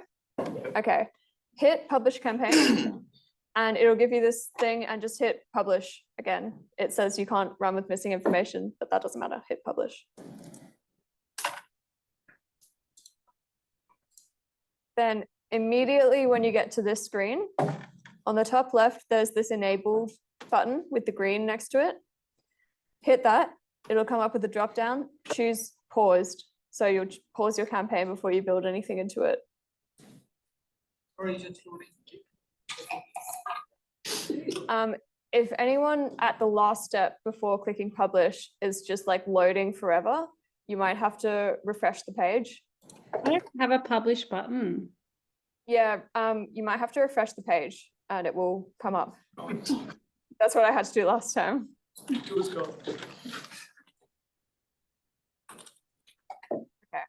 Is anyone several steps behind or quite lost? Yeah, okay. Kira, can you give a hand? All right. Anyone else? I'm just waiting for it to refresh, but it's not really doing anything. Yeah. Have you refreshed the page as a whole? Yeah, it just keeps checking for errors. Yeah. Even if you like refresh the whole tab, like the Google Ads? Oh, okay. I'll try again. Yeah. So everyone who's at this step and has paused it, just lower your screens because I'm going to go back to yapping anyway, so you're not going to need it for a while. Actually.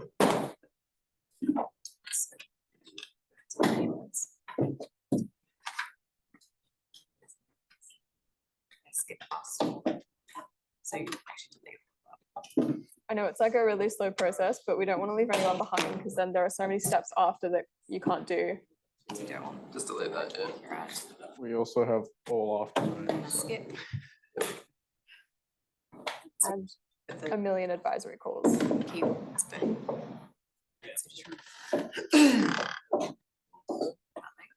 Publish? Yep. Then turn off this bad boy. delete that. Thank you very much.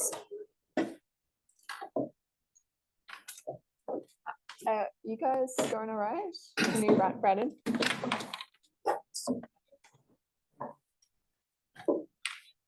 Yeah. Which one? Yeah.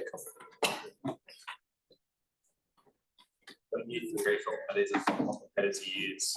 Go on.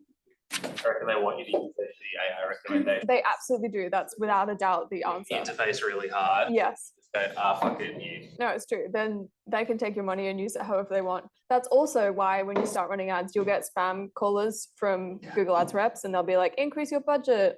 And that's like pretty much the only thing they'll tell you to do. Great.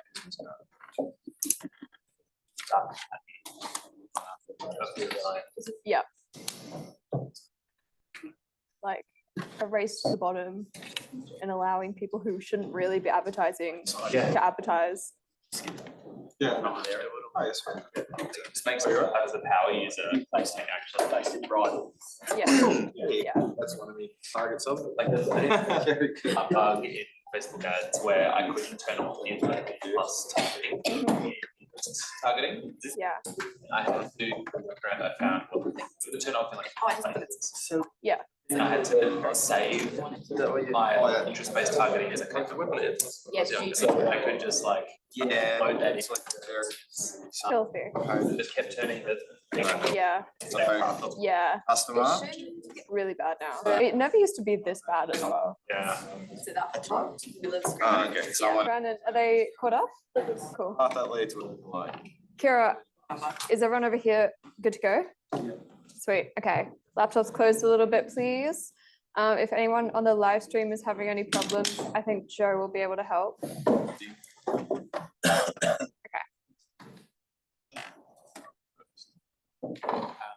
So that's the campaign done. We can take a little breather. Not really, we're going to plow through. So ad groups, the second step. So this is the targeting option as it was on Meta, just a very different way of targeting. So in the technical sense, ad groups are a bundle of keywords. One ad group will have a bunch of different keywords that you use to target different searches on Google.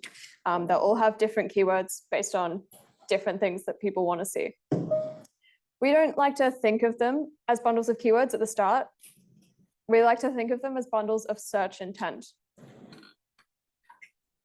So we'll have multiple different bundles of intent that we want to reach. What search intent is what they're looking for when they're typing something into Google, whether that's an electrician or someone to help with their lighting or a videographer. It's not necessarily the same exactly as what they're typing into Google because people type in weird ways. They type weird shit. They have extra words in places. So we're trying to get at what they actually want when they're typing things into Google. For example, haven't changed this example. I did not create it. I'd like that on the record. If this phrase, cute black t-shirts for goth girls, has many different intents that it could mean depending on who is searching for it and what they actually want out of that search. So if you focus on that cute word, someone could be looking for a kawaii or attractive black t-shirt for a goth girl. If you focus on the black, with that phrase, someone might be looking for a simple black t-shirt with no embellishment for goth girls. If you focus on the t-shirt word of that phrase, this could be someone looking to buy in bulk or search for a store stock list with this phrase. If you focus on the fact that they've included goth girls at the end, this could be someone trying to buy a gift, or they could be looking for something very niche in the goth subculture. So depending on who's searching and what they actually want, the meaning of this phrase is different. So those words on either side, the cute black t-shirt and goth girl, those are all modifiers. So they change the overall meaning of that phrase. Some other examples of modifiers are color, time, range, services, price. So color, black t-shirts for goth girls is very different to green t-shirts for goth girls, totally different intents. Range, so sleeveless versus long sleeve. Services, so if you're an electrician, if someone's looking for lighting installation, that's very different to an aircon repair, but they're both looking for an electrician. Quantity, so in bulk or single. Location, so near me, or values, so eco-friendly or high quality. Those all change the meaning of what people are looking for when they're searching into Google. So they're things that we have to keep in mind. So overall search intent ideas are macro, like zoomed out descriptions of what people will search for when they're trying to find you.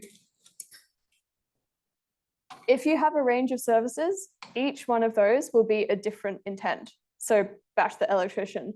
If you do lighting installation, aircon repair, switchboard installations, those are 3 totally different bundles of search intent.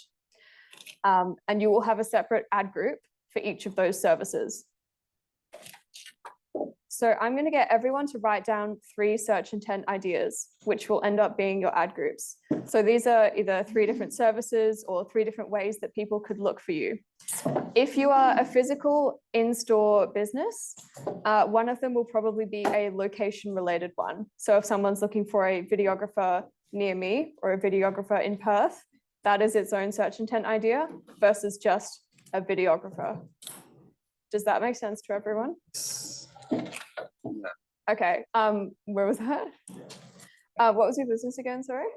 Sorry? Solar? Yeah, so do you do repairs as well or just installation? So one of them would be solar repairs, one of them would be solar installation, one of them might be solar company near me, because that's a location and those are 2 services that you do. Yeah, okay.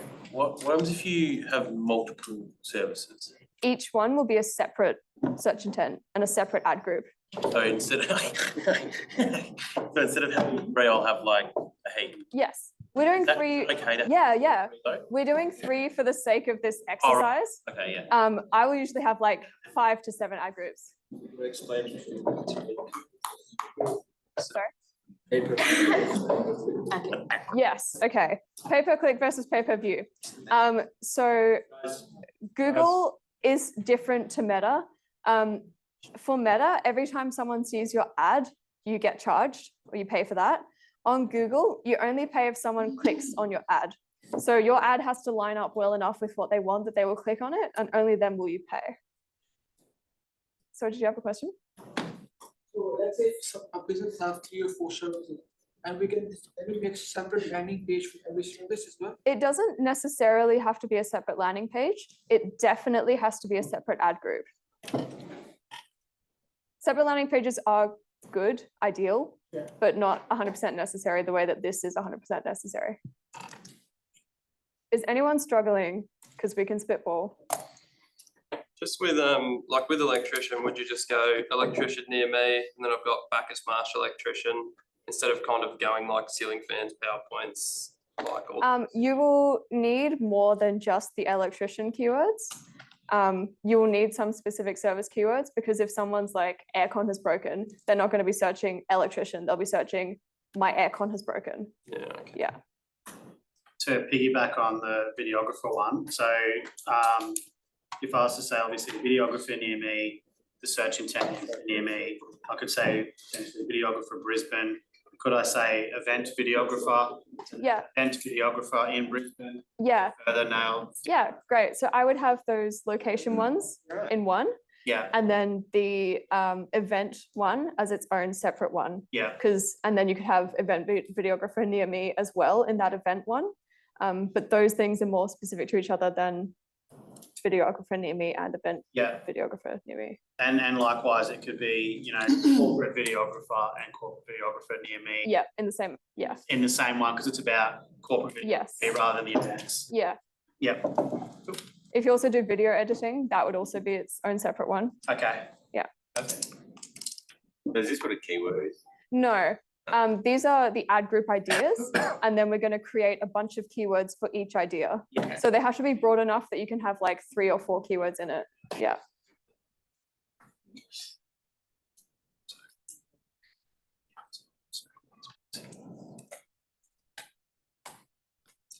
Well, it's bits. Huh? It's bits. Yeah. Really. Service. You going all right? Yes. This is where I tend to lose people, so I'm very conscious of the vibe of the room. I am, like I said, looking at being specific on Google Ads for electric vehicle charging information. Get away from big words. Stuff like they can be called EV charger installation. Would I be best to have an electric vehicle charger installation, or is that because this is a ad group that's not relevant to the words? You could probably have EV charger installation and electric vehicle installation as the same, in the same ad group is what it will eventually be.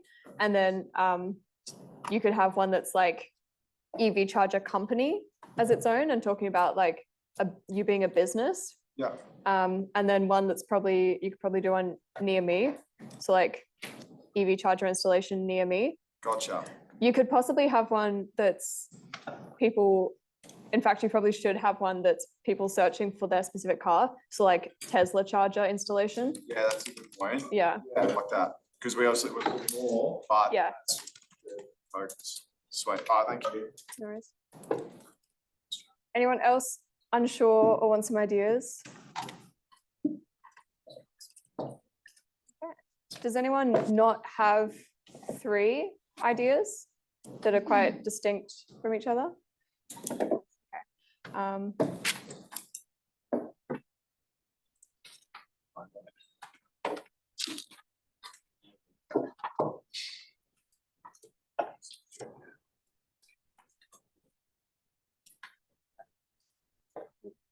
All right, we'll move on to the next little bit, we're still going to be building off that.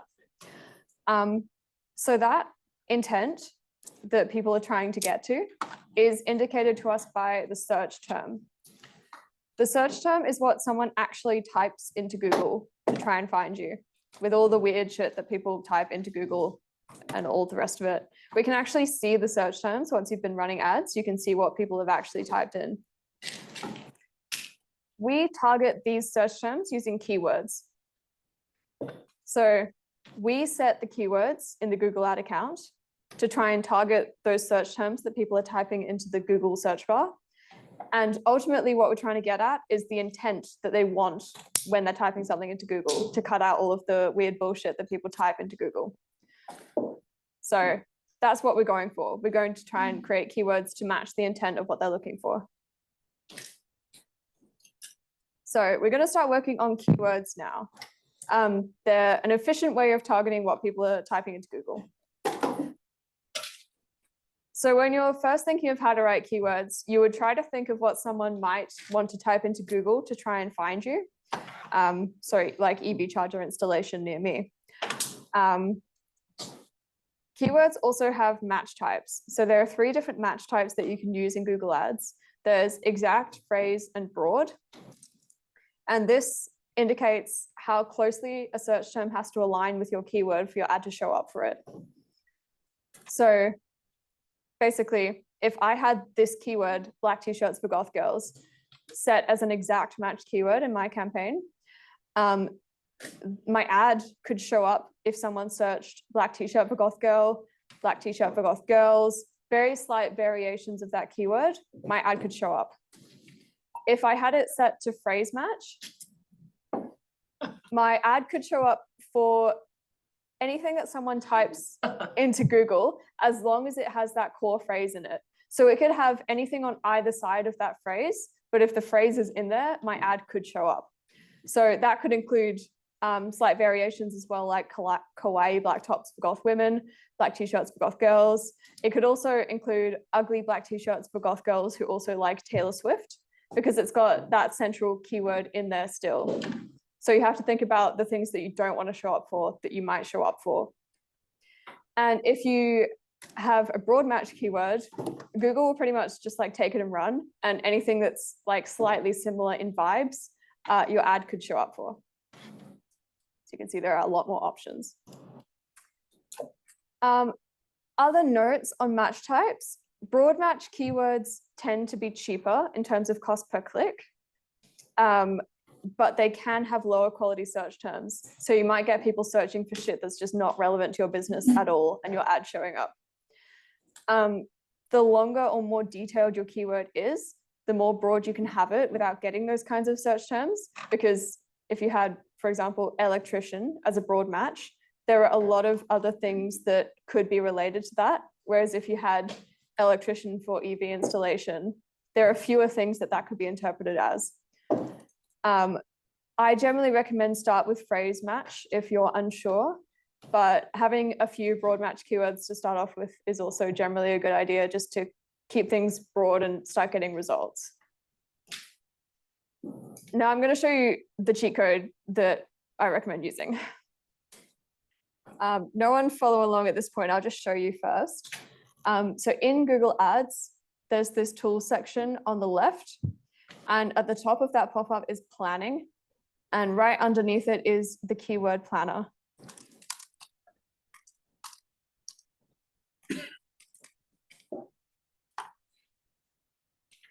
So if you go to the keyword planner and hit discover new keywords, you'll get this little start with keywords option. Important thing to note is to change the location at the bottom, because otherwise it will give you data for the entirety of Australia. And if you're not targeting the entirety of Australia, it will be very misleading about the number of searches you could get. So just select the broadest possible description of where you're targeting and hit save. And then if you start typing in keywords that you think might be relevant or your overall ad group ideas. So I'll do garage door installation and garage door repair. You can just separate them by clicking enter. And then if you hit get results, you can scroll down and it will give you options of different keywords and keyword ideas that people are searching for, and an indication of the average monthly searches that you might get for that keyword. So you can go through this and look at if you want to target these keywords. And if you do, look at your ad group ideas and pop them under whichever ad group idea you think it fits with best. Does that make sense to everyone? I'm going to do it along with you as well. I forgot to get a Google sheet up. Last time. So my ad group ideas will be garage repair, garage door installation, and garage door company. If I'm sorting through these keywords, I see garage door repair near me. I want to target that. I don't know how to copy and paste on Mac. If I want to target that, I'll copy that from the keyword idea and I'll pop it under garage repair because I think it fits best with that overall idea. Does that make sense? Okay. Everyone head back to Google Ads. If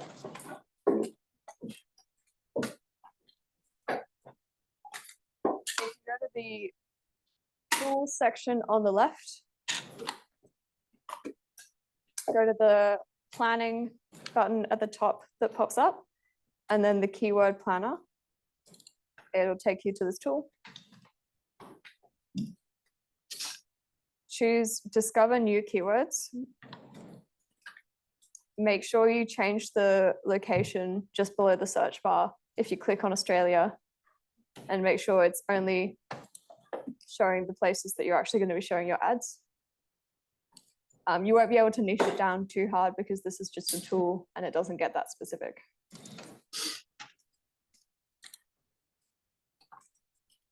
And then just chuck in a couple things that you think people might search to try and find you.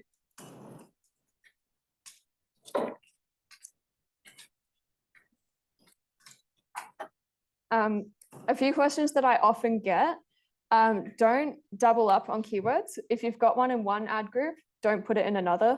There's no point. You're already targeting it.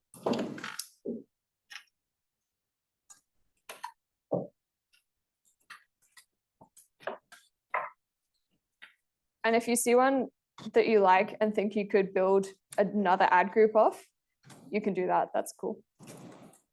I've just found garage door replacement.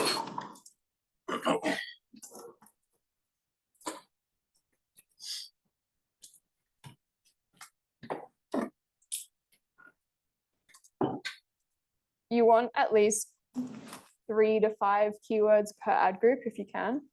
2 is okay. 1 is no go. With the monthly searches, is there something that's too low? Like 0 to 10 maybe, but honestly, like even then, I sometimes chuck them in. There's no harm. Yeah. You can have keywords that are like 0 to 10, but they're like exactly your business. So even if only one person clicks, they might be the right person. Yeah. And you'll have other keywords picking up the slack. So is there any that's too high? Yeah, high is good. This is what you do that thing you do with Meta, like let it rip thing. Different because you also pay. Well, let it rip. If you mean having no keywords, that means your ads wouldn't show ever. Okay. So it's actually the opposite. That's the most searched. Like Let It Rip would be having 50 keywords in one ad group, which I strongly don't recommend because it will be all over the place. Yeah. Sorry, I might miss this. What selection criteria are you using from the provided keyword? Ones that align with my business. And that's it. And I then find whatever ad group they fit under, and I put them under that one. The only To do with whether it's high competition. It doesn't really matter. No. Yeah.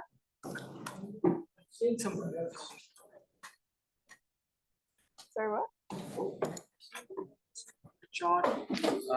Oh yeah, just scroll down past that. Does that give you the option? I think you like the area. Yeah, well, that's long back as much. Ballarat. That's good. Searching luxury. I reckon. For the most. Promo. Guess they just put that in and hope it's Yeah, storytelling. Let's do improve.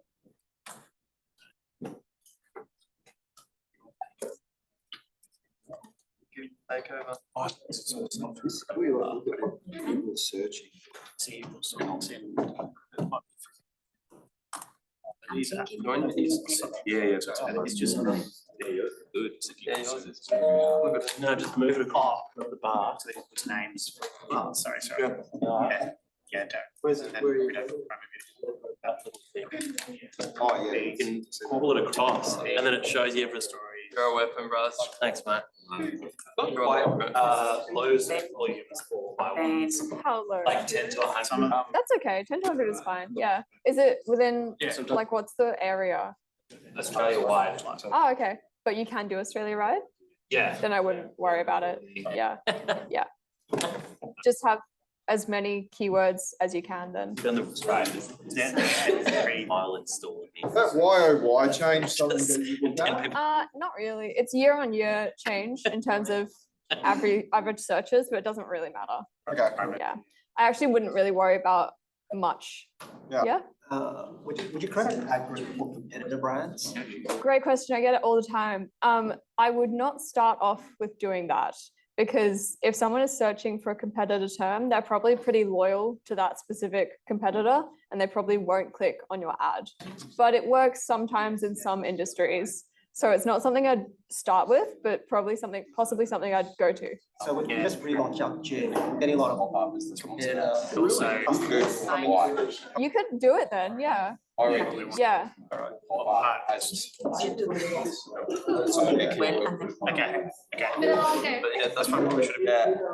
While you're doing this, start thinking about what kind of match type you want these to be, whether it's broad, phrase, or exact match. And if you want them to be broad match, just leave them as is. If you want them to be phrase match, you can add, hang on, let me zoom in. people searching for specifics. What about area? Yeah. You can add the double quotation marks on either side. So if I want garage fix to be phrase match, I'll add these speech marks on other side, and that will make it phrase match.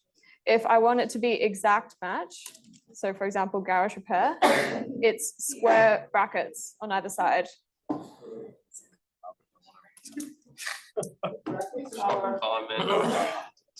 No brackets, broad match. Quotation marks, phrase match. And then the square brackets on either side is exact. This doesn't matter a whole lot because you can always change it and it's quite easy to change. But if you want to start out with it right, then. Quotation mark phrase match. Yes.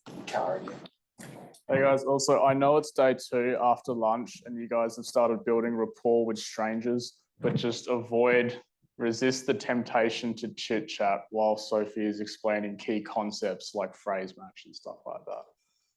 We've got like 3 more hours. Square marks is for exact. Yep. Quotation marks are for. Quotation is for phrase, and then just leaving it without anything is broad. Sophie. Yes. I'm just on the live stream, and mine removed It said my keywords were removed and won't be used for keyword ideas. Was I being too specific or too too small in my population search or something? What's your business? I'm a podiatry clinic. Oh yeah, so I don't think it will actually show examples if you're in the medical space or the childcare space. But you can still use them as keywords. So you can use them, but it's not going to show you the average monthly searches or give you suggestions just for like data privacy reasons. Oh, right. Okay. You just have to go with your heart and what you think people will type in to find you. Okay, cool. Thank you. No worries. Yeah. Sorry, I forgot about that. It's been a while since I've had a medical. The first one I found it with was childcare, and I was like, why can't I see like year 6 childcare? And it's like, oh, it makes sense that people have data protection about their kids. So Is there a workaround to look at, I suppose once it's running? Once it's running, yeah, you're fine. Yeah.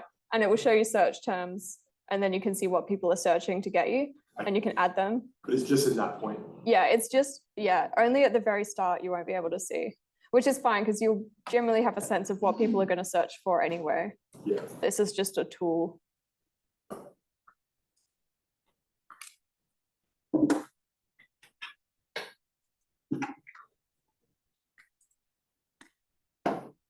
I'm a little wary of time. Does anyone not have at least 2 or 3 keywords per ad group idea? Only make like 1,000. You got, sorry? Got like 1,000 ad groups. Oh yeah. So I'm just plotting it on. Yeah, you can just pick like a couple to work on today and then add more in later if you want. Yeah, oh yeah. Okay, well I'm ready then. Sweet. Hey Sophie, all I've got mine, like when I put in everything for electrician, the only one that gets a lot of searches is just like electrician MA. All the rest get 0 to 100, 10 to 100. 10 to 100 is still like pretty decent. Like that's 100 searches that you could be capturing. Yeah, a month. Yeah. Like if you have a couple of those keywords or several of those keywords in, that multiplies it by however many of those keywords you have in. Okay. Right, okay. So I'd put them in anyway. Yeah, cool, thank you. And I'd just probably recommend you have them on broad match so you can capture as many of them as possible. No worries, thank you.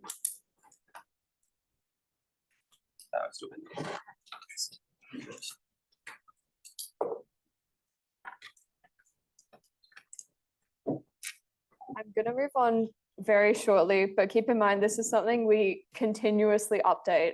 Like this is one of the things that we will look at pretty much every time I'm looking at a Google ad account. So it's very easy to change and add stuff in and remove stuff. So as long as you've got something to work with for the next step, don't worry about it too much.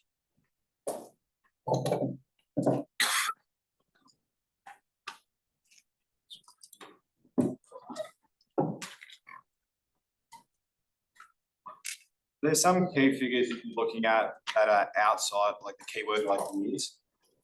Like answer this, but What sort of figures? you've got your average monthly searches and competition. Are you looking for a bit of an Easter egg in there that's low competition with high monthly searches? Is that sort of what we're achieve? Like I don't actually find it super useful or productive to look at those stats, because if you have to advertise for something or you want to advertise for something, you want to advertise for it. So as long as you've written a good ad and have a good landing page, that stuff doesn't actually matter all that much. Yeah. Yeah. Just ideas, I guess. Yeah. Yeah, cool. I never actually look at any of that. I just use it for generating ideas. Cool.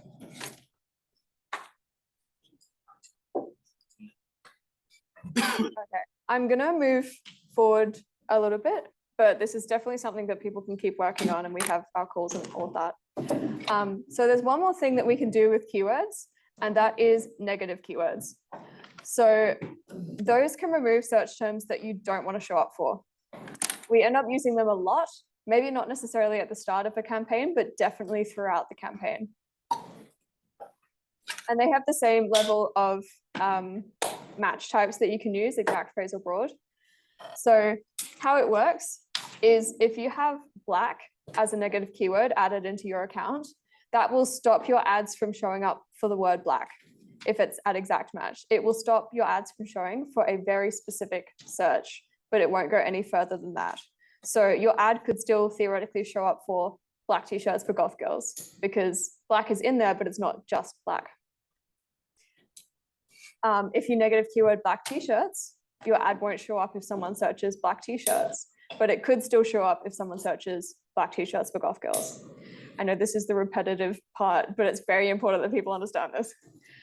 If you have a phrase match negative keyword, that will stop your ad from showing up for anything that has that specific word in that phrase, in any phrase. So if you phrase match negative keyword black, your ad won't show up for black t-shirts for goth girls because it's got that word black in it. Could still show up for t-shirts for goth girls because it doesn't have black. If you have a broad match negative keyword, don't do that. That's all I have to say on that. Common negative keyword themes that we would like start off an account with having. DIY, especially in the home service space, tends to be pretty annoying. It's like Bunnings Warehouse and stuff like that. Low cost, free, cheap. Educational jobs, so stuff like resumes, apprenticeships, trainee, TAFE, obviously with your industry next to it. So like electrician apprenticeship, I would start off with a negative keyword maybe. Porn, obvious, and negative sentiment. So like bad customer service, or yeah, if you think something's going to be a problem before you set the campaign live. So if you can think of now something that's immediately going to be a problem for your industry, whether that's DIYers or something like that, chuck that on your Google document. You don't have to. I find you can totally set a campaign up and get it running without any negative keywords, and then learn over time what people are searching and start adding negative keywords in later. So it's definitely not essential. But if there's something you know you need to get rid of now, you can do that. What do you think of the word, you said cheap, what do you think of the word affordable? I wouldn't necessarily exclude it because you don't really know what they think of as affordable unless you're like exclusively very high end.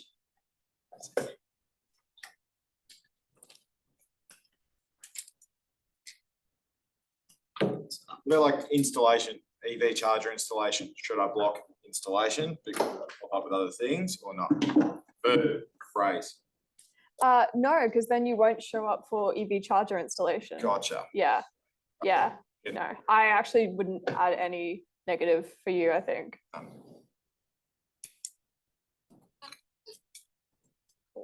I'm going to push forward because this is not super important. So this is what we're going to end up with. Our campaign, bundles of different keywords as ad groups, and then under those ad groups, ads. So we're going to set up our ad groups now, or maybe just one or two. We might not get through them all, but it's a repetitive process. And we're often doing it a lot of times over, even when the campaign is running. So I'm going to set one up now, and then we can get started and do them together. So I'm just heading back to the campaigns tab. So I'm hitting campaigns on the left, the campaigns drop down, and then the campaigns once again. And at the top, when you get to this step, just make sure you're in the campaign that you've just set up. So I know that I've just done garage door lead gen. So I'm working in that campaign, because if you don't, it'll be annoying. Then you can go down to ad groups on the left. So you can see that you're in the campaign that you just made and you're in the ad groups tab on the left. It'll say you don't have any enabled ad groups. So we're going to hit create ad group or this blue plus button. They do the same thing. I think I've got a pre-created one. It says ad group 1. Interesting. Is that normal? That too. Okay. I have that too. All right. All right. I'm the weird one, I guess. Okay. So it'll take you to this set up an ad group stage. First thing to do is to name the ad group. So pick whichever one that you want to start out by making. I'm going to make my repair one first because that's first on my page. So I'm just going to call this one repair. And then I can just copy and paste these keywords that I've written down here into this big box. All you have to do is separate them with an enter line and they'll be added in as different keywords. And this is where if you add the square brackets or the double quotation marks, it will make it phrase or exact. And it'll try to get you to change the keywords to broad match so it can do all the stuff behind the scenes and you don't have any control. So don't. Then hit save and continue. Ugh. If this actually happens to you, hit request an exception. I'm just going to delete the keywords because I can't request an exception because we're not actually a service-based business or home service business. All right, well.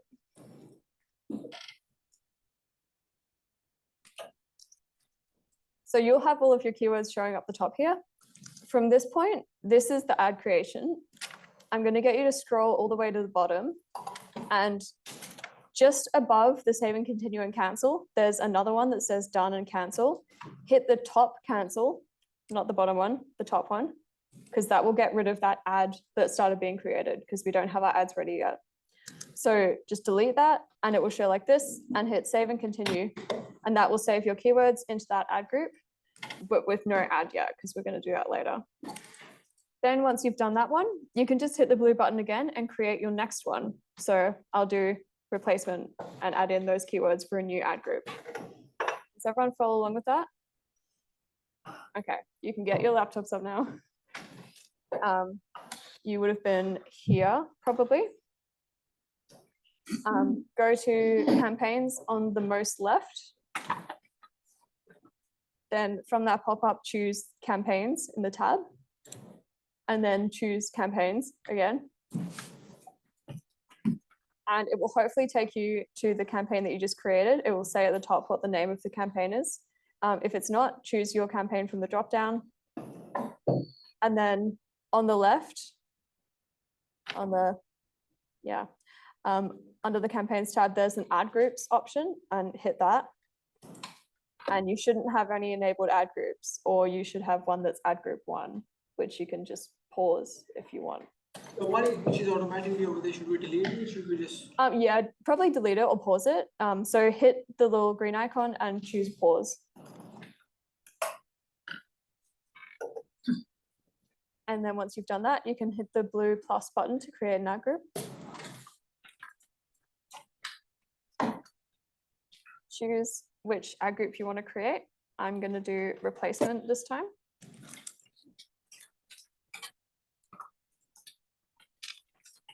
Make sure you name it so you'll remember it. And then copy and paste the keywords that you've written down for that ad group into the big text box and just separate them with a line break. Maybe I'll have this as a phrase match.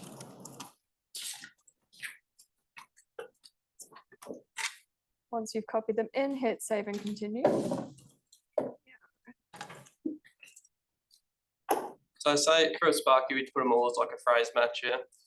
Maybe have like one as a broad match, just to like keep things open. If you feel really strongly about one, have that as the broad match. But what do you do? Oh, nothing on either side. Okay. Yeah, phrase match is the double quotes. Yeah, and then ones if it's like electrician would be to the point and non exact. Exact square brackets. Square brackets. Yeah.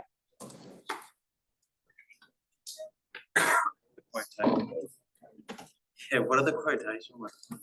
So it's a phrase. Phrase. So if it's anywhere in the phrase they search. Would it fixture? Yeah.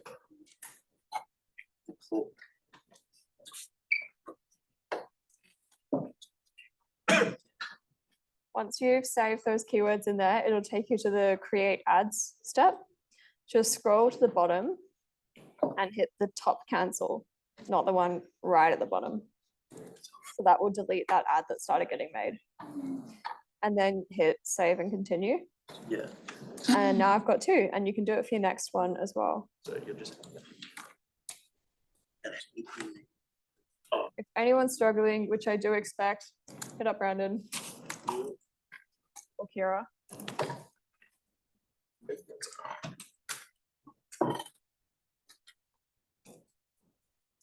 Yep.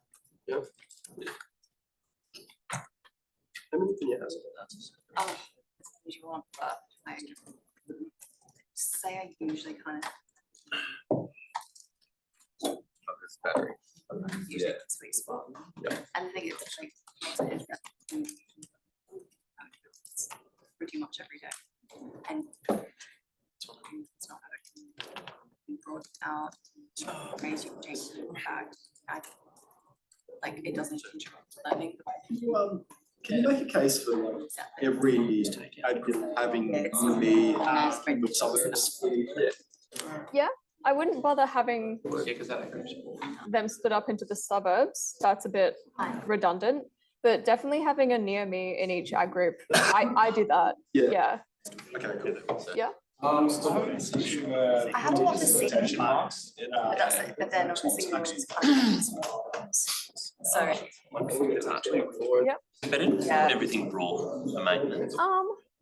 And just have negative keywords like DIY just to filter some of that out. You can definitely do that. Because if I'm exact, I'm sort of running things down. Yeah. You know, so like if I have like retail bathroom near me, Yeah. I have that exact, and it's just like retail vanity. Yeah. I'm not gonna. You can definitely like start it with broad match. Joseph starts all of his campaigns with everything broad match. And just let it run, and then Yeah. And then you filter through the search terms and see what people are searching. let it run for a bit, and then see what's going. Yeah. That's Okay. yeah, you can do that.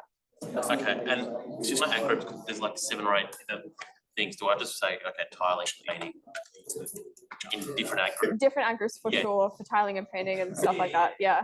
All right. Not yet. So that's a once it gets to the section, so you've actually got them there, then. Just leave it in there. And generic. Yeah, that's fine. Yeah, no. Is there a way to add keyboard save keywords? Oh yeah, totally. Yeah. Yeah. Let me show you. So if you click into the ad group, it'll show you all of the keywords that you've added, and then you just hit the blue button for add keywords. Okay. No worries. And if anyone has negative keywords, if you go down to the keywords tab on the left, it should show you everything you've got in there.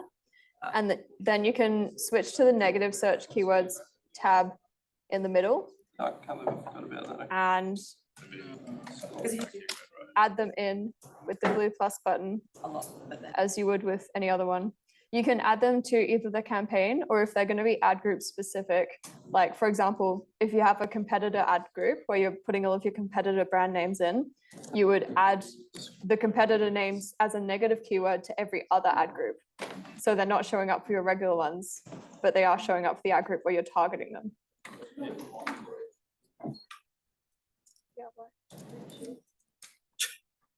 When was the last time you did Google?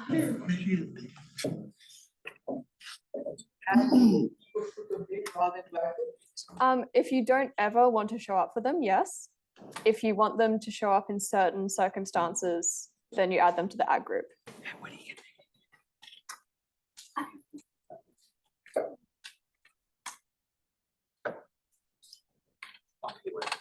It's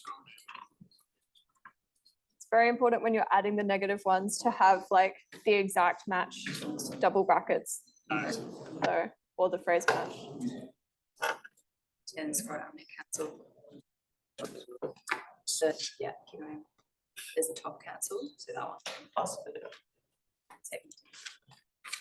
Campaign. And to go into DIY. and scroll to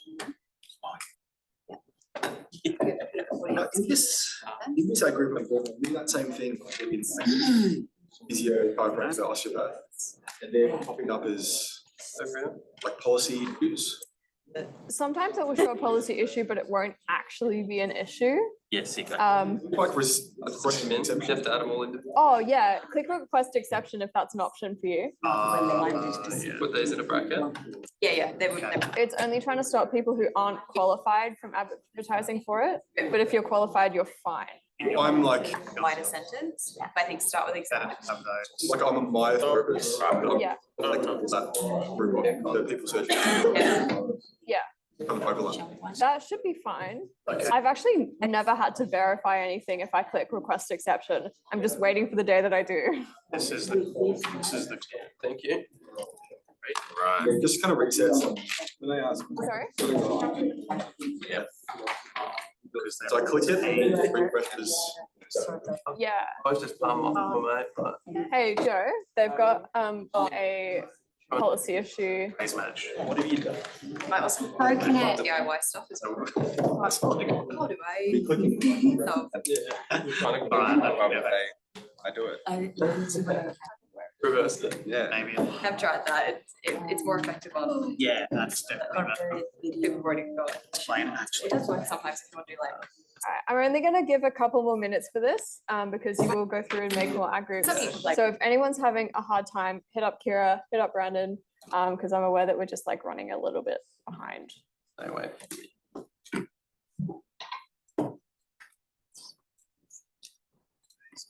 Sounds weird.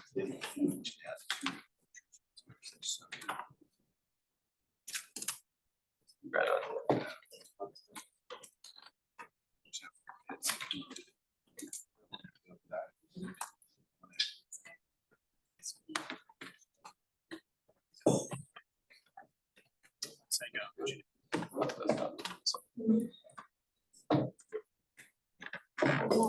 Yeah.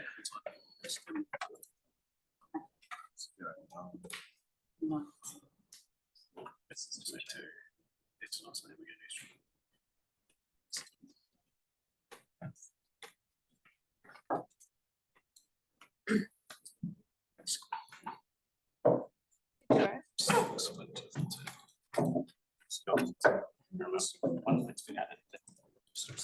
Yeah. What's the trick there? Okay, so. Yeah. But and then. Just won't work there. But yeah. I'm just gonna. Policy issues as well. Yeah. Which I might do. I might actually do that one. Seems pretty. Because people aren't just setting how to. The. Click. Get out of this. Just the Google Ads one.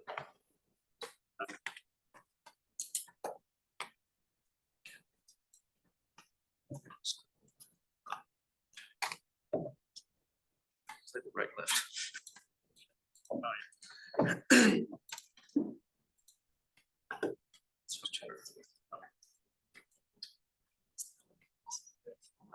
And send.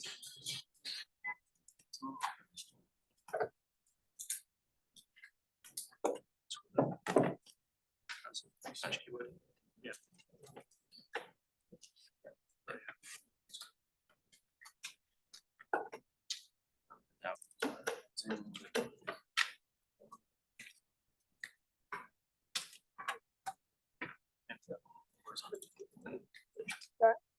Is this something I can keep going or are you nearly done? Or? Yes. Okay. Yes. Cool. So those the ad group explained. If you need any more assistance with that at any point, we're obviously free to talk about it, but I'm just going to keep pushing through the workshop material because there's quite a bit more to cover still. So after the ad groups, we've got the ads. So under each ad group, we'll have at least one ad, just like Meta. There are also these things called assets now, but I'll show you them. So we're creating responsive search ads. So the copy that we started writing yesterday in the copywriting section, that was for a responsive search ad. It's basically where you give Google a bunch of options of headlines and descriptions, and it shuffles them around and shows them to someone in a certain way. Obviously, we touched on this yesterday. We're going to do ad building round 2 now that we understand what ad groups and search intent is. So that H1 that I told you all to set aside, we'll talk about that first headline tomorrow. That is your search intent. So it's going to be based on whatever the intent of your ad group is. So for my garage door ad group, garage door installation ad group, it will be something like garage door installation, garage door install. For my repair one, it would be talking about garage door repair, just so the first thing that they see immediately lines up with what they've searched. So they see your ad and you're like, oh, that's just what I searched into Google, perfect. The headline in position 2 can still be a motivator. It can also be a value proposition. So something that you add to the business or something that sets you apart from other people. So that would be like free delivery, 5-year warranty, anything that sets you apart in your industry. or anything that's just worth mentioning can go in the headline 2. Headline 3 is still a call to action. The description 1, you can talk more about your value propositions, and then your description 2 can be a bit more red brain, talking about, you know, years of experience, just justifying yourself again. So we're going to build a couple of these. Ideally, we would want to build one for every ad group. We might not get quite enough time for that today, but it's a very formulaic process. So you should be able to repeat it again and again and again. That's what we always do. So your page will end up looking like this. I'll do it as well. But you'll have a couple of those headline 1s with the search intent, and then saying the search intent in a slightly different way. Headline 2s as value propositions or motivators, headline 3s as call to actions, and then D1 and D2 basically just justifying your business, talking about why you're great. Again, the headlines have a character limit of 30 characters, that includes spaces, and then the descriptions have a character limit of 90 characters. It's always shorter than you think. You'll get a sense of what it looks like eventually. So we're going to try and write a responsive search ad for each ad group, but even if you just get one down, that's great. We can build it in. So I'm going to go to my page. If you want to keep working on the one that you started yesterday, you can do that. Ultimately, you can like recycle the H2s, H3s, and often the D1s and D2s. The main thing that you need to change in the different ad groups is that headline in position 1, because that's really what changes between the ad groups is what they've actually searched for. But what sets your business apart kind of stays the same. So under my garage repair, I'm going to just put an H1, H2, H3, D1, and D2. So my H1 has to relate to the search intent of garage repair. So I guess I'll put garage door repair and garage repair near me. The H2, what sets me apart is 20+ years of experience, highly qualified team, rating, time.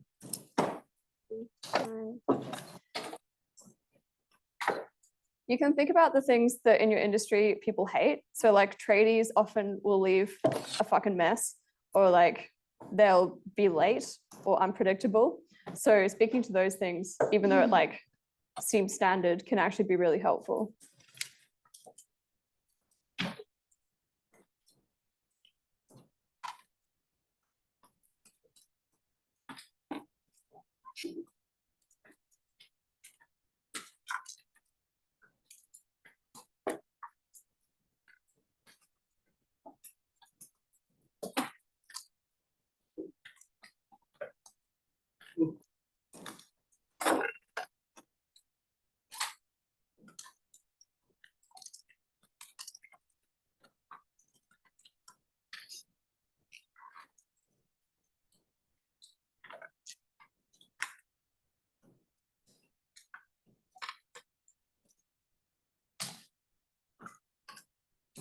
So I'll give you a couple of minutes to write just at least one of these with a couple of H1s, couple of H2s, couple of H3s, and at least one D1 and at least one D2.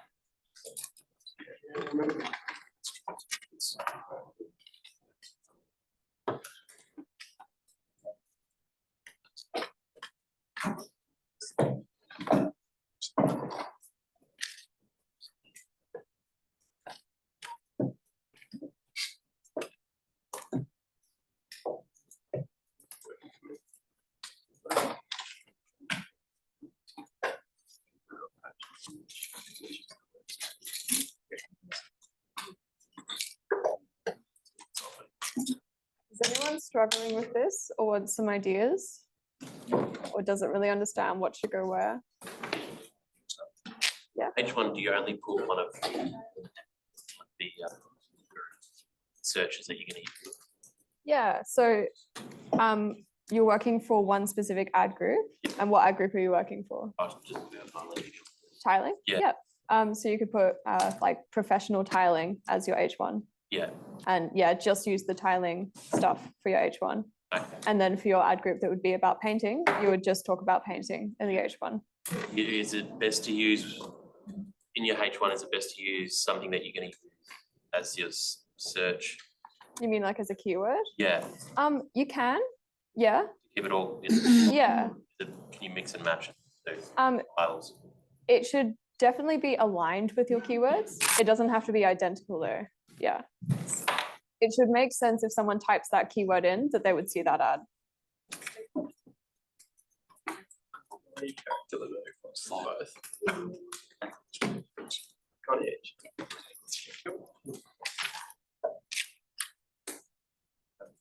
Okay. Who doesn't have one of these? Oh, awesome. Great. I am going to push forward then. We'll just plug the one in, or if you got another one, you can do that one too. But if everyone wants to watch for this portion again, because this is something that you will probably repeat a couple of times. So if you go to the ad groups section again, and you see all the ad groups that you've just made, probably 3, click on the ad group that you just wrote an ad for. So I did repair. So I'm going to click the repair ad group. And then on the left, click ads. And so you can see you're in the campaign you just made, you're in the ad group that you want to be in, but you don't have any enabled ads. So we're going to hit create ad, and we're creating a responsive search ad. So at the top, you've got the final URL. Plug in your landing page URL there.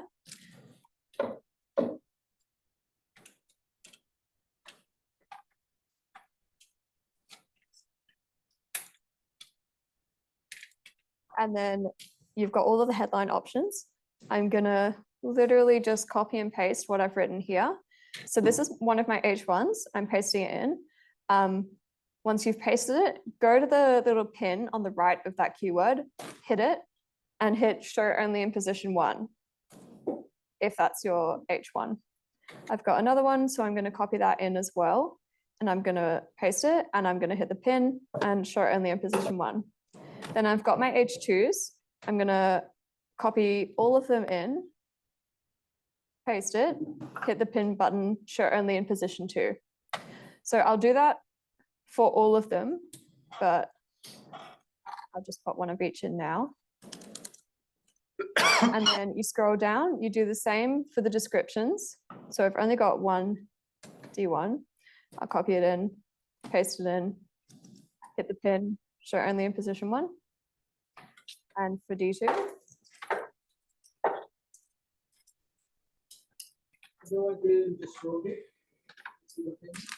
Yeah, if you don't pin it, they'll just show in any position, including like get a free quote as the first one. Yeah. You will notice it's going to show you an indication of ad strength at the top. Sorry, I forgot about this because I literally never look at it. It means nothing. Ad strength here is an indication of nothing. It just wants to have the most possible combinations and permutations that it can show to people just to stop like really bad advertisers from fucking up. But once you get actually pretty good, pinning is like a really effective way to tell people a certain story. It just doesn't want you to do it. So once you've got all of the copy that you've got in here copied into here, just scroll to the bottom. Don't worry about this stuff, the images and all the rest. I'll talk a little bit about that later. Just scroll right to the bottom and hit save ad. You can all get up your laptops and do that now.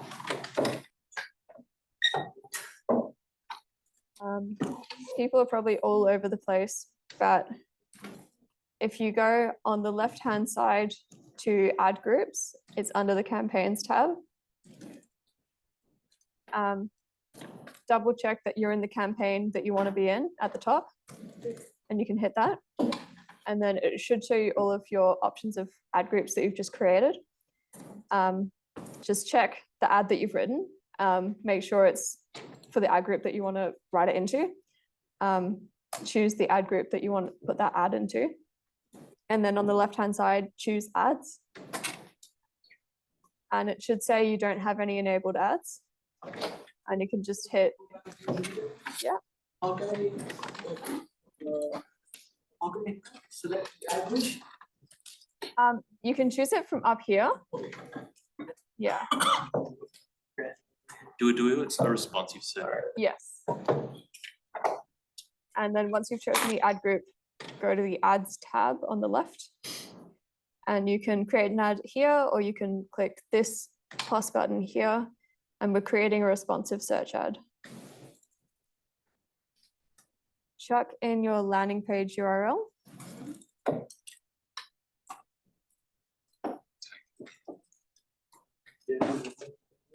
If you don't have a landing page URL, just chuck in any URL, because otherwise you won't be able to save it. But just make sure to go back and change it later, because this campaign is paused, so it's not going to run. I'll put it live there. When you add the URL, you need to select generate assets. No, don't ever do that. That's the AI thing. Yeah. Don't worry about it. Yeah. Like, I could explain a lot more, but I fear that would just get muddied in the things that you actually need to know.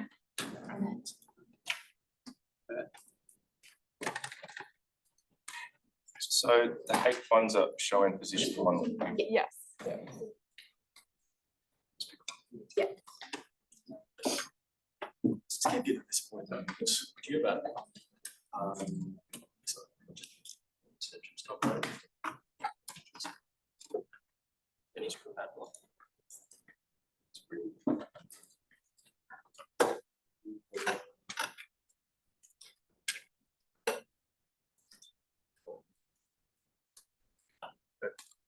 Yeah.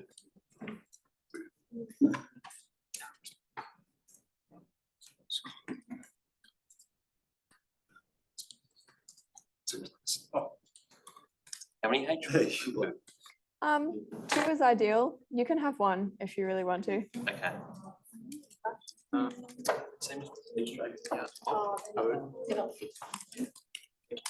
If you run out of space for the headlines, just click the plus headline thing. I promise you'll have more. Okay. You have up to 15. I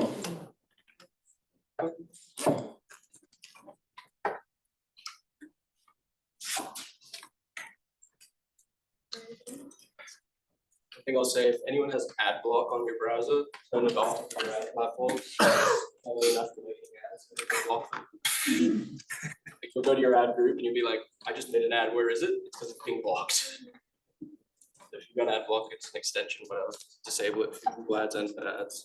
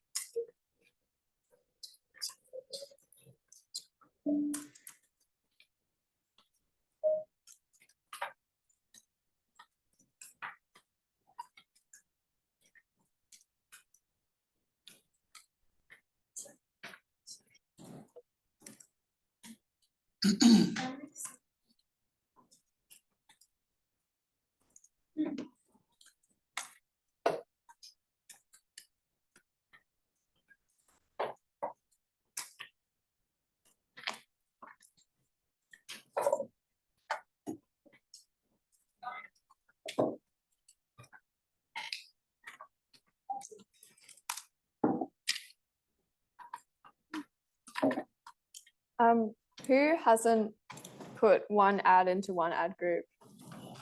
No worries. Are you having trouble, or are you just going through it? Oh no. So it's an internet thing? No, no. All right. Joe's walking with certainty. Yeah, How many D1s? 2 ideally, yeah, but you can have 1. Suppose you do. So I'm not, what's a D2? The other option? Sorry? It's a D2. You can get a bit more red brain with it, talk about your qualifications, your years of experience, just backing yourself up, really.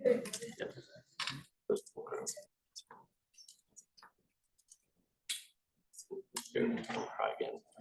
Joe is just helping someone in the room, but he'll be right back. Maybe mine open. Should we pin? Yes, ideally. So have 1 in position 1 and 1 in position 2. Business name, your name should match with your. Yeah, you shouldn't need to put a business name in. Is it making you do that, or no, just leave it then? Looks like it's this option. Yeah.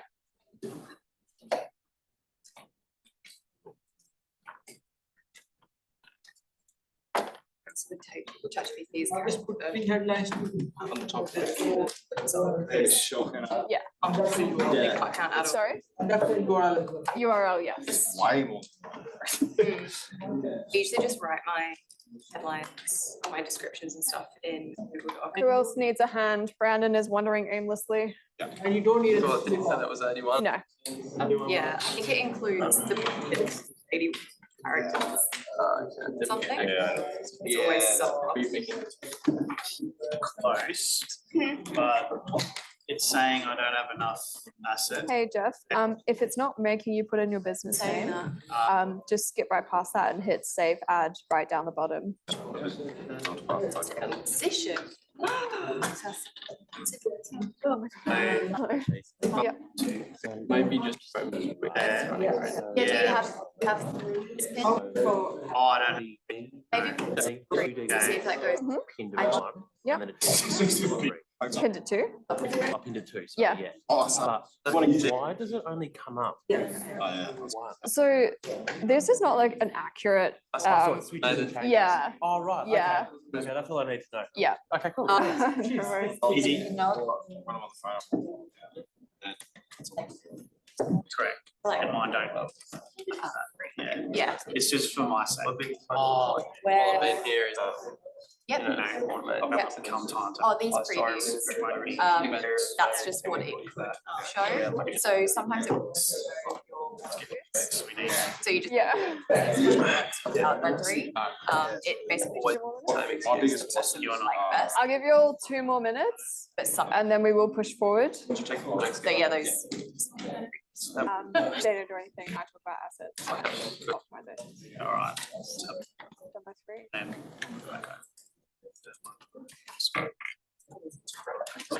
Two descriptions like this.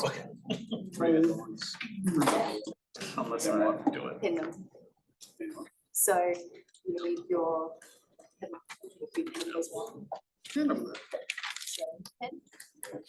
What about asset generation stuff? No, that's the AI stuff. All right. Yeah. But, That means it's. sorry, It also just glitched. the asset generation, then no go. Everyone's just like, every single software company, like, just taking price. AI is on everything. Like, Half-baked idea. Yeah. I don't need you to read my 2-sentence email for me. You want it to be a landing page? With the description, like, where we change it. Either in position 1 or position 2. Oh, it can be up. Oh yeah, sorry, yeah, it's down. And then you don't need to fill out anything below that, just hit save ad at the very bottom. Yep.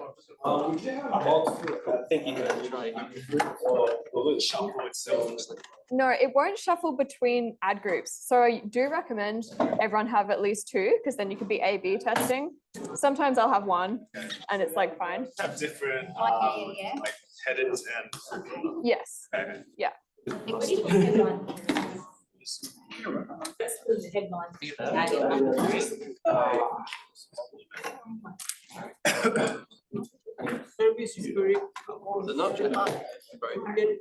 Yes, sometimes different ad group. Only 1 campaign. Yeah. Oh, just because so people think people don't check it. Okay.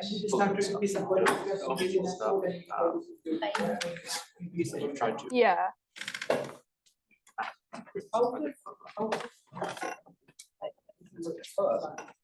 Oh, beautiful timing. It's going quiet. Did people find that hard, or have we mostly followed along? Yeah. Oh, thank you. No one ever thinks that. Sweet. Sorry, I'm going to push forward at this stage. That's the extent of what we're doing in terms of building the campaign for Google, because a lot of it is very repeatable and it's not really the best use of your time right now to build out everything. That's what the advisory calls and like repeating the structure is for. But we'll probably also have time at the end to go over anything you had struggles with. So one last thing about ad creation, which we're not going to do right now because it's not 100% necessary, but you can take a look at later if it interests you, is assets. They used to be called extensions. They're now assets, means nothing. That is this assets tab down on the left, and under it there is only one option, and it is assets. And if you click that, it gives you a bunch of different buttons of options of stuff that you can add to your RSAs, your responsive search ads. So you have stuff like image, business name, site link, call, stuff like that. I'm going to give you a quick preview of what that actually looks like.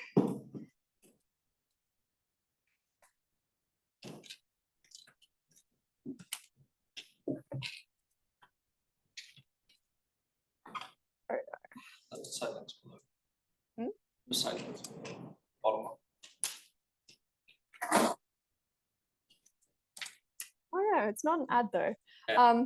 But yeah, site links, when you add them to an ad, look something like this. So they're additional links that people can visit on your website underneath the ad. The only one that we'd ever really recommend is one for reviews, because then people can skip straight to your reviews.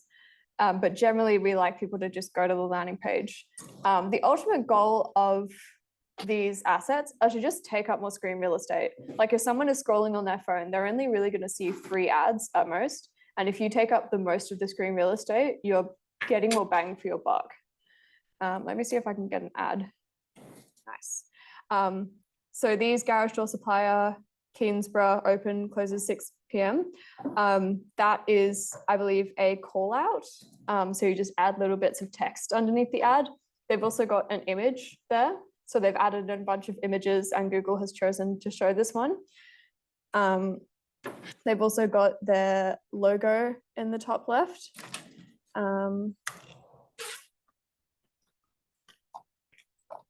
Yeah, this one also has site links. And if you add a call, you can add your phone number and it will show up as a link that people can click on and call. So the one that we recommend the most is the call. If you add your phone number in and then have it tracked as a conversion, so people can just have one click to call you. The other ones, and even that one, all optional. You can definitely run a campaign without them, but they're just useful to think about. All right, so that's most of the learning done. The last thing I'm going to go over for Google Ads before Brandon takes over and you're all a lot happier is optimizations. So we would usually take a break, but we're running a little behind. So I'll give you the rule of thumb metrics for Google, which are similar, but slightly different to Meta, because Meta is an interruptive platform. So you would expect fewer people to click on your ad because they're just scrolling. If someone is actively searching for your services, you want more of them to be clicking your ad because they've looked for you. That's why you want about a 5% click-through rate on Google, which is higher than what you'd expect on Meta. And in terms of conversion rate, 5%, again, same as Meta, because that's where your landing page is pretty good. Search impression share doesn't actually matter that much. I'm going to run through an optimization on a live account now, same one that we saw on the Meta side, and just give you a sense of what it will look like when it's up and running. it's gonna look a lot more intense than Meta did. I'll flag that now. But again, it will make way more sense to you if you've got your own ads running. And obviously we'll be there to help you out too.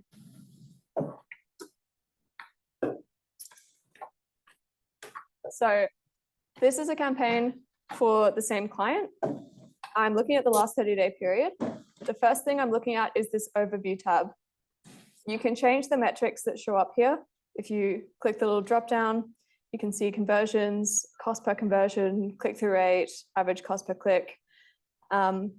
Conversions and cost per conversion are the two key ones, as you probably know.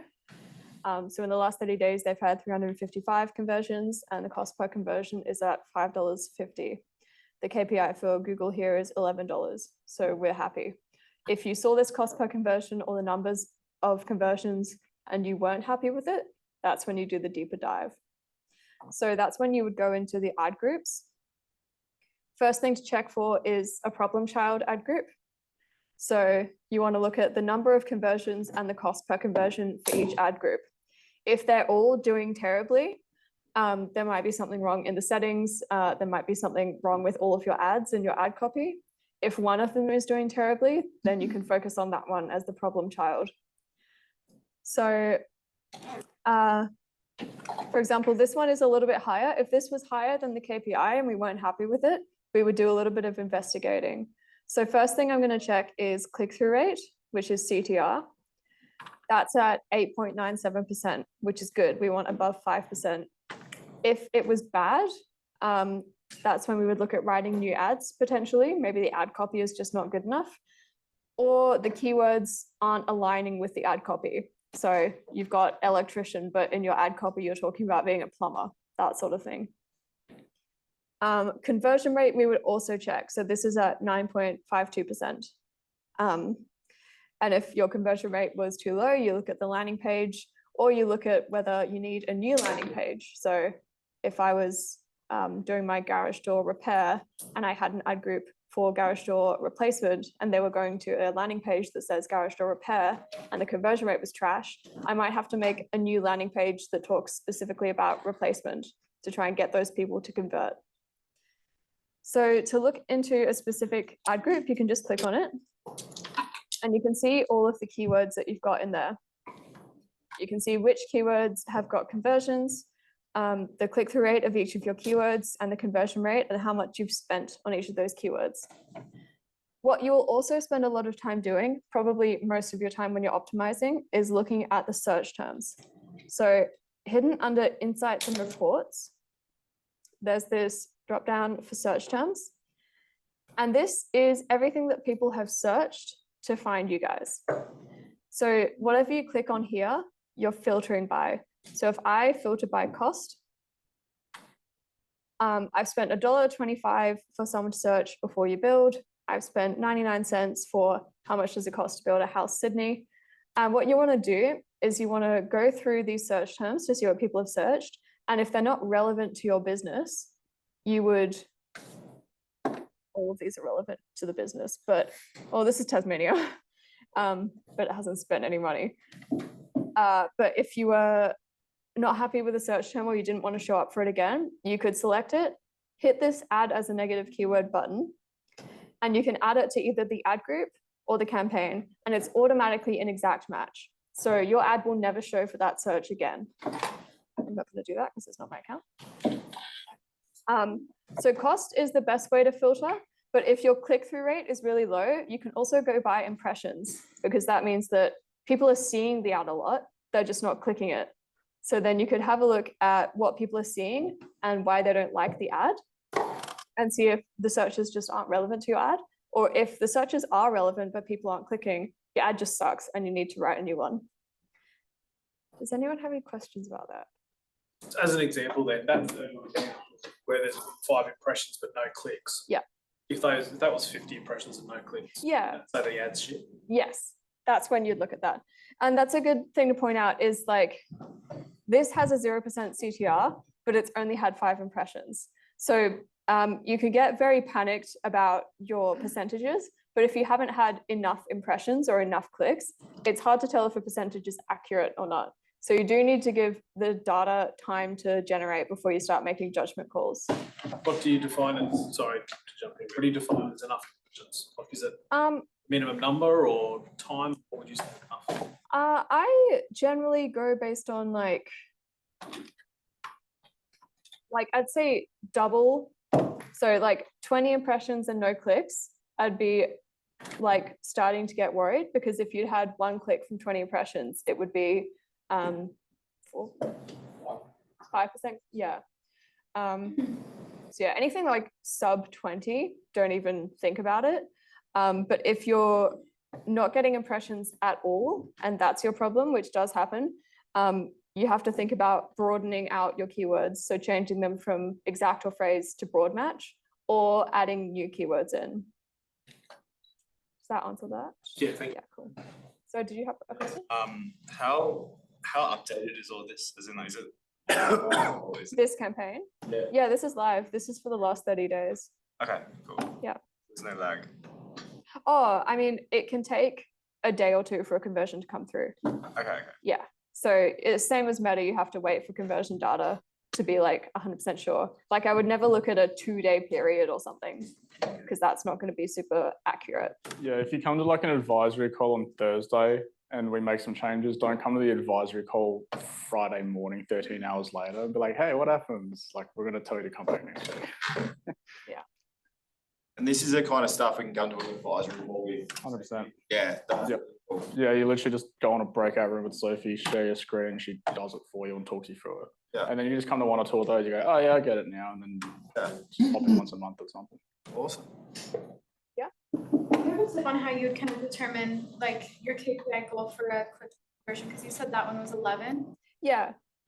So if you work backwards from how much money you get from a customer, how many of your customers, or like what percentage of people who book with you show up to the call, and then what percentage of people who become a lead book with you, and then what percentage of people who click on your ad become a lead. So you've got to take a few steps backward and do those percentages. That's how we get. Yeah. Okay. Hey, is there any issues with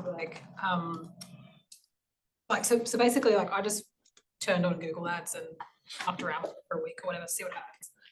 But my search terms are really niche, so there's not a lot of search traffic. So it's telling me that it's like $15 per click or something. Just to like, are there, and clearly that's an issue, but it's like people are clicking on it, convert, and I'm working with really small data. Yeah. But it's like I don't want to be paying. Yeah, high CPCs can be an issue. A couple of ways around it is having more broad match keywords can have lower cost per clicks. Also finding different ways to speak to what you're saying. So I have like electrician near me is a keyword that a lot of people bid on, which is why you do ones like lighting installation or aircon service, because those are slightly different ways that a lot of advertisers aren't necessarily bidding on those same keywords, because that's what drives the cost per click up, is that lots of people are trying to show up for that one keyword, especially if it's not got a lot of search volume. And what about like your daily budget? Like, does that factor in? Like if you had a higher, if like, so let's say you had a $50 daily budget, let's just say, but your search volume is really low. And only 10 people are searching your like Google won't spend your budget if it can't. So yeah, if there just aren't enough people clicking because you only pay per click, Google won't spend the budget. But if people are searching for it, if you've got a high budget and really low search volume, and this is like a bit more technical and won't apply to most people, but you kind of start scraping the bottom of the barrel in terms of what your ad will show up for. Like Google will start off by showing your ad to people who are likely to respond to it.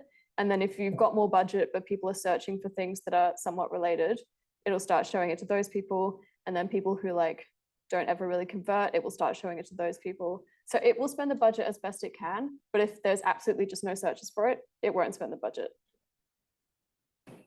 So no cost, there's no impressions, essentially. No cost if there's no clicks. So yeah. That's like, and then hence why we're working on the quality of that conversion on the landing. Yeah. Yeah, cool.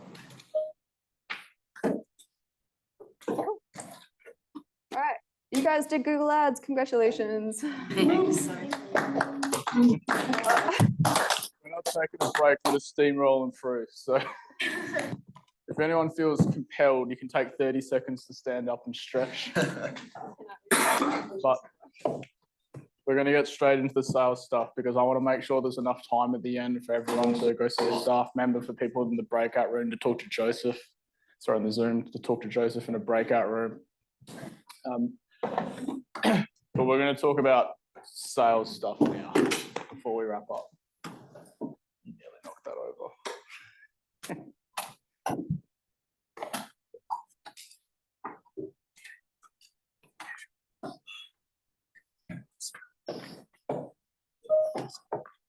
Everyone shut your laptops because I want you to pay attention.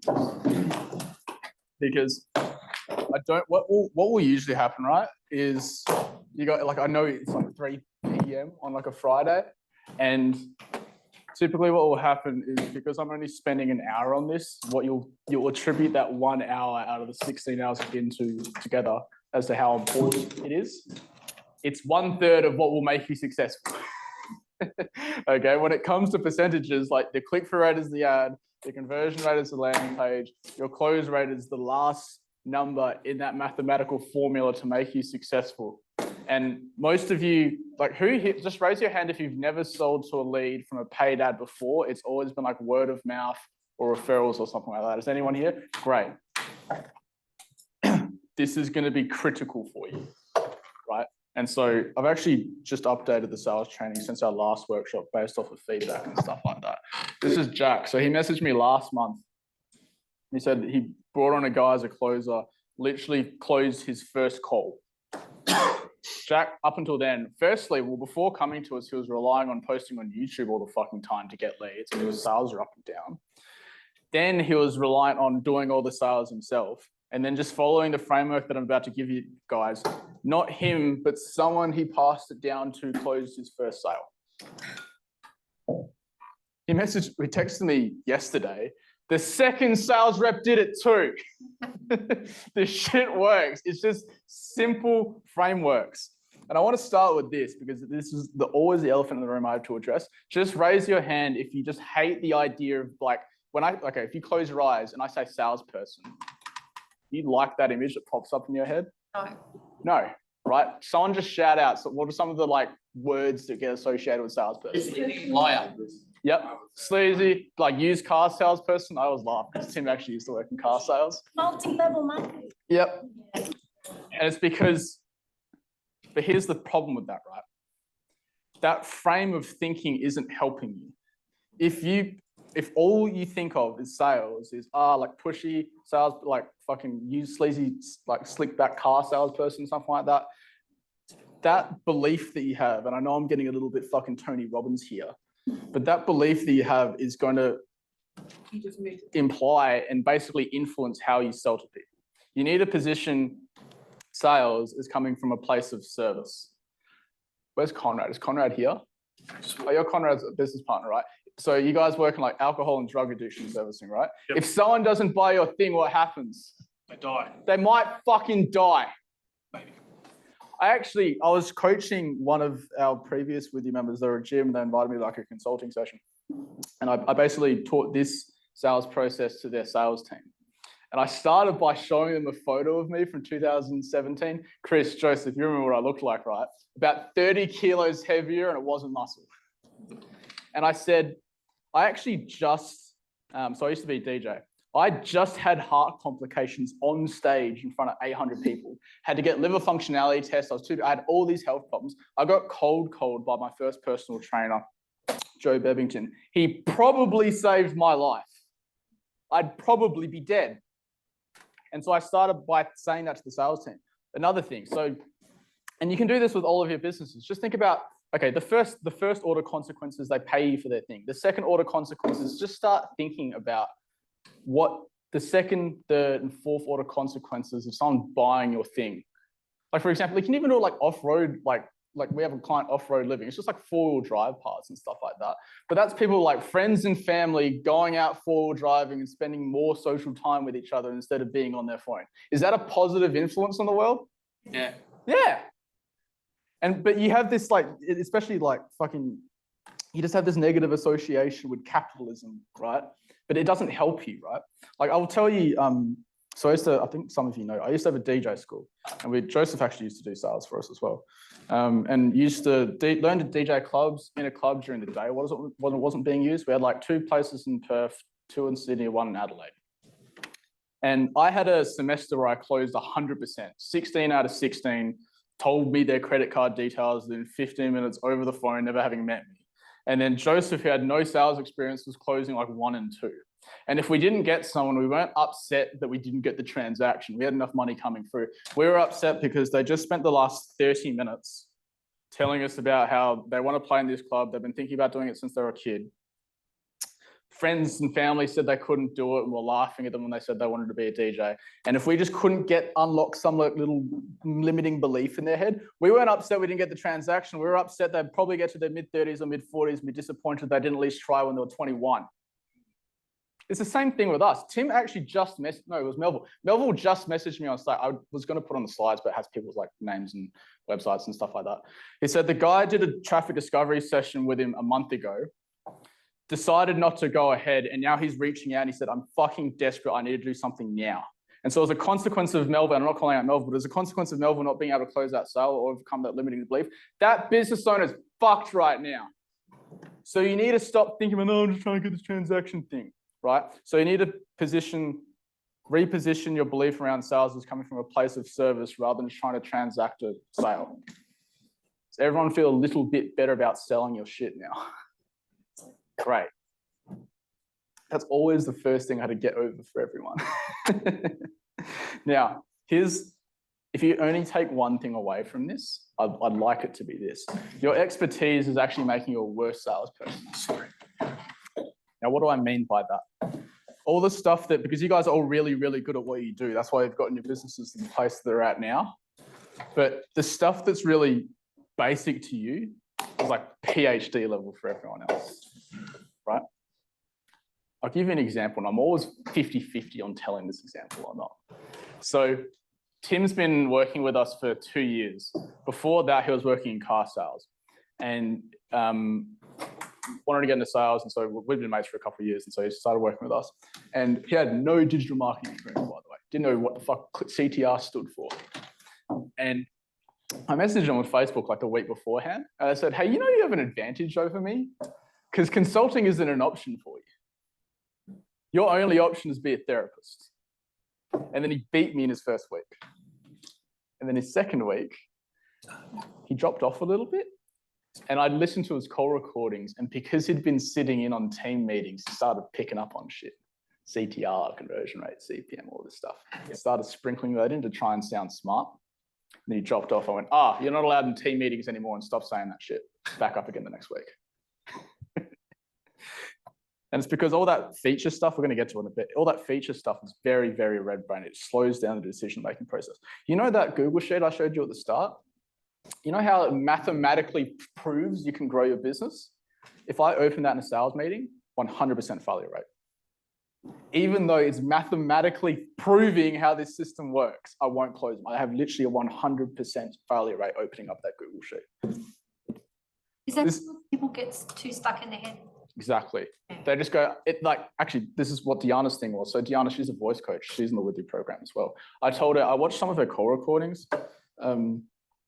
And I went, it's really hard for her because she's a teacher as well. So her default reaction is they say a problem, she teaches the solution. But she would so she's a voice coach, she teaches people how to just present better. And when someone would say something like, I'm in a conference and I babble up and I freeze and I and I forget what I just said. Does everyone know the Human Lab podcast? Yeah.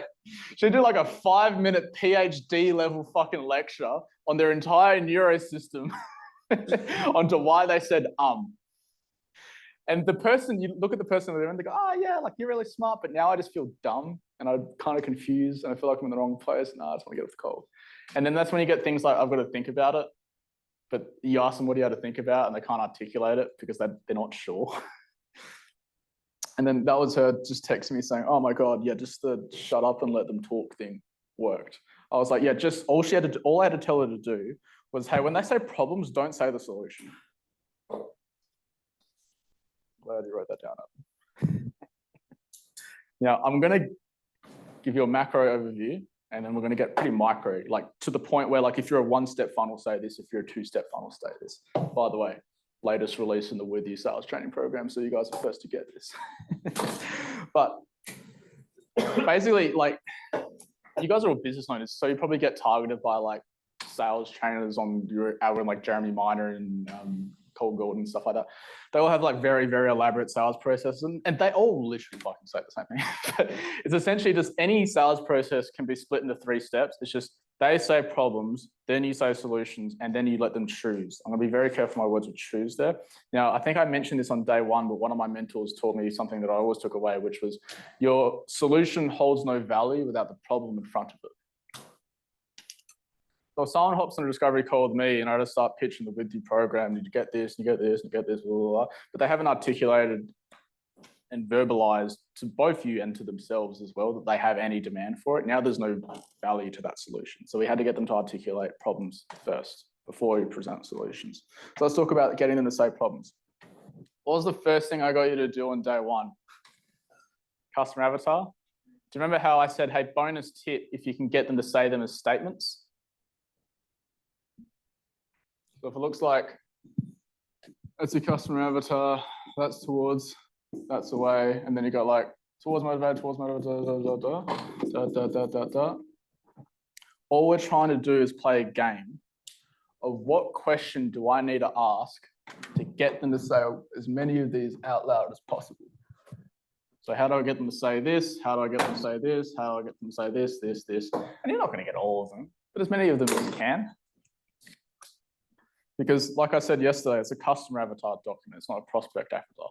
So if they say these things, they've labeled themselves with all the attributes of a customer, right? And if they don't say those things, great news. Don't sell them the thing, because that's unethical. We have a few people that come through the program where we're like, or at least come through the traffic discovery session, like, yeah, not a good fit.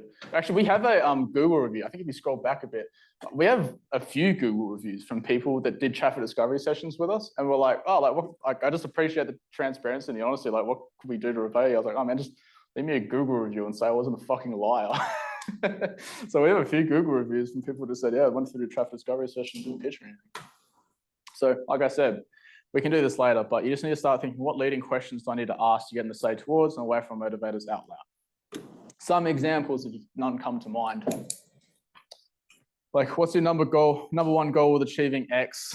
What else have you tried in the past? Where else is this affecting you in the business? How long has it been like this? Why is it important now? There's a few here. By the way, you guys will get these slides later, so don't panic if be sure to take photos. The other thing as well, so I don't think I have a slide for this, do I? No, I don't. Me and Tim and Melville called them, and we learned it from Peter Lackbridge, called CBQs and TBQs. So CBQs are clarifying based questions.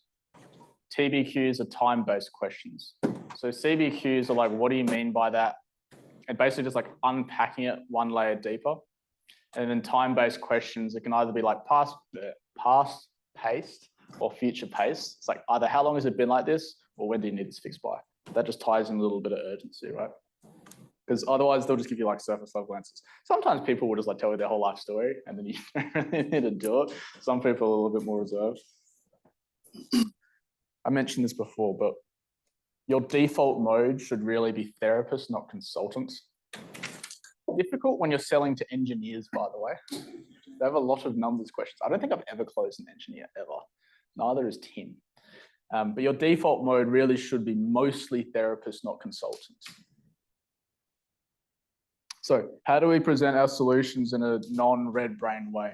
We essentially, like, I learned green brain sandwich, right? So you start and end on emotion. So what that looks like is a 3-step process. How they feel now, the thing that you'll do to fix it, and then how they'll feel afterwards. For example, I always do it with Sophie's energy drinks. So Sophie, what were you drinking this morning? I had a Bang and a V. Cool. So like a Bang energy drink, right? So if you follow, or a V, you didn't like the Bang energy drink. It was. Yeah, okay, cool. So what that might sound like is, Sophie, one of the things you said to me this morning was you didn't sleep very well last night. You're presenting most of today, and you're a little bit like it's a big workshop, and so you really want to perform. And so what we have is this sugar-free V energy drink. The sugar-free means that you're not going to crash later, and there's 120 milligrams of caffeine, so it'll really perk up your attention for the 6 hours you had to present. Is that the kind of solution that you're looking for? Hell yeah. Oh yeah, brother. Someone give me like a random fucking thing. What's one of your things? Someone just fucking yell it out, please. Forklift hire. Forklift hire. So what's one of the main motivators from getting forklifts? Is it just the speed of being able to get access to the forklift? Yeah. Yeah, cool. So one of the things you mentioned to me in the past was that when you worked with other previous providers, there was a lot of stress, like took too long to respond to emails, the quote came in late, you had projects and deadlines to meet. And so what we actually do is we actually do a same day quote. It can actually be shipped out the next day so that you just don't have to stress about where your next forklift's coming from and the project manager's on your fucking ass because you're behind deadlines. Is that the kind of thing that you're looking for? And so the main things there are you were stressed about your forklift not arriving on time before. So we do this thing to fix it so that you feel relieved instead of stressed instead. Does that basic kind of framework make sense for everyone? Fantastic. Done that. All right. Now, when you present your solution, you can either do it in one of two ways. So there's like the customized way, which verbally sounds like you said this, or some variation of that. But there's pre-packaged, which is like we heard feedback. For example, the customized one might be, let's say, for example, you're custom tailoring like a personal training program or something like that, right? So this, one of the things you mentioned earlier was really important to you was you have a really active social life. You have lots of dinners, you have lots of lunches and like cocktails with friends and stuff like that. And so what we actually do is we tailor your meal plan so that we actually account for those weekends out. We just take away a few calories during the week. And what that means for you is you can still lose weight whilst you're still enjoying your friends and family on the weekend, and you don't need to like just not see them for 3 months, right? And so you said this was important to you, so we do this thing, and the outcome is that. That's just, everything's just in 3 steps, right? Done that. Feedback story arc.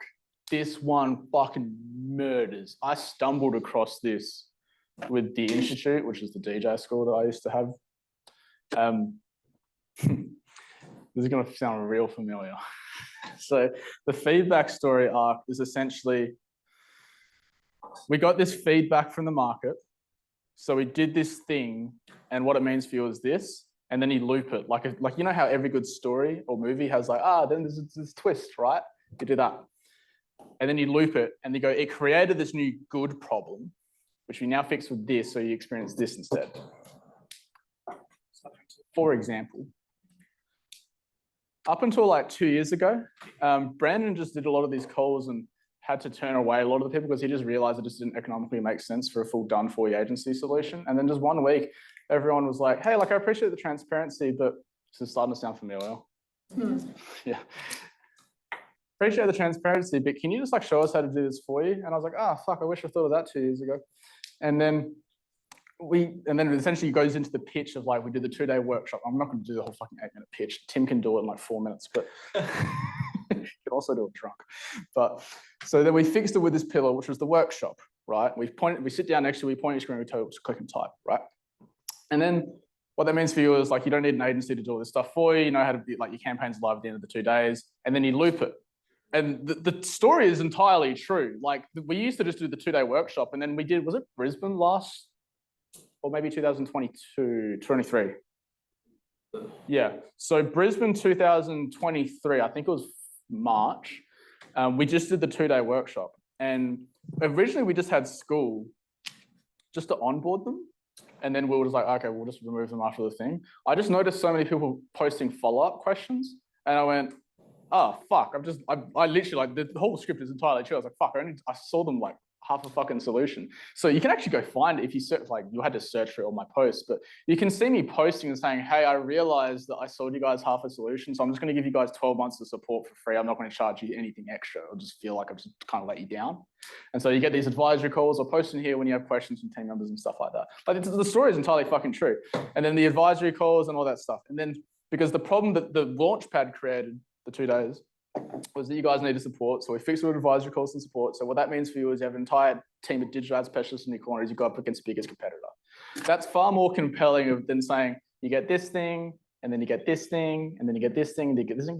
Because also, story is a remarkably green brain way to sell anything.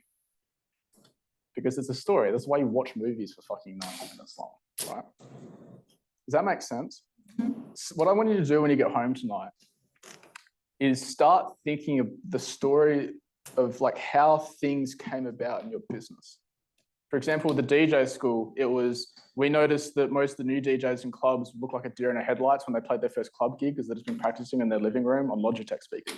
So we teach you in actual nightclubs on the sound system with the decks in the dark. And the next problem with creators, I know how to DJ, but I don't know how to get gigs. So I interviewed like the 30 biggest local DJs in Perth and asked them how they got gigs, and we made that the booking accelerator. So go home tonight and think about, because you're like, we get feedback from so many fucking different points. You're going to get a feedback form after this. How did certain things come about? And then this feedback story arc, which is what me and Tim call it, is like the easiest way to just explain them. Cool. Now, choosing. I learned most, like 90% of what I know about sales from Peter Lakovich. And his dad taught him this, and he taught me. His dad sadly passed, I think, a year or so ago. But he was working his dad's deli. It was in Perth, Mount Lawley on Beaufort Street. And he said, hey son, when someone buys a pie, don't ask if they want sauce or not. Ask if they want 1 or 2 sauces. So brain isn't thinking yes or no, it's thinking yes or yes. So does anyone want to, remember I mentioned Santi on day 1 in the like testimonials? I said I changed 1 line in his sales script and he closed the next sale at a 25% higher price. Do you want to know what it was? So all I got him to do was, I got a sales rep, it was $1,300. I go, make it $2,000. Also, this is going to sound familiar. I went, hey, so you sound like a great fit for the, what's this school called? Fetty DJ school. Enrollment comes to $2,000, but when it comes to dealing with the dollars and cents, we've got 2 options. If you've just got the cash ready, want to knock it out in one go, we'll give you a 10% discount. It's down to $1,800. I can see you laughing. Alternatively, if it's easy to you can just put down a 50% deposit and then break it up over 10 weekly installments for $100. Of the 2, what do you lean towards, A or B? And then they go, oh, I'll probably just do the first one. First one, is it? Yeah, first one. Cool. I'm gonna get to actual very specific scripts in a moment. So you can do it with payment. So it could be payment terms, like either incentive to pay up front, or like you got some of you do like monthly installments and stuff like that. Alternatively, you can do it with the product, which is basically the same thing, but like either we've got this thing or we got this thing, of the 2, what do you lean towards, A or B? Can I just say, I started doing this with my son with his toothbrush. We've got 2 toothbrushes and 2 toothpastes. Yeah. And it works. Yeah, I was actually reading, what was the book I posted in my book club post on school? It's called The Ellipsis Manual. It's written by Chase Hughes. It's like, so he used to work for the CIA, literally running PSYOP campaigns. Scary dude. But he talks about, is it called illusion of choice? I think. But he says like, yeah, any parent will know this. It's like, you can either shower now, brush your teeth, you know, like stuff like that. Cool. Now, up until this workshop, that was all this kind of sales training that you got. But I started realizing that was all very macro level. Just the more I can hold your guys' hand and, you know, that fucking pot of gold that I was trying to drag over from Perth. So I've given you guys frameworks as well, so you can just follow along. If you're a 1-step funnel, or you're a 2-step funnel, but someone's done step 1, but not step 2, you can follow what I've devised as the MINT framework. So MINT stands for memory anchor, identify motivation, the next step, and then this or that. Clever acronym, right? So memory anchor. People fucking browse the internet so often, they just forget shit. Everyone has TikTok brain now. So you need to remind them when they opted in for it, when they completed the form, and where they came from. So for example, I won't say, hey, it's Brandon from where you're just receiving, just responding to your inquiry. They're like, fucking who from what? Fuck off. And then they'll just yell at me more than the people in my comments do. So what I would do instead, oh, by the way, we don't actually cold call people, but sometimes I'm bored and I'm a bit of a psychopath and I just like playing games. So I might say something like, hey, it's Brandon from where you're here. You opted in for the With You program. I see you just clicked an Instagram ad for me where I was just like, I was probably swearing you on Instagram. Does that ring a bell? And everyone's like, oh, yeah, the guy. Fun fact, if in high level, if you put in URL parameters, you can actually see which ad they clicked. So I can see like what motivator they clicked. Pro tip. little bit advanced, but you can still. Then identify motivation. So just get them to, because you've interrupted their day because you're a one-step funnel or you're a two-step funnel, but they've only done step one, so this is unexpected. Just get them to say one of these out, one of the towards or away from motivators out loud, explore it a little bit. Like this whole thing should be less than like 7 minutes, right? So yeah, just the ad was about this, but kind of just tell me a little bit about your story, scenario, and situation. Like what motivated you to click the ad? And they're like, oh, just, you know, I've got this kind of business, and then just do the CBQ, TBQ, right? Now, we're not trying to sell them on this call, because if you're a one-step funnel, typically like 90% of the time, you're trying to book like a call out or a visit, or maybe actually book in the discovery session or something like that. So we just got to explain the next step in relation to the motivator that they said. So let's say, for example, what would be a one-step funnel?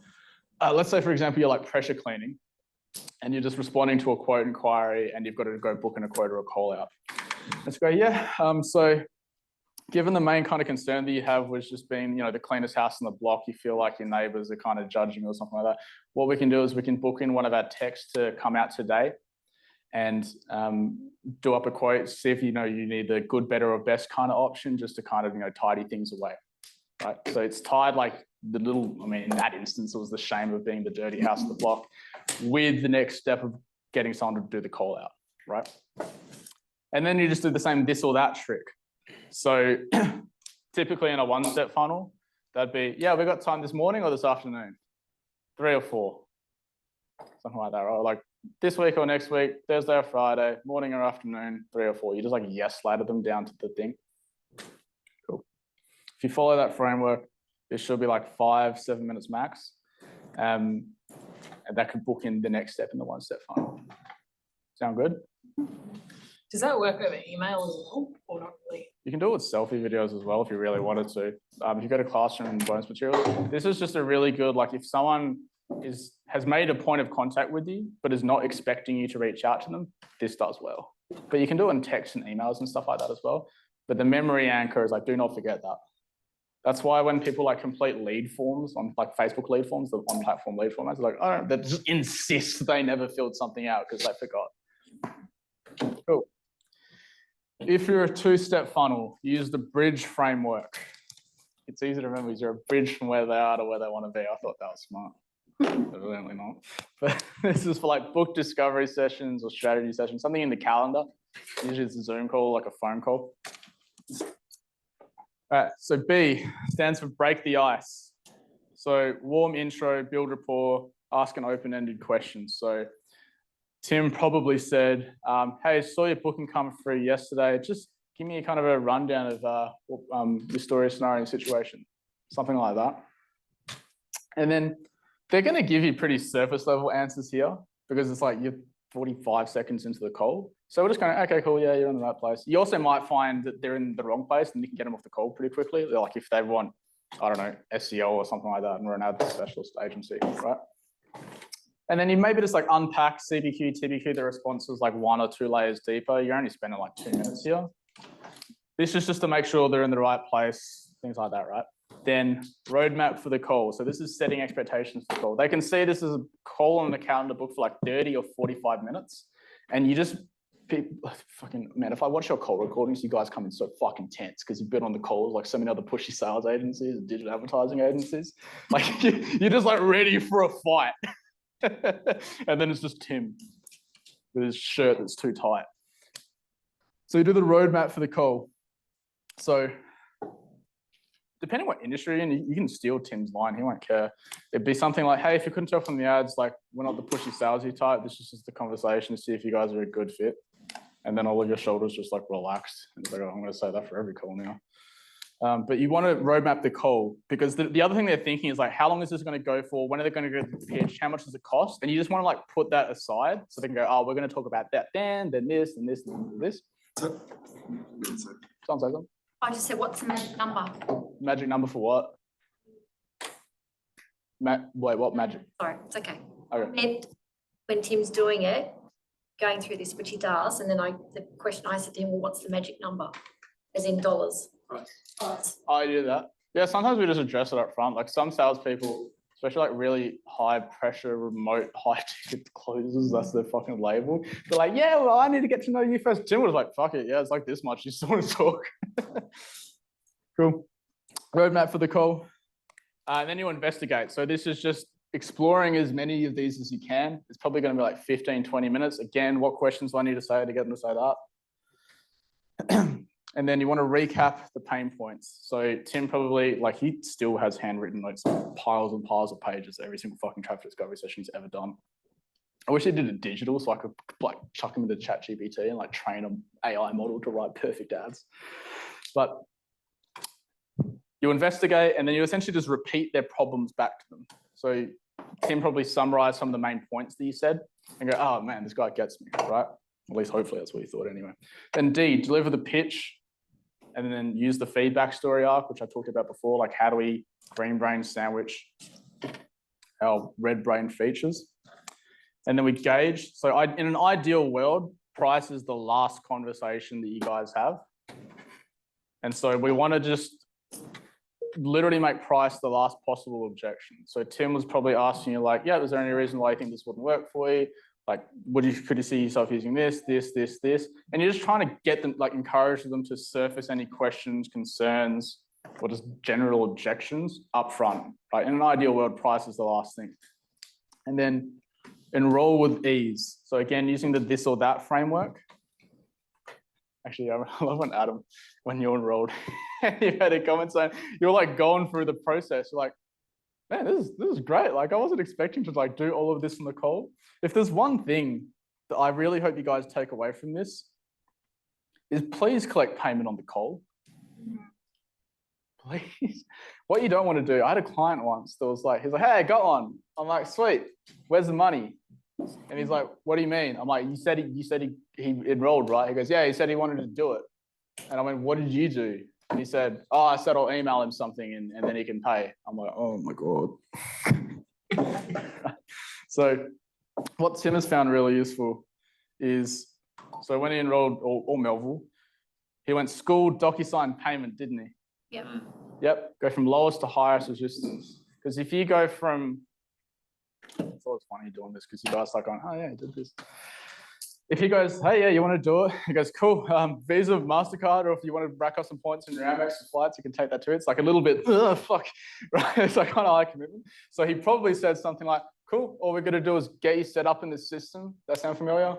Cool, all we're going to do is get you set up in the system. That email you booked that with, is that good to invite you to school? And then it invites you to school, and that's the give before the get.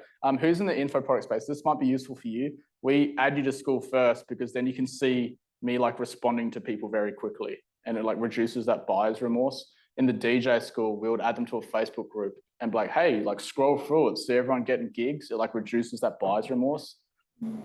Super helpful. And then you do the DocuSign. The reason he also does that first, or another reason he does that first, is sometimes he might have misheard the price slightly. I thought he said 1,500 or something like that. So at least then it's like in writing, and then you just like, it's just a page, and then you just like electronically sign it.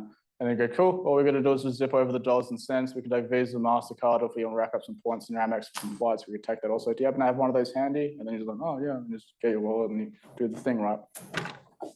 Avoid like having to like, don't fucking send proposals, I swear to God. Like because what happens when they get proposals is they just like if someone asks us for a proposal, we just straight up don't send one.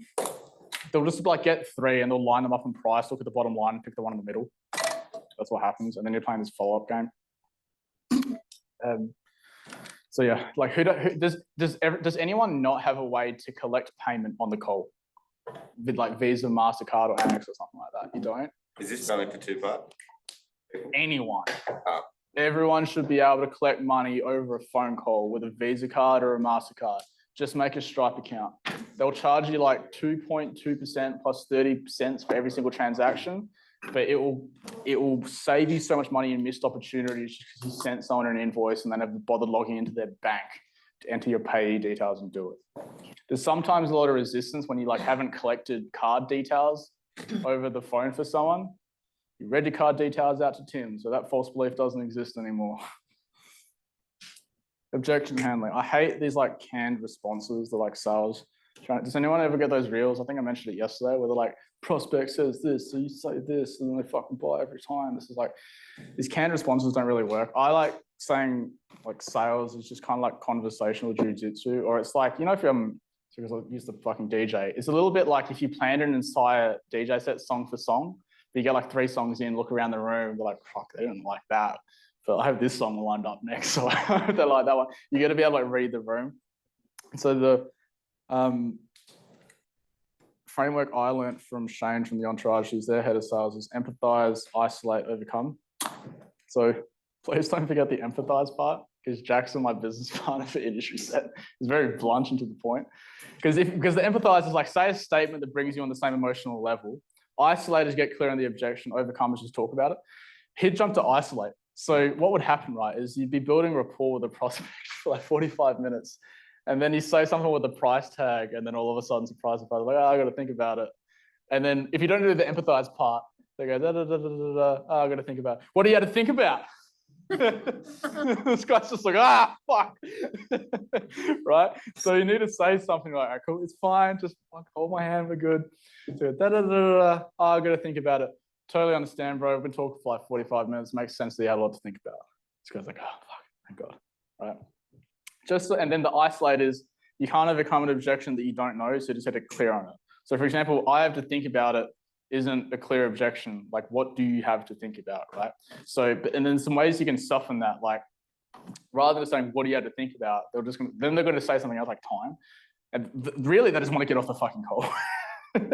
So what I like doing, I don't know how Tim handles it, you probably did it, some of you, but what I like doing is, yeah, totally understand. When you do go away to sit down and have a think about it, I know you're not going and sitting in your armchair, by the way, going, I'm going to think about this fucking thing. You just don't want to talk to me. So I go, cool. When you do go away and have a think about it, what are the main things kind of going to be going through your mind? And so now they're a little bit relaxed, but they also just say it out loud and we can just address it then, right? Some other things as well. And then the overcome is just like talking through the objection or whatever the false belief is. Maybe you had to show them some testimonials, whatever, right? Now, Tim and Melville are very clear. I don't expect transactions on first calls, and I don't like pushy salespeople. I've had one in the past. I had a fucking firing. It was for a different company. It was like super pushy. It's just not on brand for us. And I just have a weird feeling about it. And then sometimes the best next step is just like, they literally just need some time to think about it. And you just want to schedule an expected time to talk to them next. So that's just a follow-up, right? But it's not next week. People don't need a fucking week to think about something. So what that might be is, yeah, cool. Like, how long do you reckon you need to think about it? They might just say, probably tonight.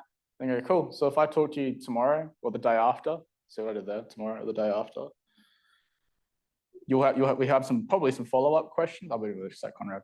Go, yeah, probably, cool. Well, I'm free tomorrow or the day after. Which of those works for you? Oh, tomorrow morning, afternoon, 3 or 4, right? And you kind of yes-ladder them down to the thing. I'll give you one pro tip, actually. This worked really, really well for me. Who gets the, can you just send me some information thing? And everyone get that? Yeah, sweet. I don't send it in an email. Okay, cool. Do you have, because this also lowers physical resistance. Okay, cool. Do you have your web browser open? I go, yep. I go to ahoy.we.com.au/with-you. And I go, yep. And then the VSL is open with all the testimonials. I go, cool. Just Google us, where are you? I go, yep. See our Google reviews? Yeah, just open those. And then as soon as the Zoom call ends, all the information's in front of them. I don't need to send them an email that they see and then they've got to click, watch. I just get them to do a bunch of the clicking out of the way. And then the Zoom window closes and there's a bunch of testimonials. Number of times I've done that, and like 30 minutes later, they text me like, yeah, I'm in. Surprise, right? And then also, if it's a partner thing, just getting the partner onto the call as well. Very similar, like Chris and Mel's thing. Probably some of you saw that. Conrad, you had a question? It was more a compliment. Oh. Yeah, so like I don't make financial decisions on the spot. It's just a rule of mine. Yeah. Always do it the next day. Yep. When I was on that call with Melville, that's his name, right? Yeah. Yeah, I told him that, and he was really, really chilled, very, very calm. Yep. And then said, well, let's just book in your onboarding call anyway. Yep. And I thought that's clever. Like the ease of that for me was a real changer. Yeah, 100%. Because if you go too far and you try and pressure them into the thing, their walls is going to go up more, right? Like if you get pushing, you wouldn't have rolled, would you? Oh, I probably would have. It's a pretty good program. Like, I wouldn't have appreciated it. You kind of like proved me wrong, then also complimented me. But Yeah, like some people they'll just like get to like the walls go off, like, why is he trying to push me so hard, right? But thank you. I'll pass that on to him. He might be watching the live stream, maybe actually it's pretty fucking booked up. Anyone get any really weird objections? Because they typically fall into like 3 or 4 buckets. It's like price, lack of information, timing, or a partner. Or like a partner could be like permission too, so it could also be business partner. Is there any weird ones? I'm always curious to hear. Or is it pretty much those 4? Just more the whole like, I've got to think about it, and you just can consistently follow up and never hear from them again. Yeah, so that could be a few things. One, you might be going too red-brained, so you might have given them too much technical information, which I suspect it might be because you're the business owner. Probably, yeah. Yeah, so maybe like watch some of your call recordings, which by the way, everyone should record your calls. Watch some of the call recordings and just see how technical you get. And if you're saying solutions when they say problems. Yeah. That'd be a big one. Sammy. For us, it's about getting the documents before the, once we get the documents, they are basically ready to resource, they're ready to go. Mhm. But it's before that, getting the documents. Yeah, can you just do that on a call with them? So like, for example, like we never, ever, ever just send you a Procure link and a DocuSign and a school link and hope for the best. No, because with clients, I need statements for 6 months of their debts. Yep. Some of them might have 11 debts or 10 debts. Mhm. So they have to ring up the companies Yep. and get their statements unless they have internet You banking. do that with one of the statements. Yeah. On the phone, so say this is what we need. You know, here's an example of what we would need. So if you go to your bank. Yeah. This is- You know, having said that though, there was one client that had 11 different bad debts. So 11 sets. Oh, we're talking of- about cash loans Yeah. and stuff. And this client, like halfway through the process, had just said, no, I don't want. I'll be fucked. Too much physical and psychological resistance. Now he's selling his house. Yeah, you know what she did though? No, that was. Oh, Kelly. Can you book them in to just like do it with you and you're just on the call? Yeah. Do that, because like who Call the lenders. Yeah. What Sammy did with this particular one though, which was really interesting approach, was this client, like she'd spent ages with this client getting shit together, and and then this client just all of a sudden left a voicemail or a text message, was it? Yeah. And she said, look, I can't do it, it's too hard. Yeah. Yeah, it sounds like just booking them in would be helpful. So then Sammy just recorded just a video. Yeah. A video message saying it went for 1.5 minutes, 1.5 minutes, and a few weeks later, that was a 5-figure sale. Yeah, because I was like, okay, 2 years ago, you came to me with 5 defaults. Yep. You're back with 11 defaults and a court judgment. Yep. You're gonna lose your house. Yep. Do something. Yeah, just book in like an onboarding call, because like if anyone here used Procure It, like how long did that take you? Like 10 or 15 minutes? Tim was just sitting there while he just did it. If you needed your ABN, he found it for you. Just like hold your hand through the whole process. Otherwise, it's like when you send them information, it just sits in the email inbox. Maybe they do it, maybe they don't do it. Maybe someone talks them out of it. They're like, I can't be fucked anymore, right? Maybe an onboarding call is your way to go. Can I ask one more question about objections? Oh yeah, sorry, Sprinter. So I have a client who gets a lot of like, oh, sign me up for the next one, or I'll go into the next, because she does retreat from like live. Oh yeah. So it's like when I don't really know the best way to follow up with that, because it's when I'm like, okay, the next date is this, and then, oh no, other objections. They're like, I really want this, but Yep. sign. Yeah, you can see if it's a smoke screen. Like we get that because we have like upcoming workshops and stuff like that. So they could just like point blank ask like, hey, like, is that it? Or like, is there something else you want to talk about? Like, this is just a conversation. I don't have a gun to your head. So like, is there something else? And they're just trying to like, if you can just really relax them.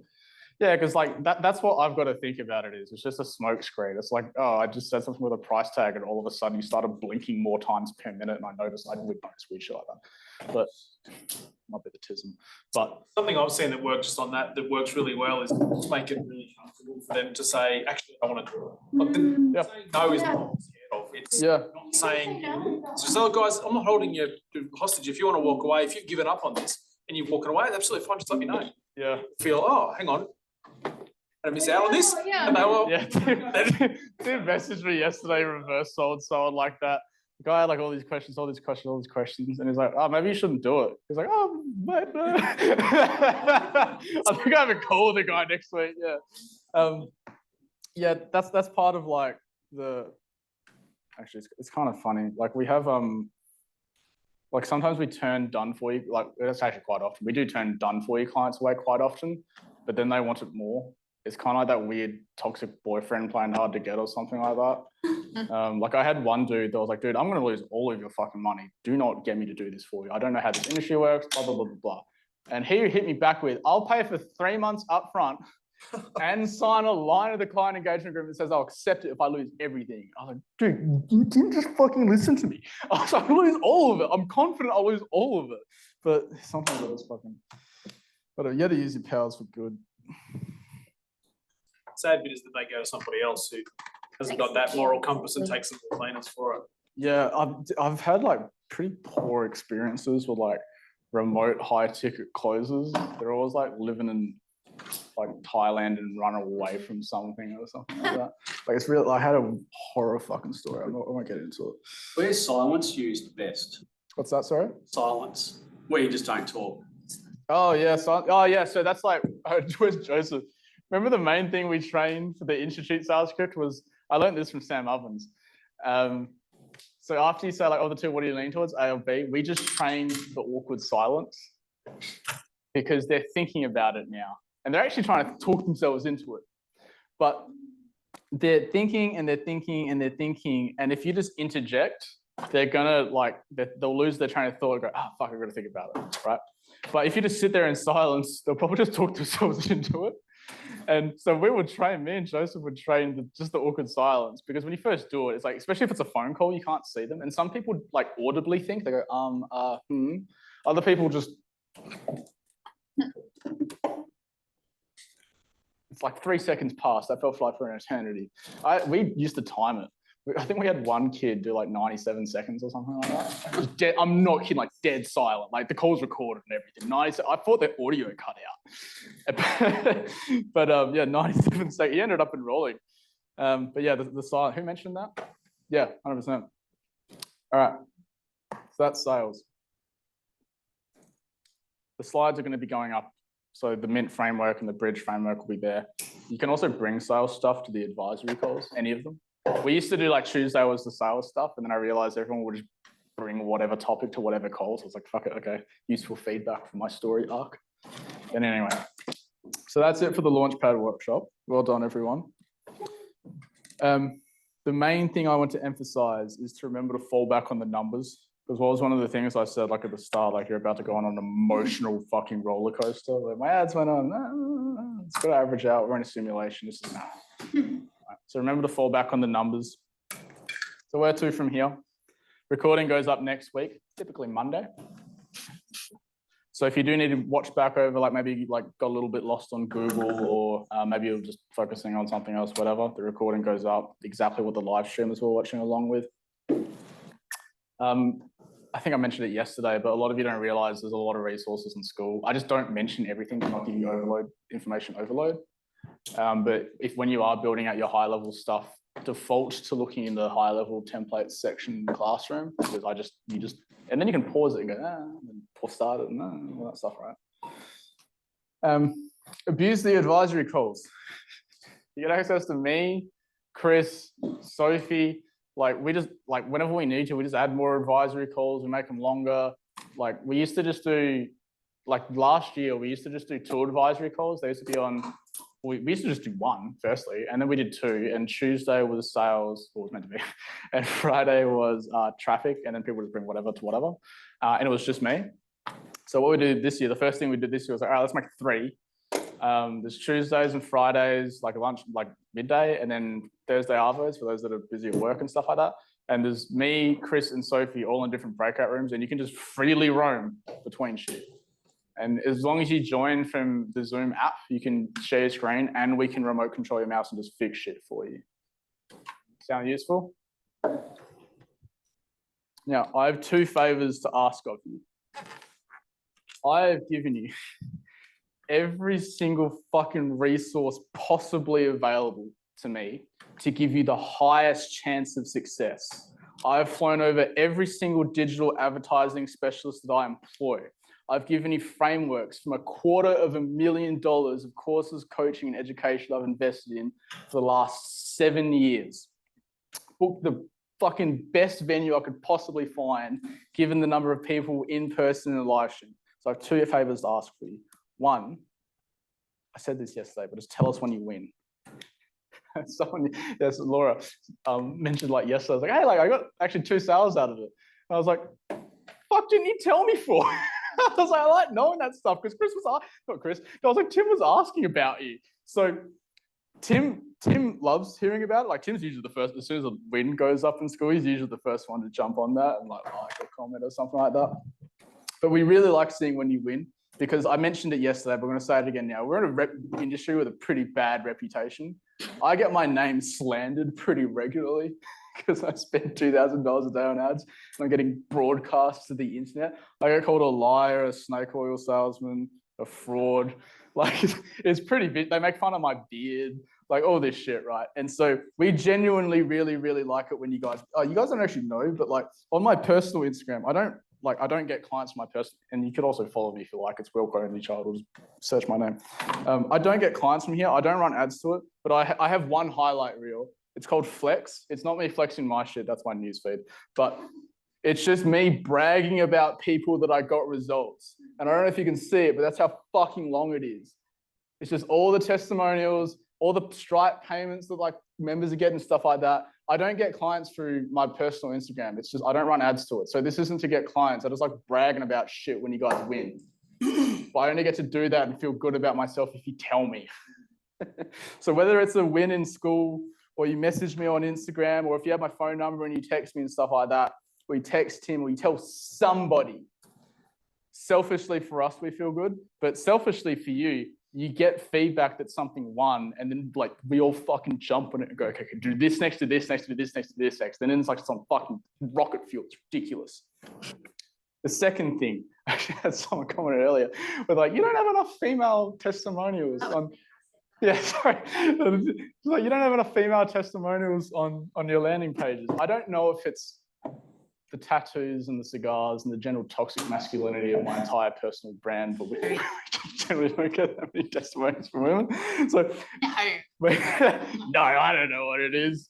But Joseph's going to have the camera set up outside. For those that aren't too camera shy, if you've got 2 minutes to just share some comments about your experiences for the last 2 days, we'd really appreciate it. Me and the team like watching through it, like when we're like waiting at the airport and stuff like that. Because yeah, the feedback is useful in 2 ways. One, it just makes us feel good. 2, sometimes you guys mention stuff you found really useful and we didn't realize. And so there's like qualitative feedback as well there. Does that sound fair enough to everyone? Thank you. Lastly, so I can continue my feedback story arc, I like quantitative data. So if everyone could open their phone, does everyone got their phone in their pocket? And then click the little camera thing and then point it at that screen. This will take you about 3 to 4 minutes. There's some questions that are just like rating stuff. I'd like you to get really imaginative with the last, I think it's second last question. I think there's a question in there that's something along the lines of like, if we just added one thing in it, like 10x the value, what would it be? I want you to think like if it was you had a fucking magic genie and we could just do anything, because we do thought experiments with the team where we're like, hey, with these constraints, we had to achieve this outcome, what would we do? So don't like limit yourself to like, let your imagination run fucking wild. I'll give you guys 5 minutes, 4 or 5 minutes to do that now. And then once you've done it, just put your phone down.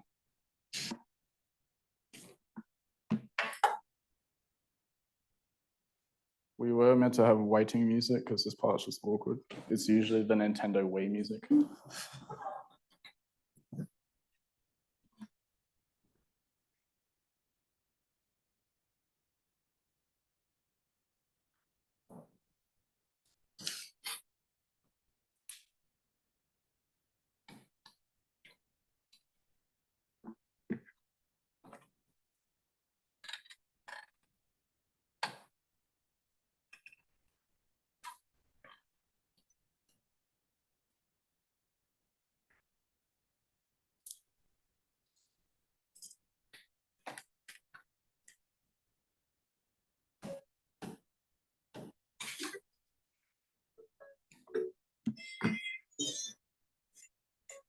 Fuck.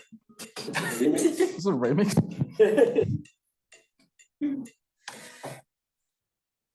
Oh my. Metro's how we feeling. Yeah. I'll stop that. That was too intense for.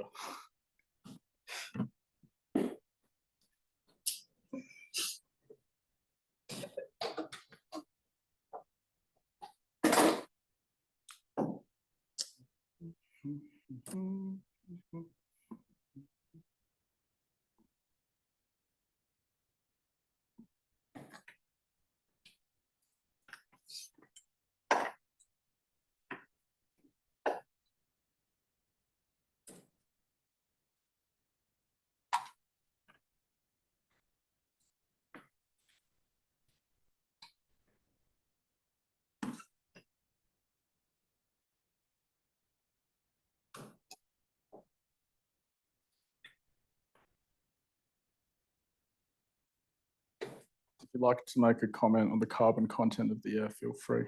It's currently 1,038 parts per million. Was it 1,000? 1,038 parts per million. It's gone to yellow.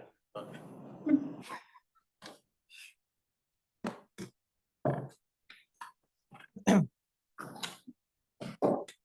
then once you guys are done, just put your phones down.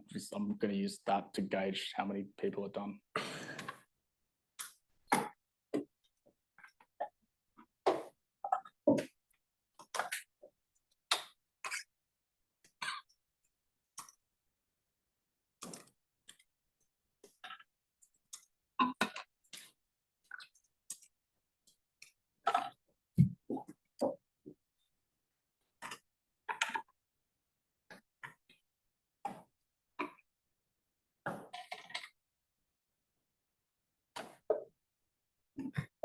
Actually, speaking of how Tim actually genuinely likes helping you guys, he just messaged the sales team on Slack. He just onboarded someone called Wes. So I was giving Wes a live sales lesson as I was closing him, telling him what I was doing as I was doing it.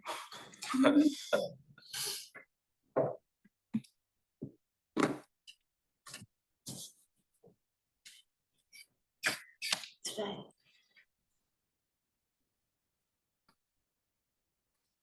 I'm doing breakout room. Yeah, I'm going to explain that in a second. No, it's fine. So what we're going to do from here, again, it's choose your own adventure like yesterday. So if you want, you're just like, it's Friday, 4 p.m, let's get a margarita, you can adventure to a bar.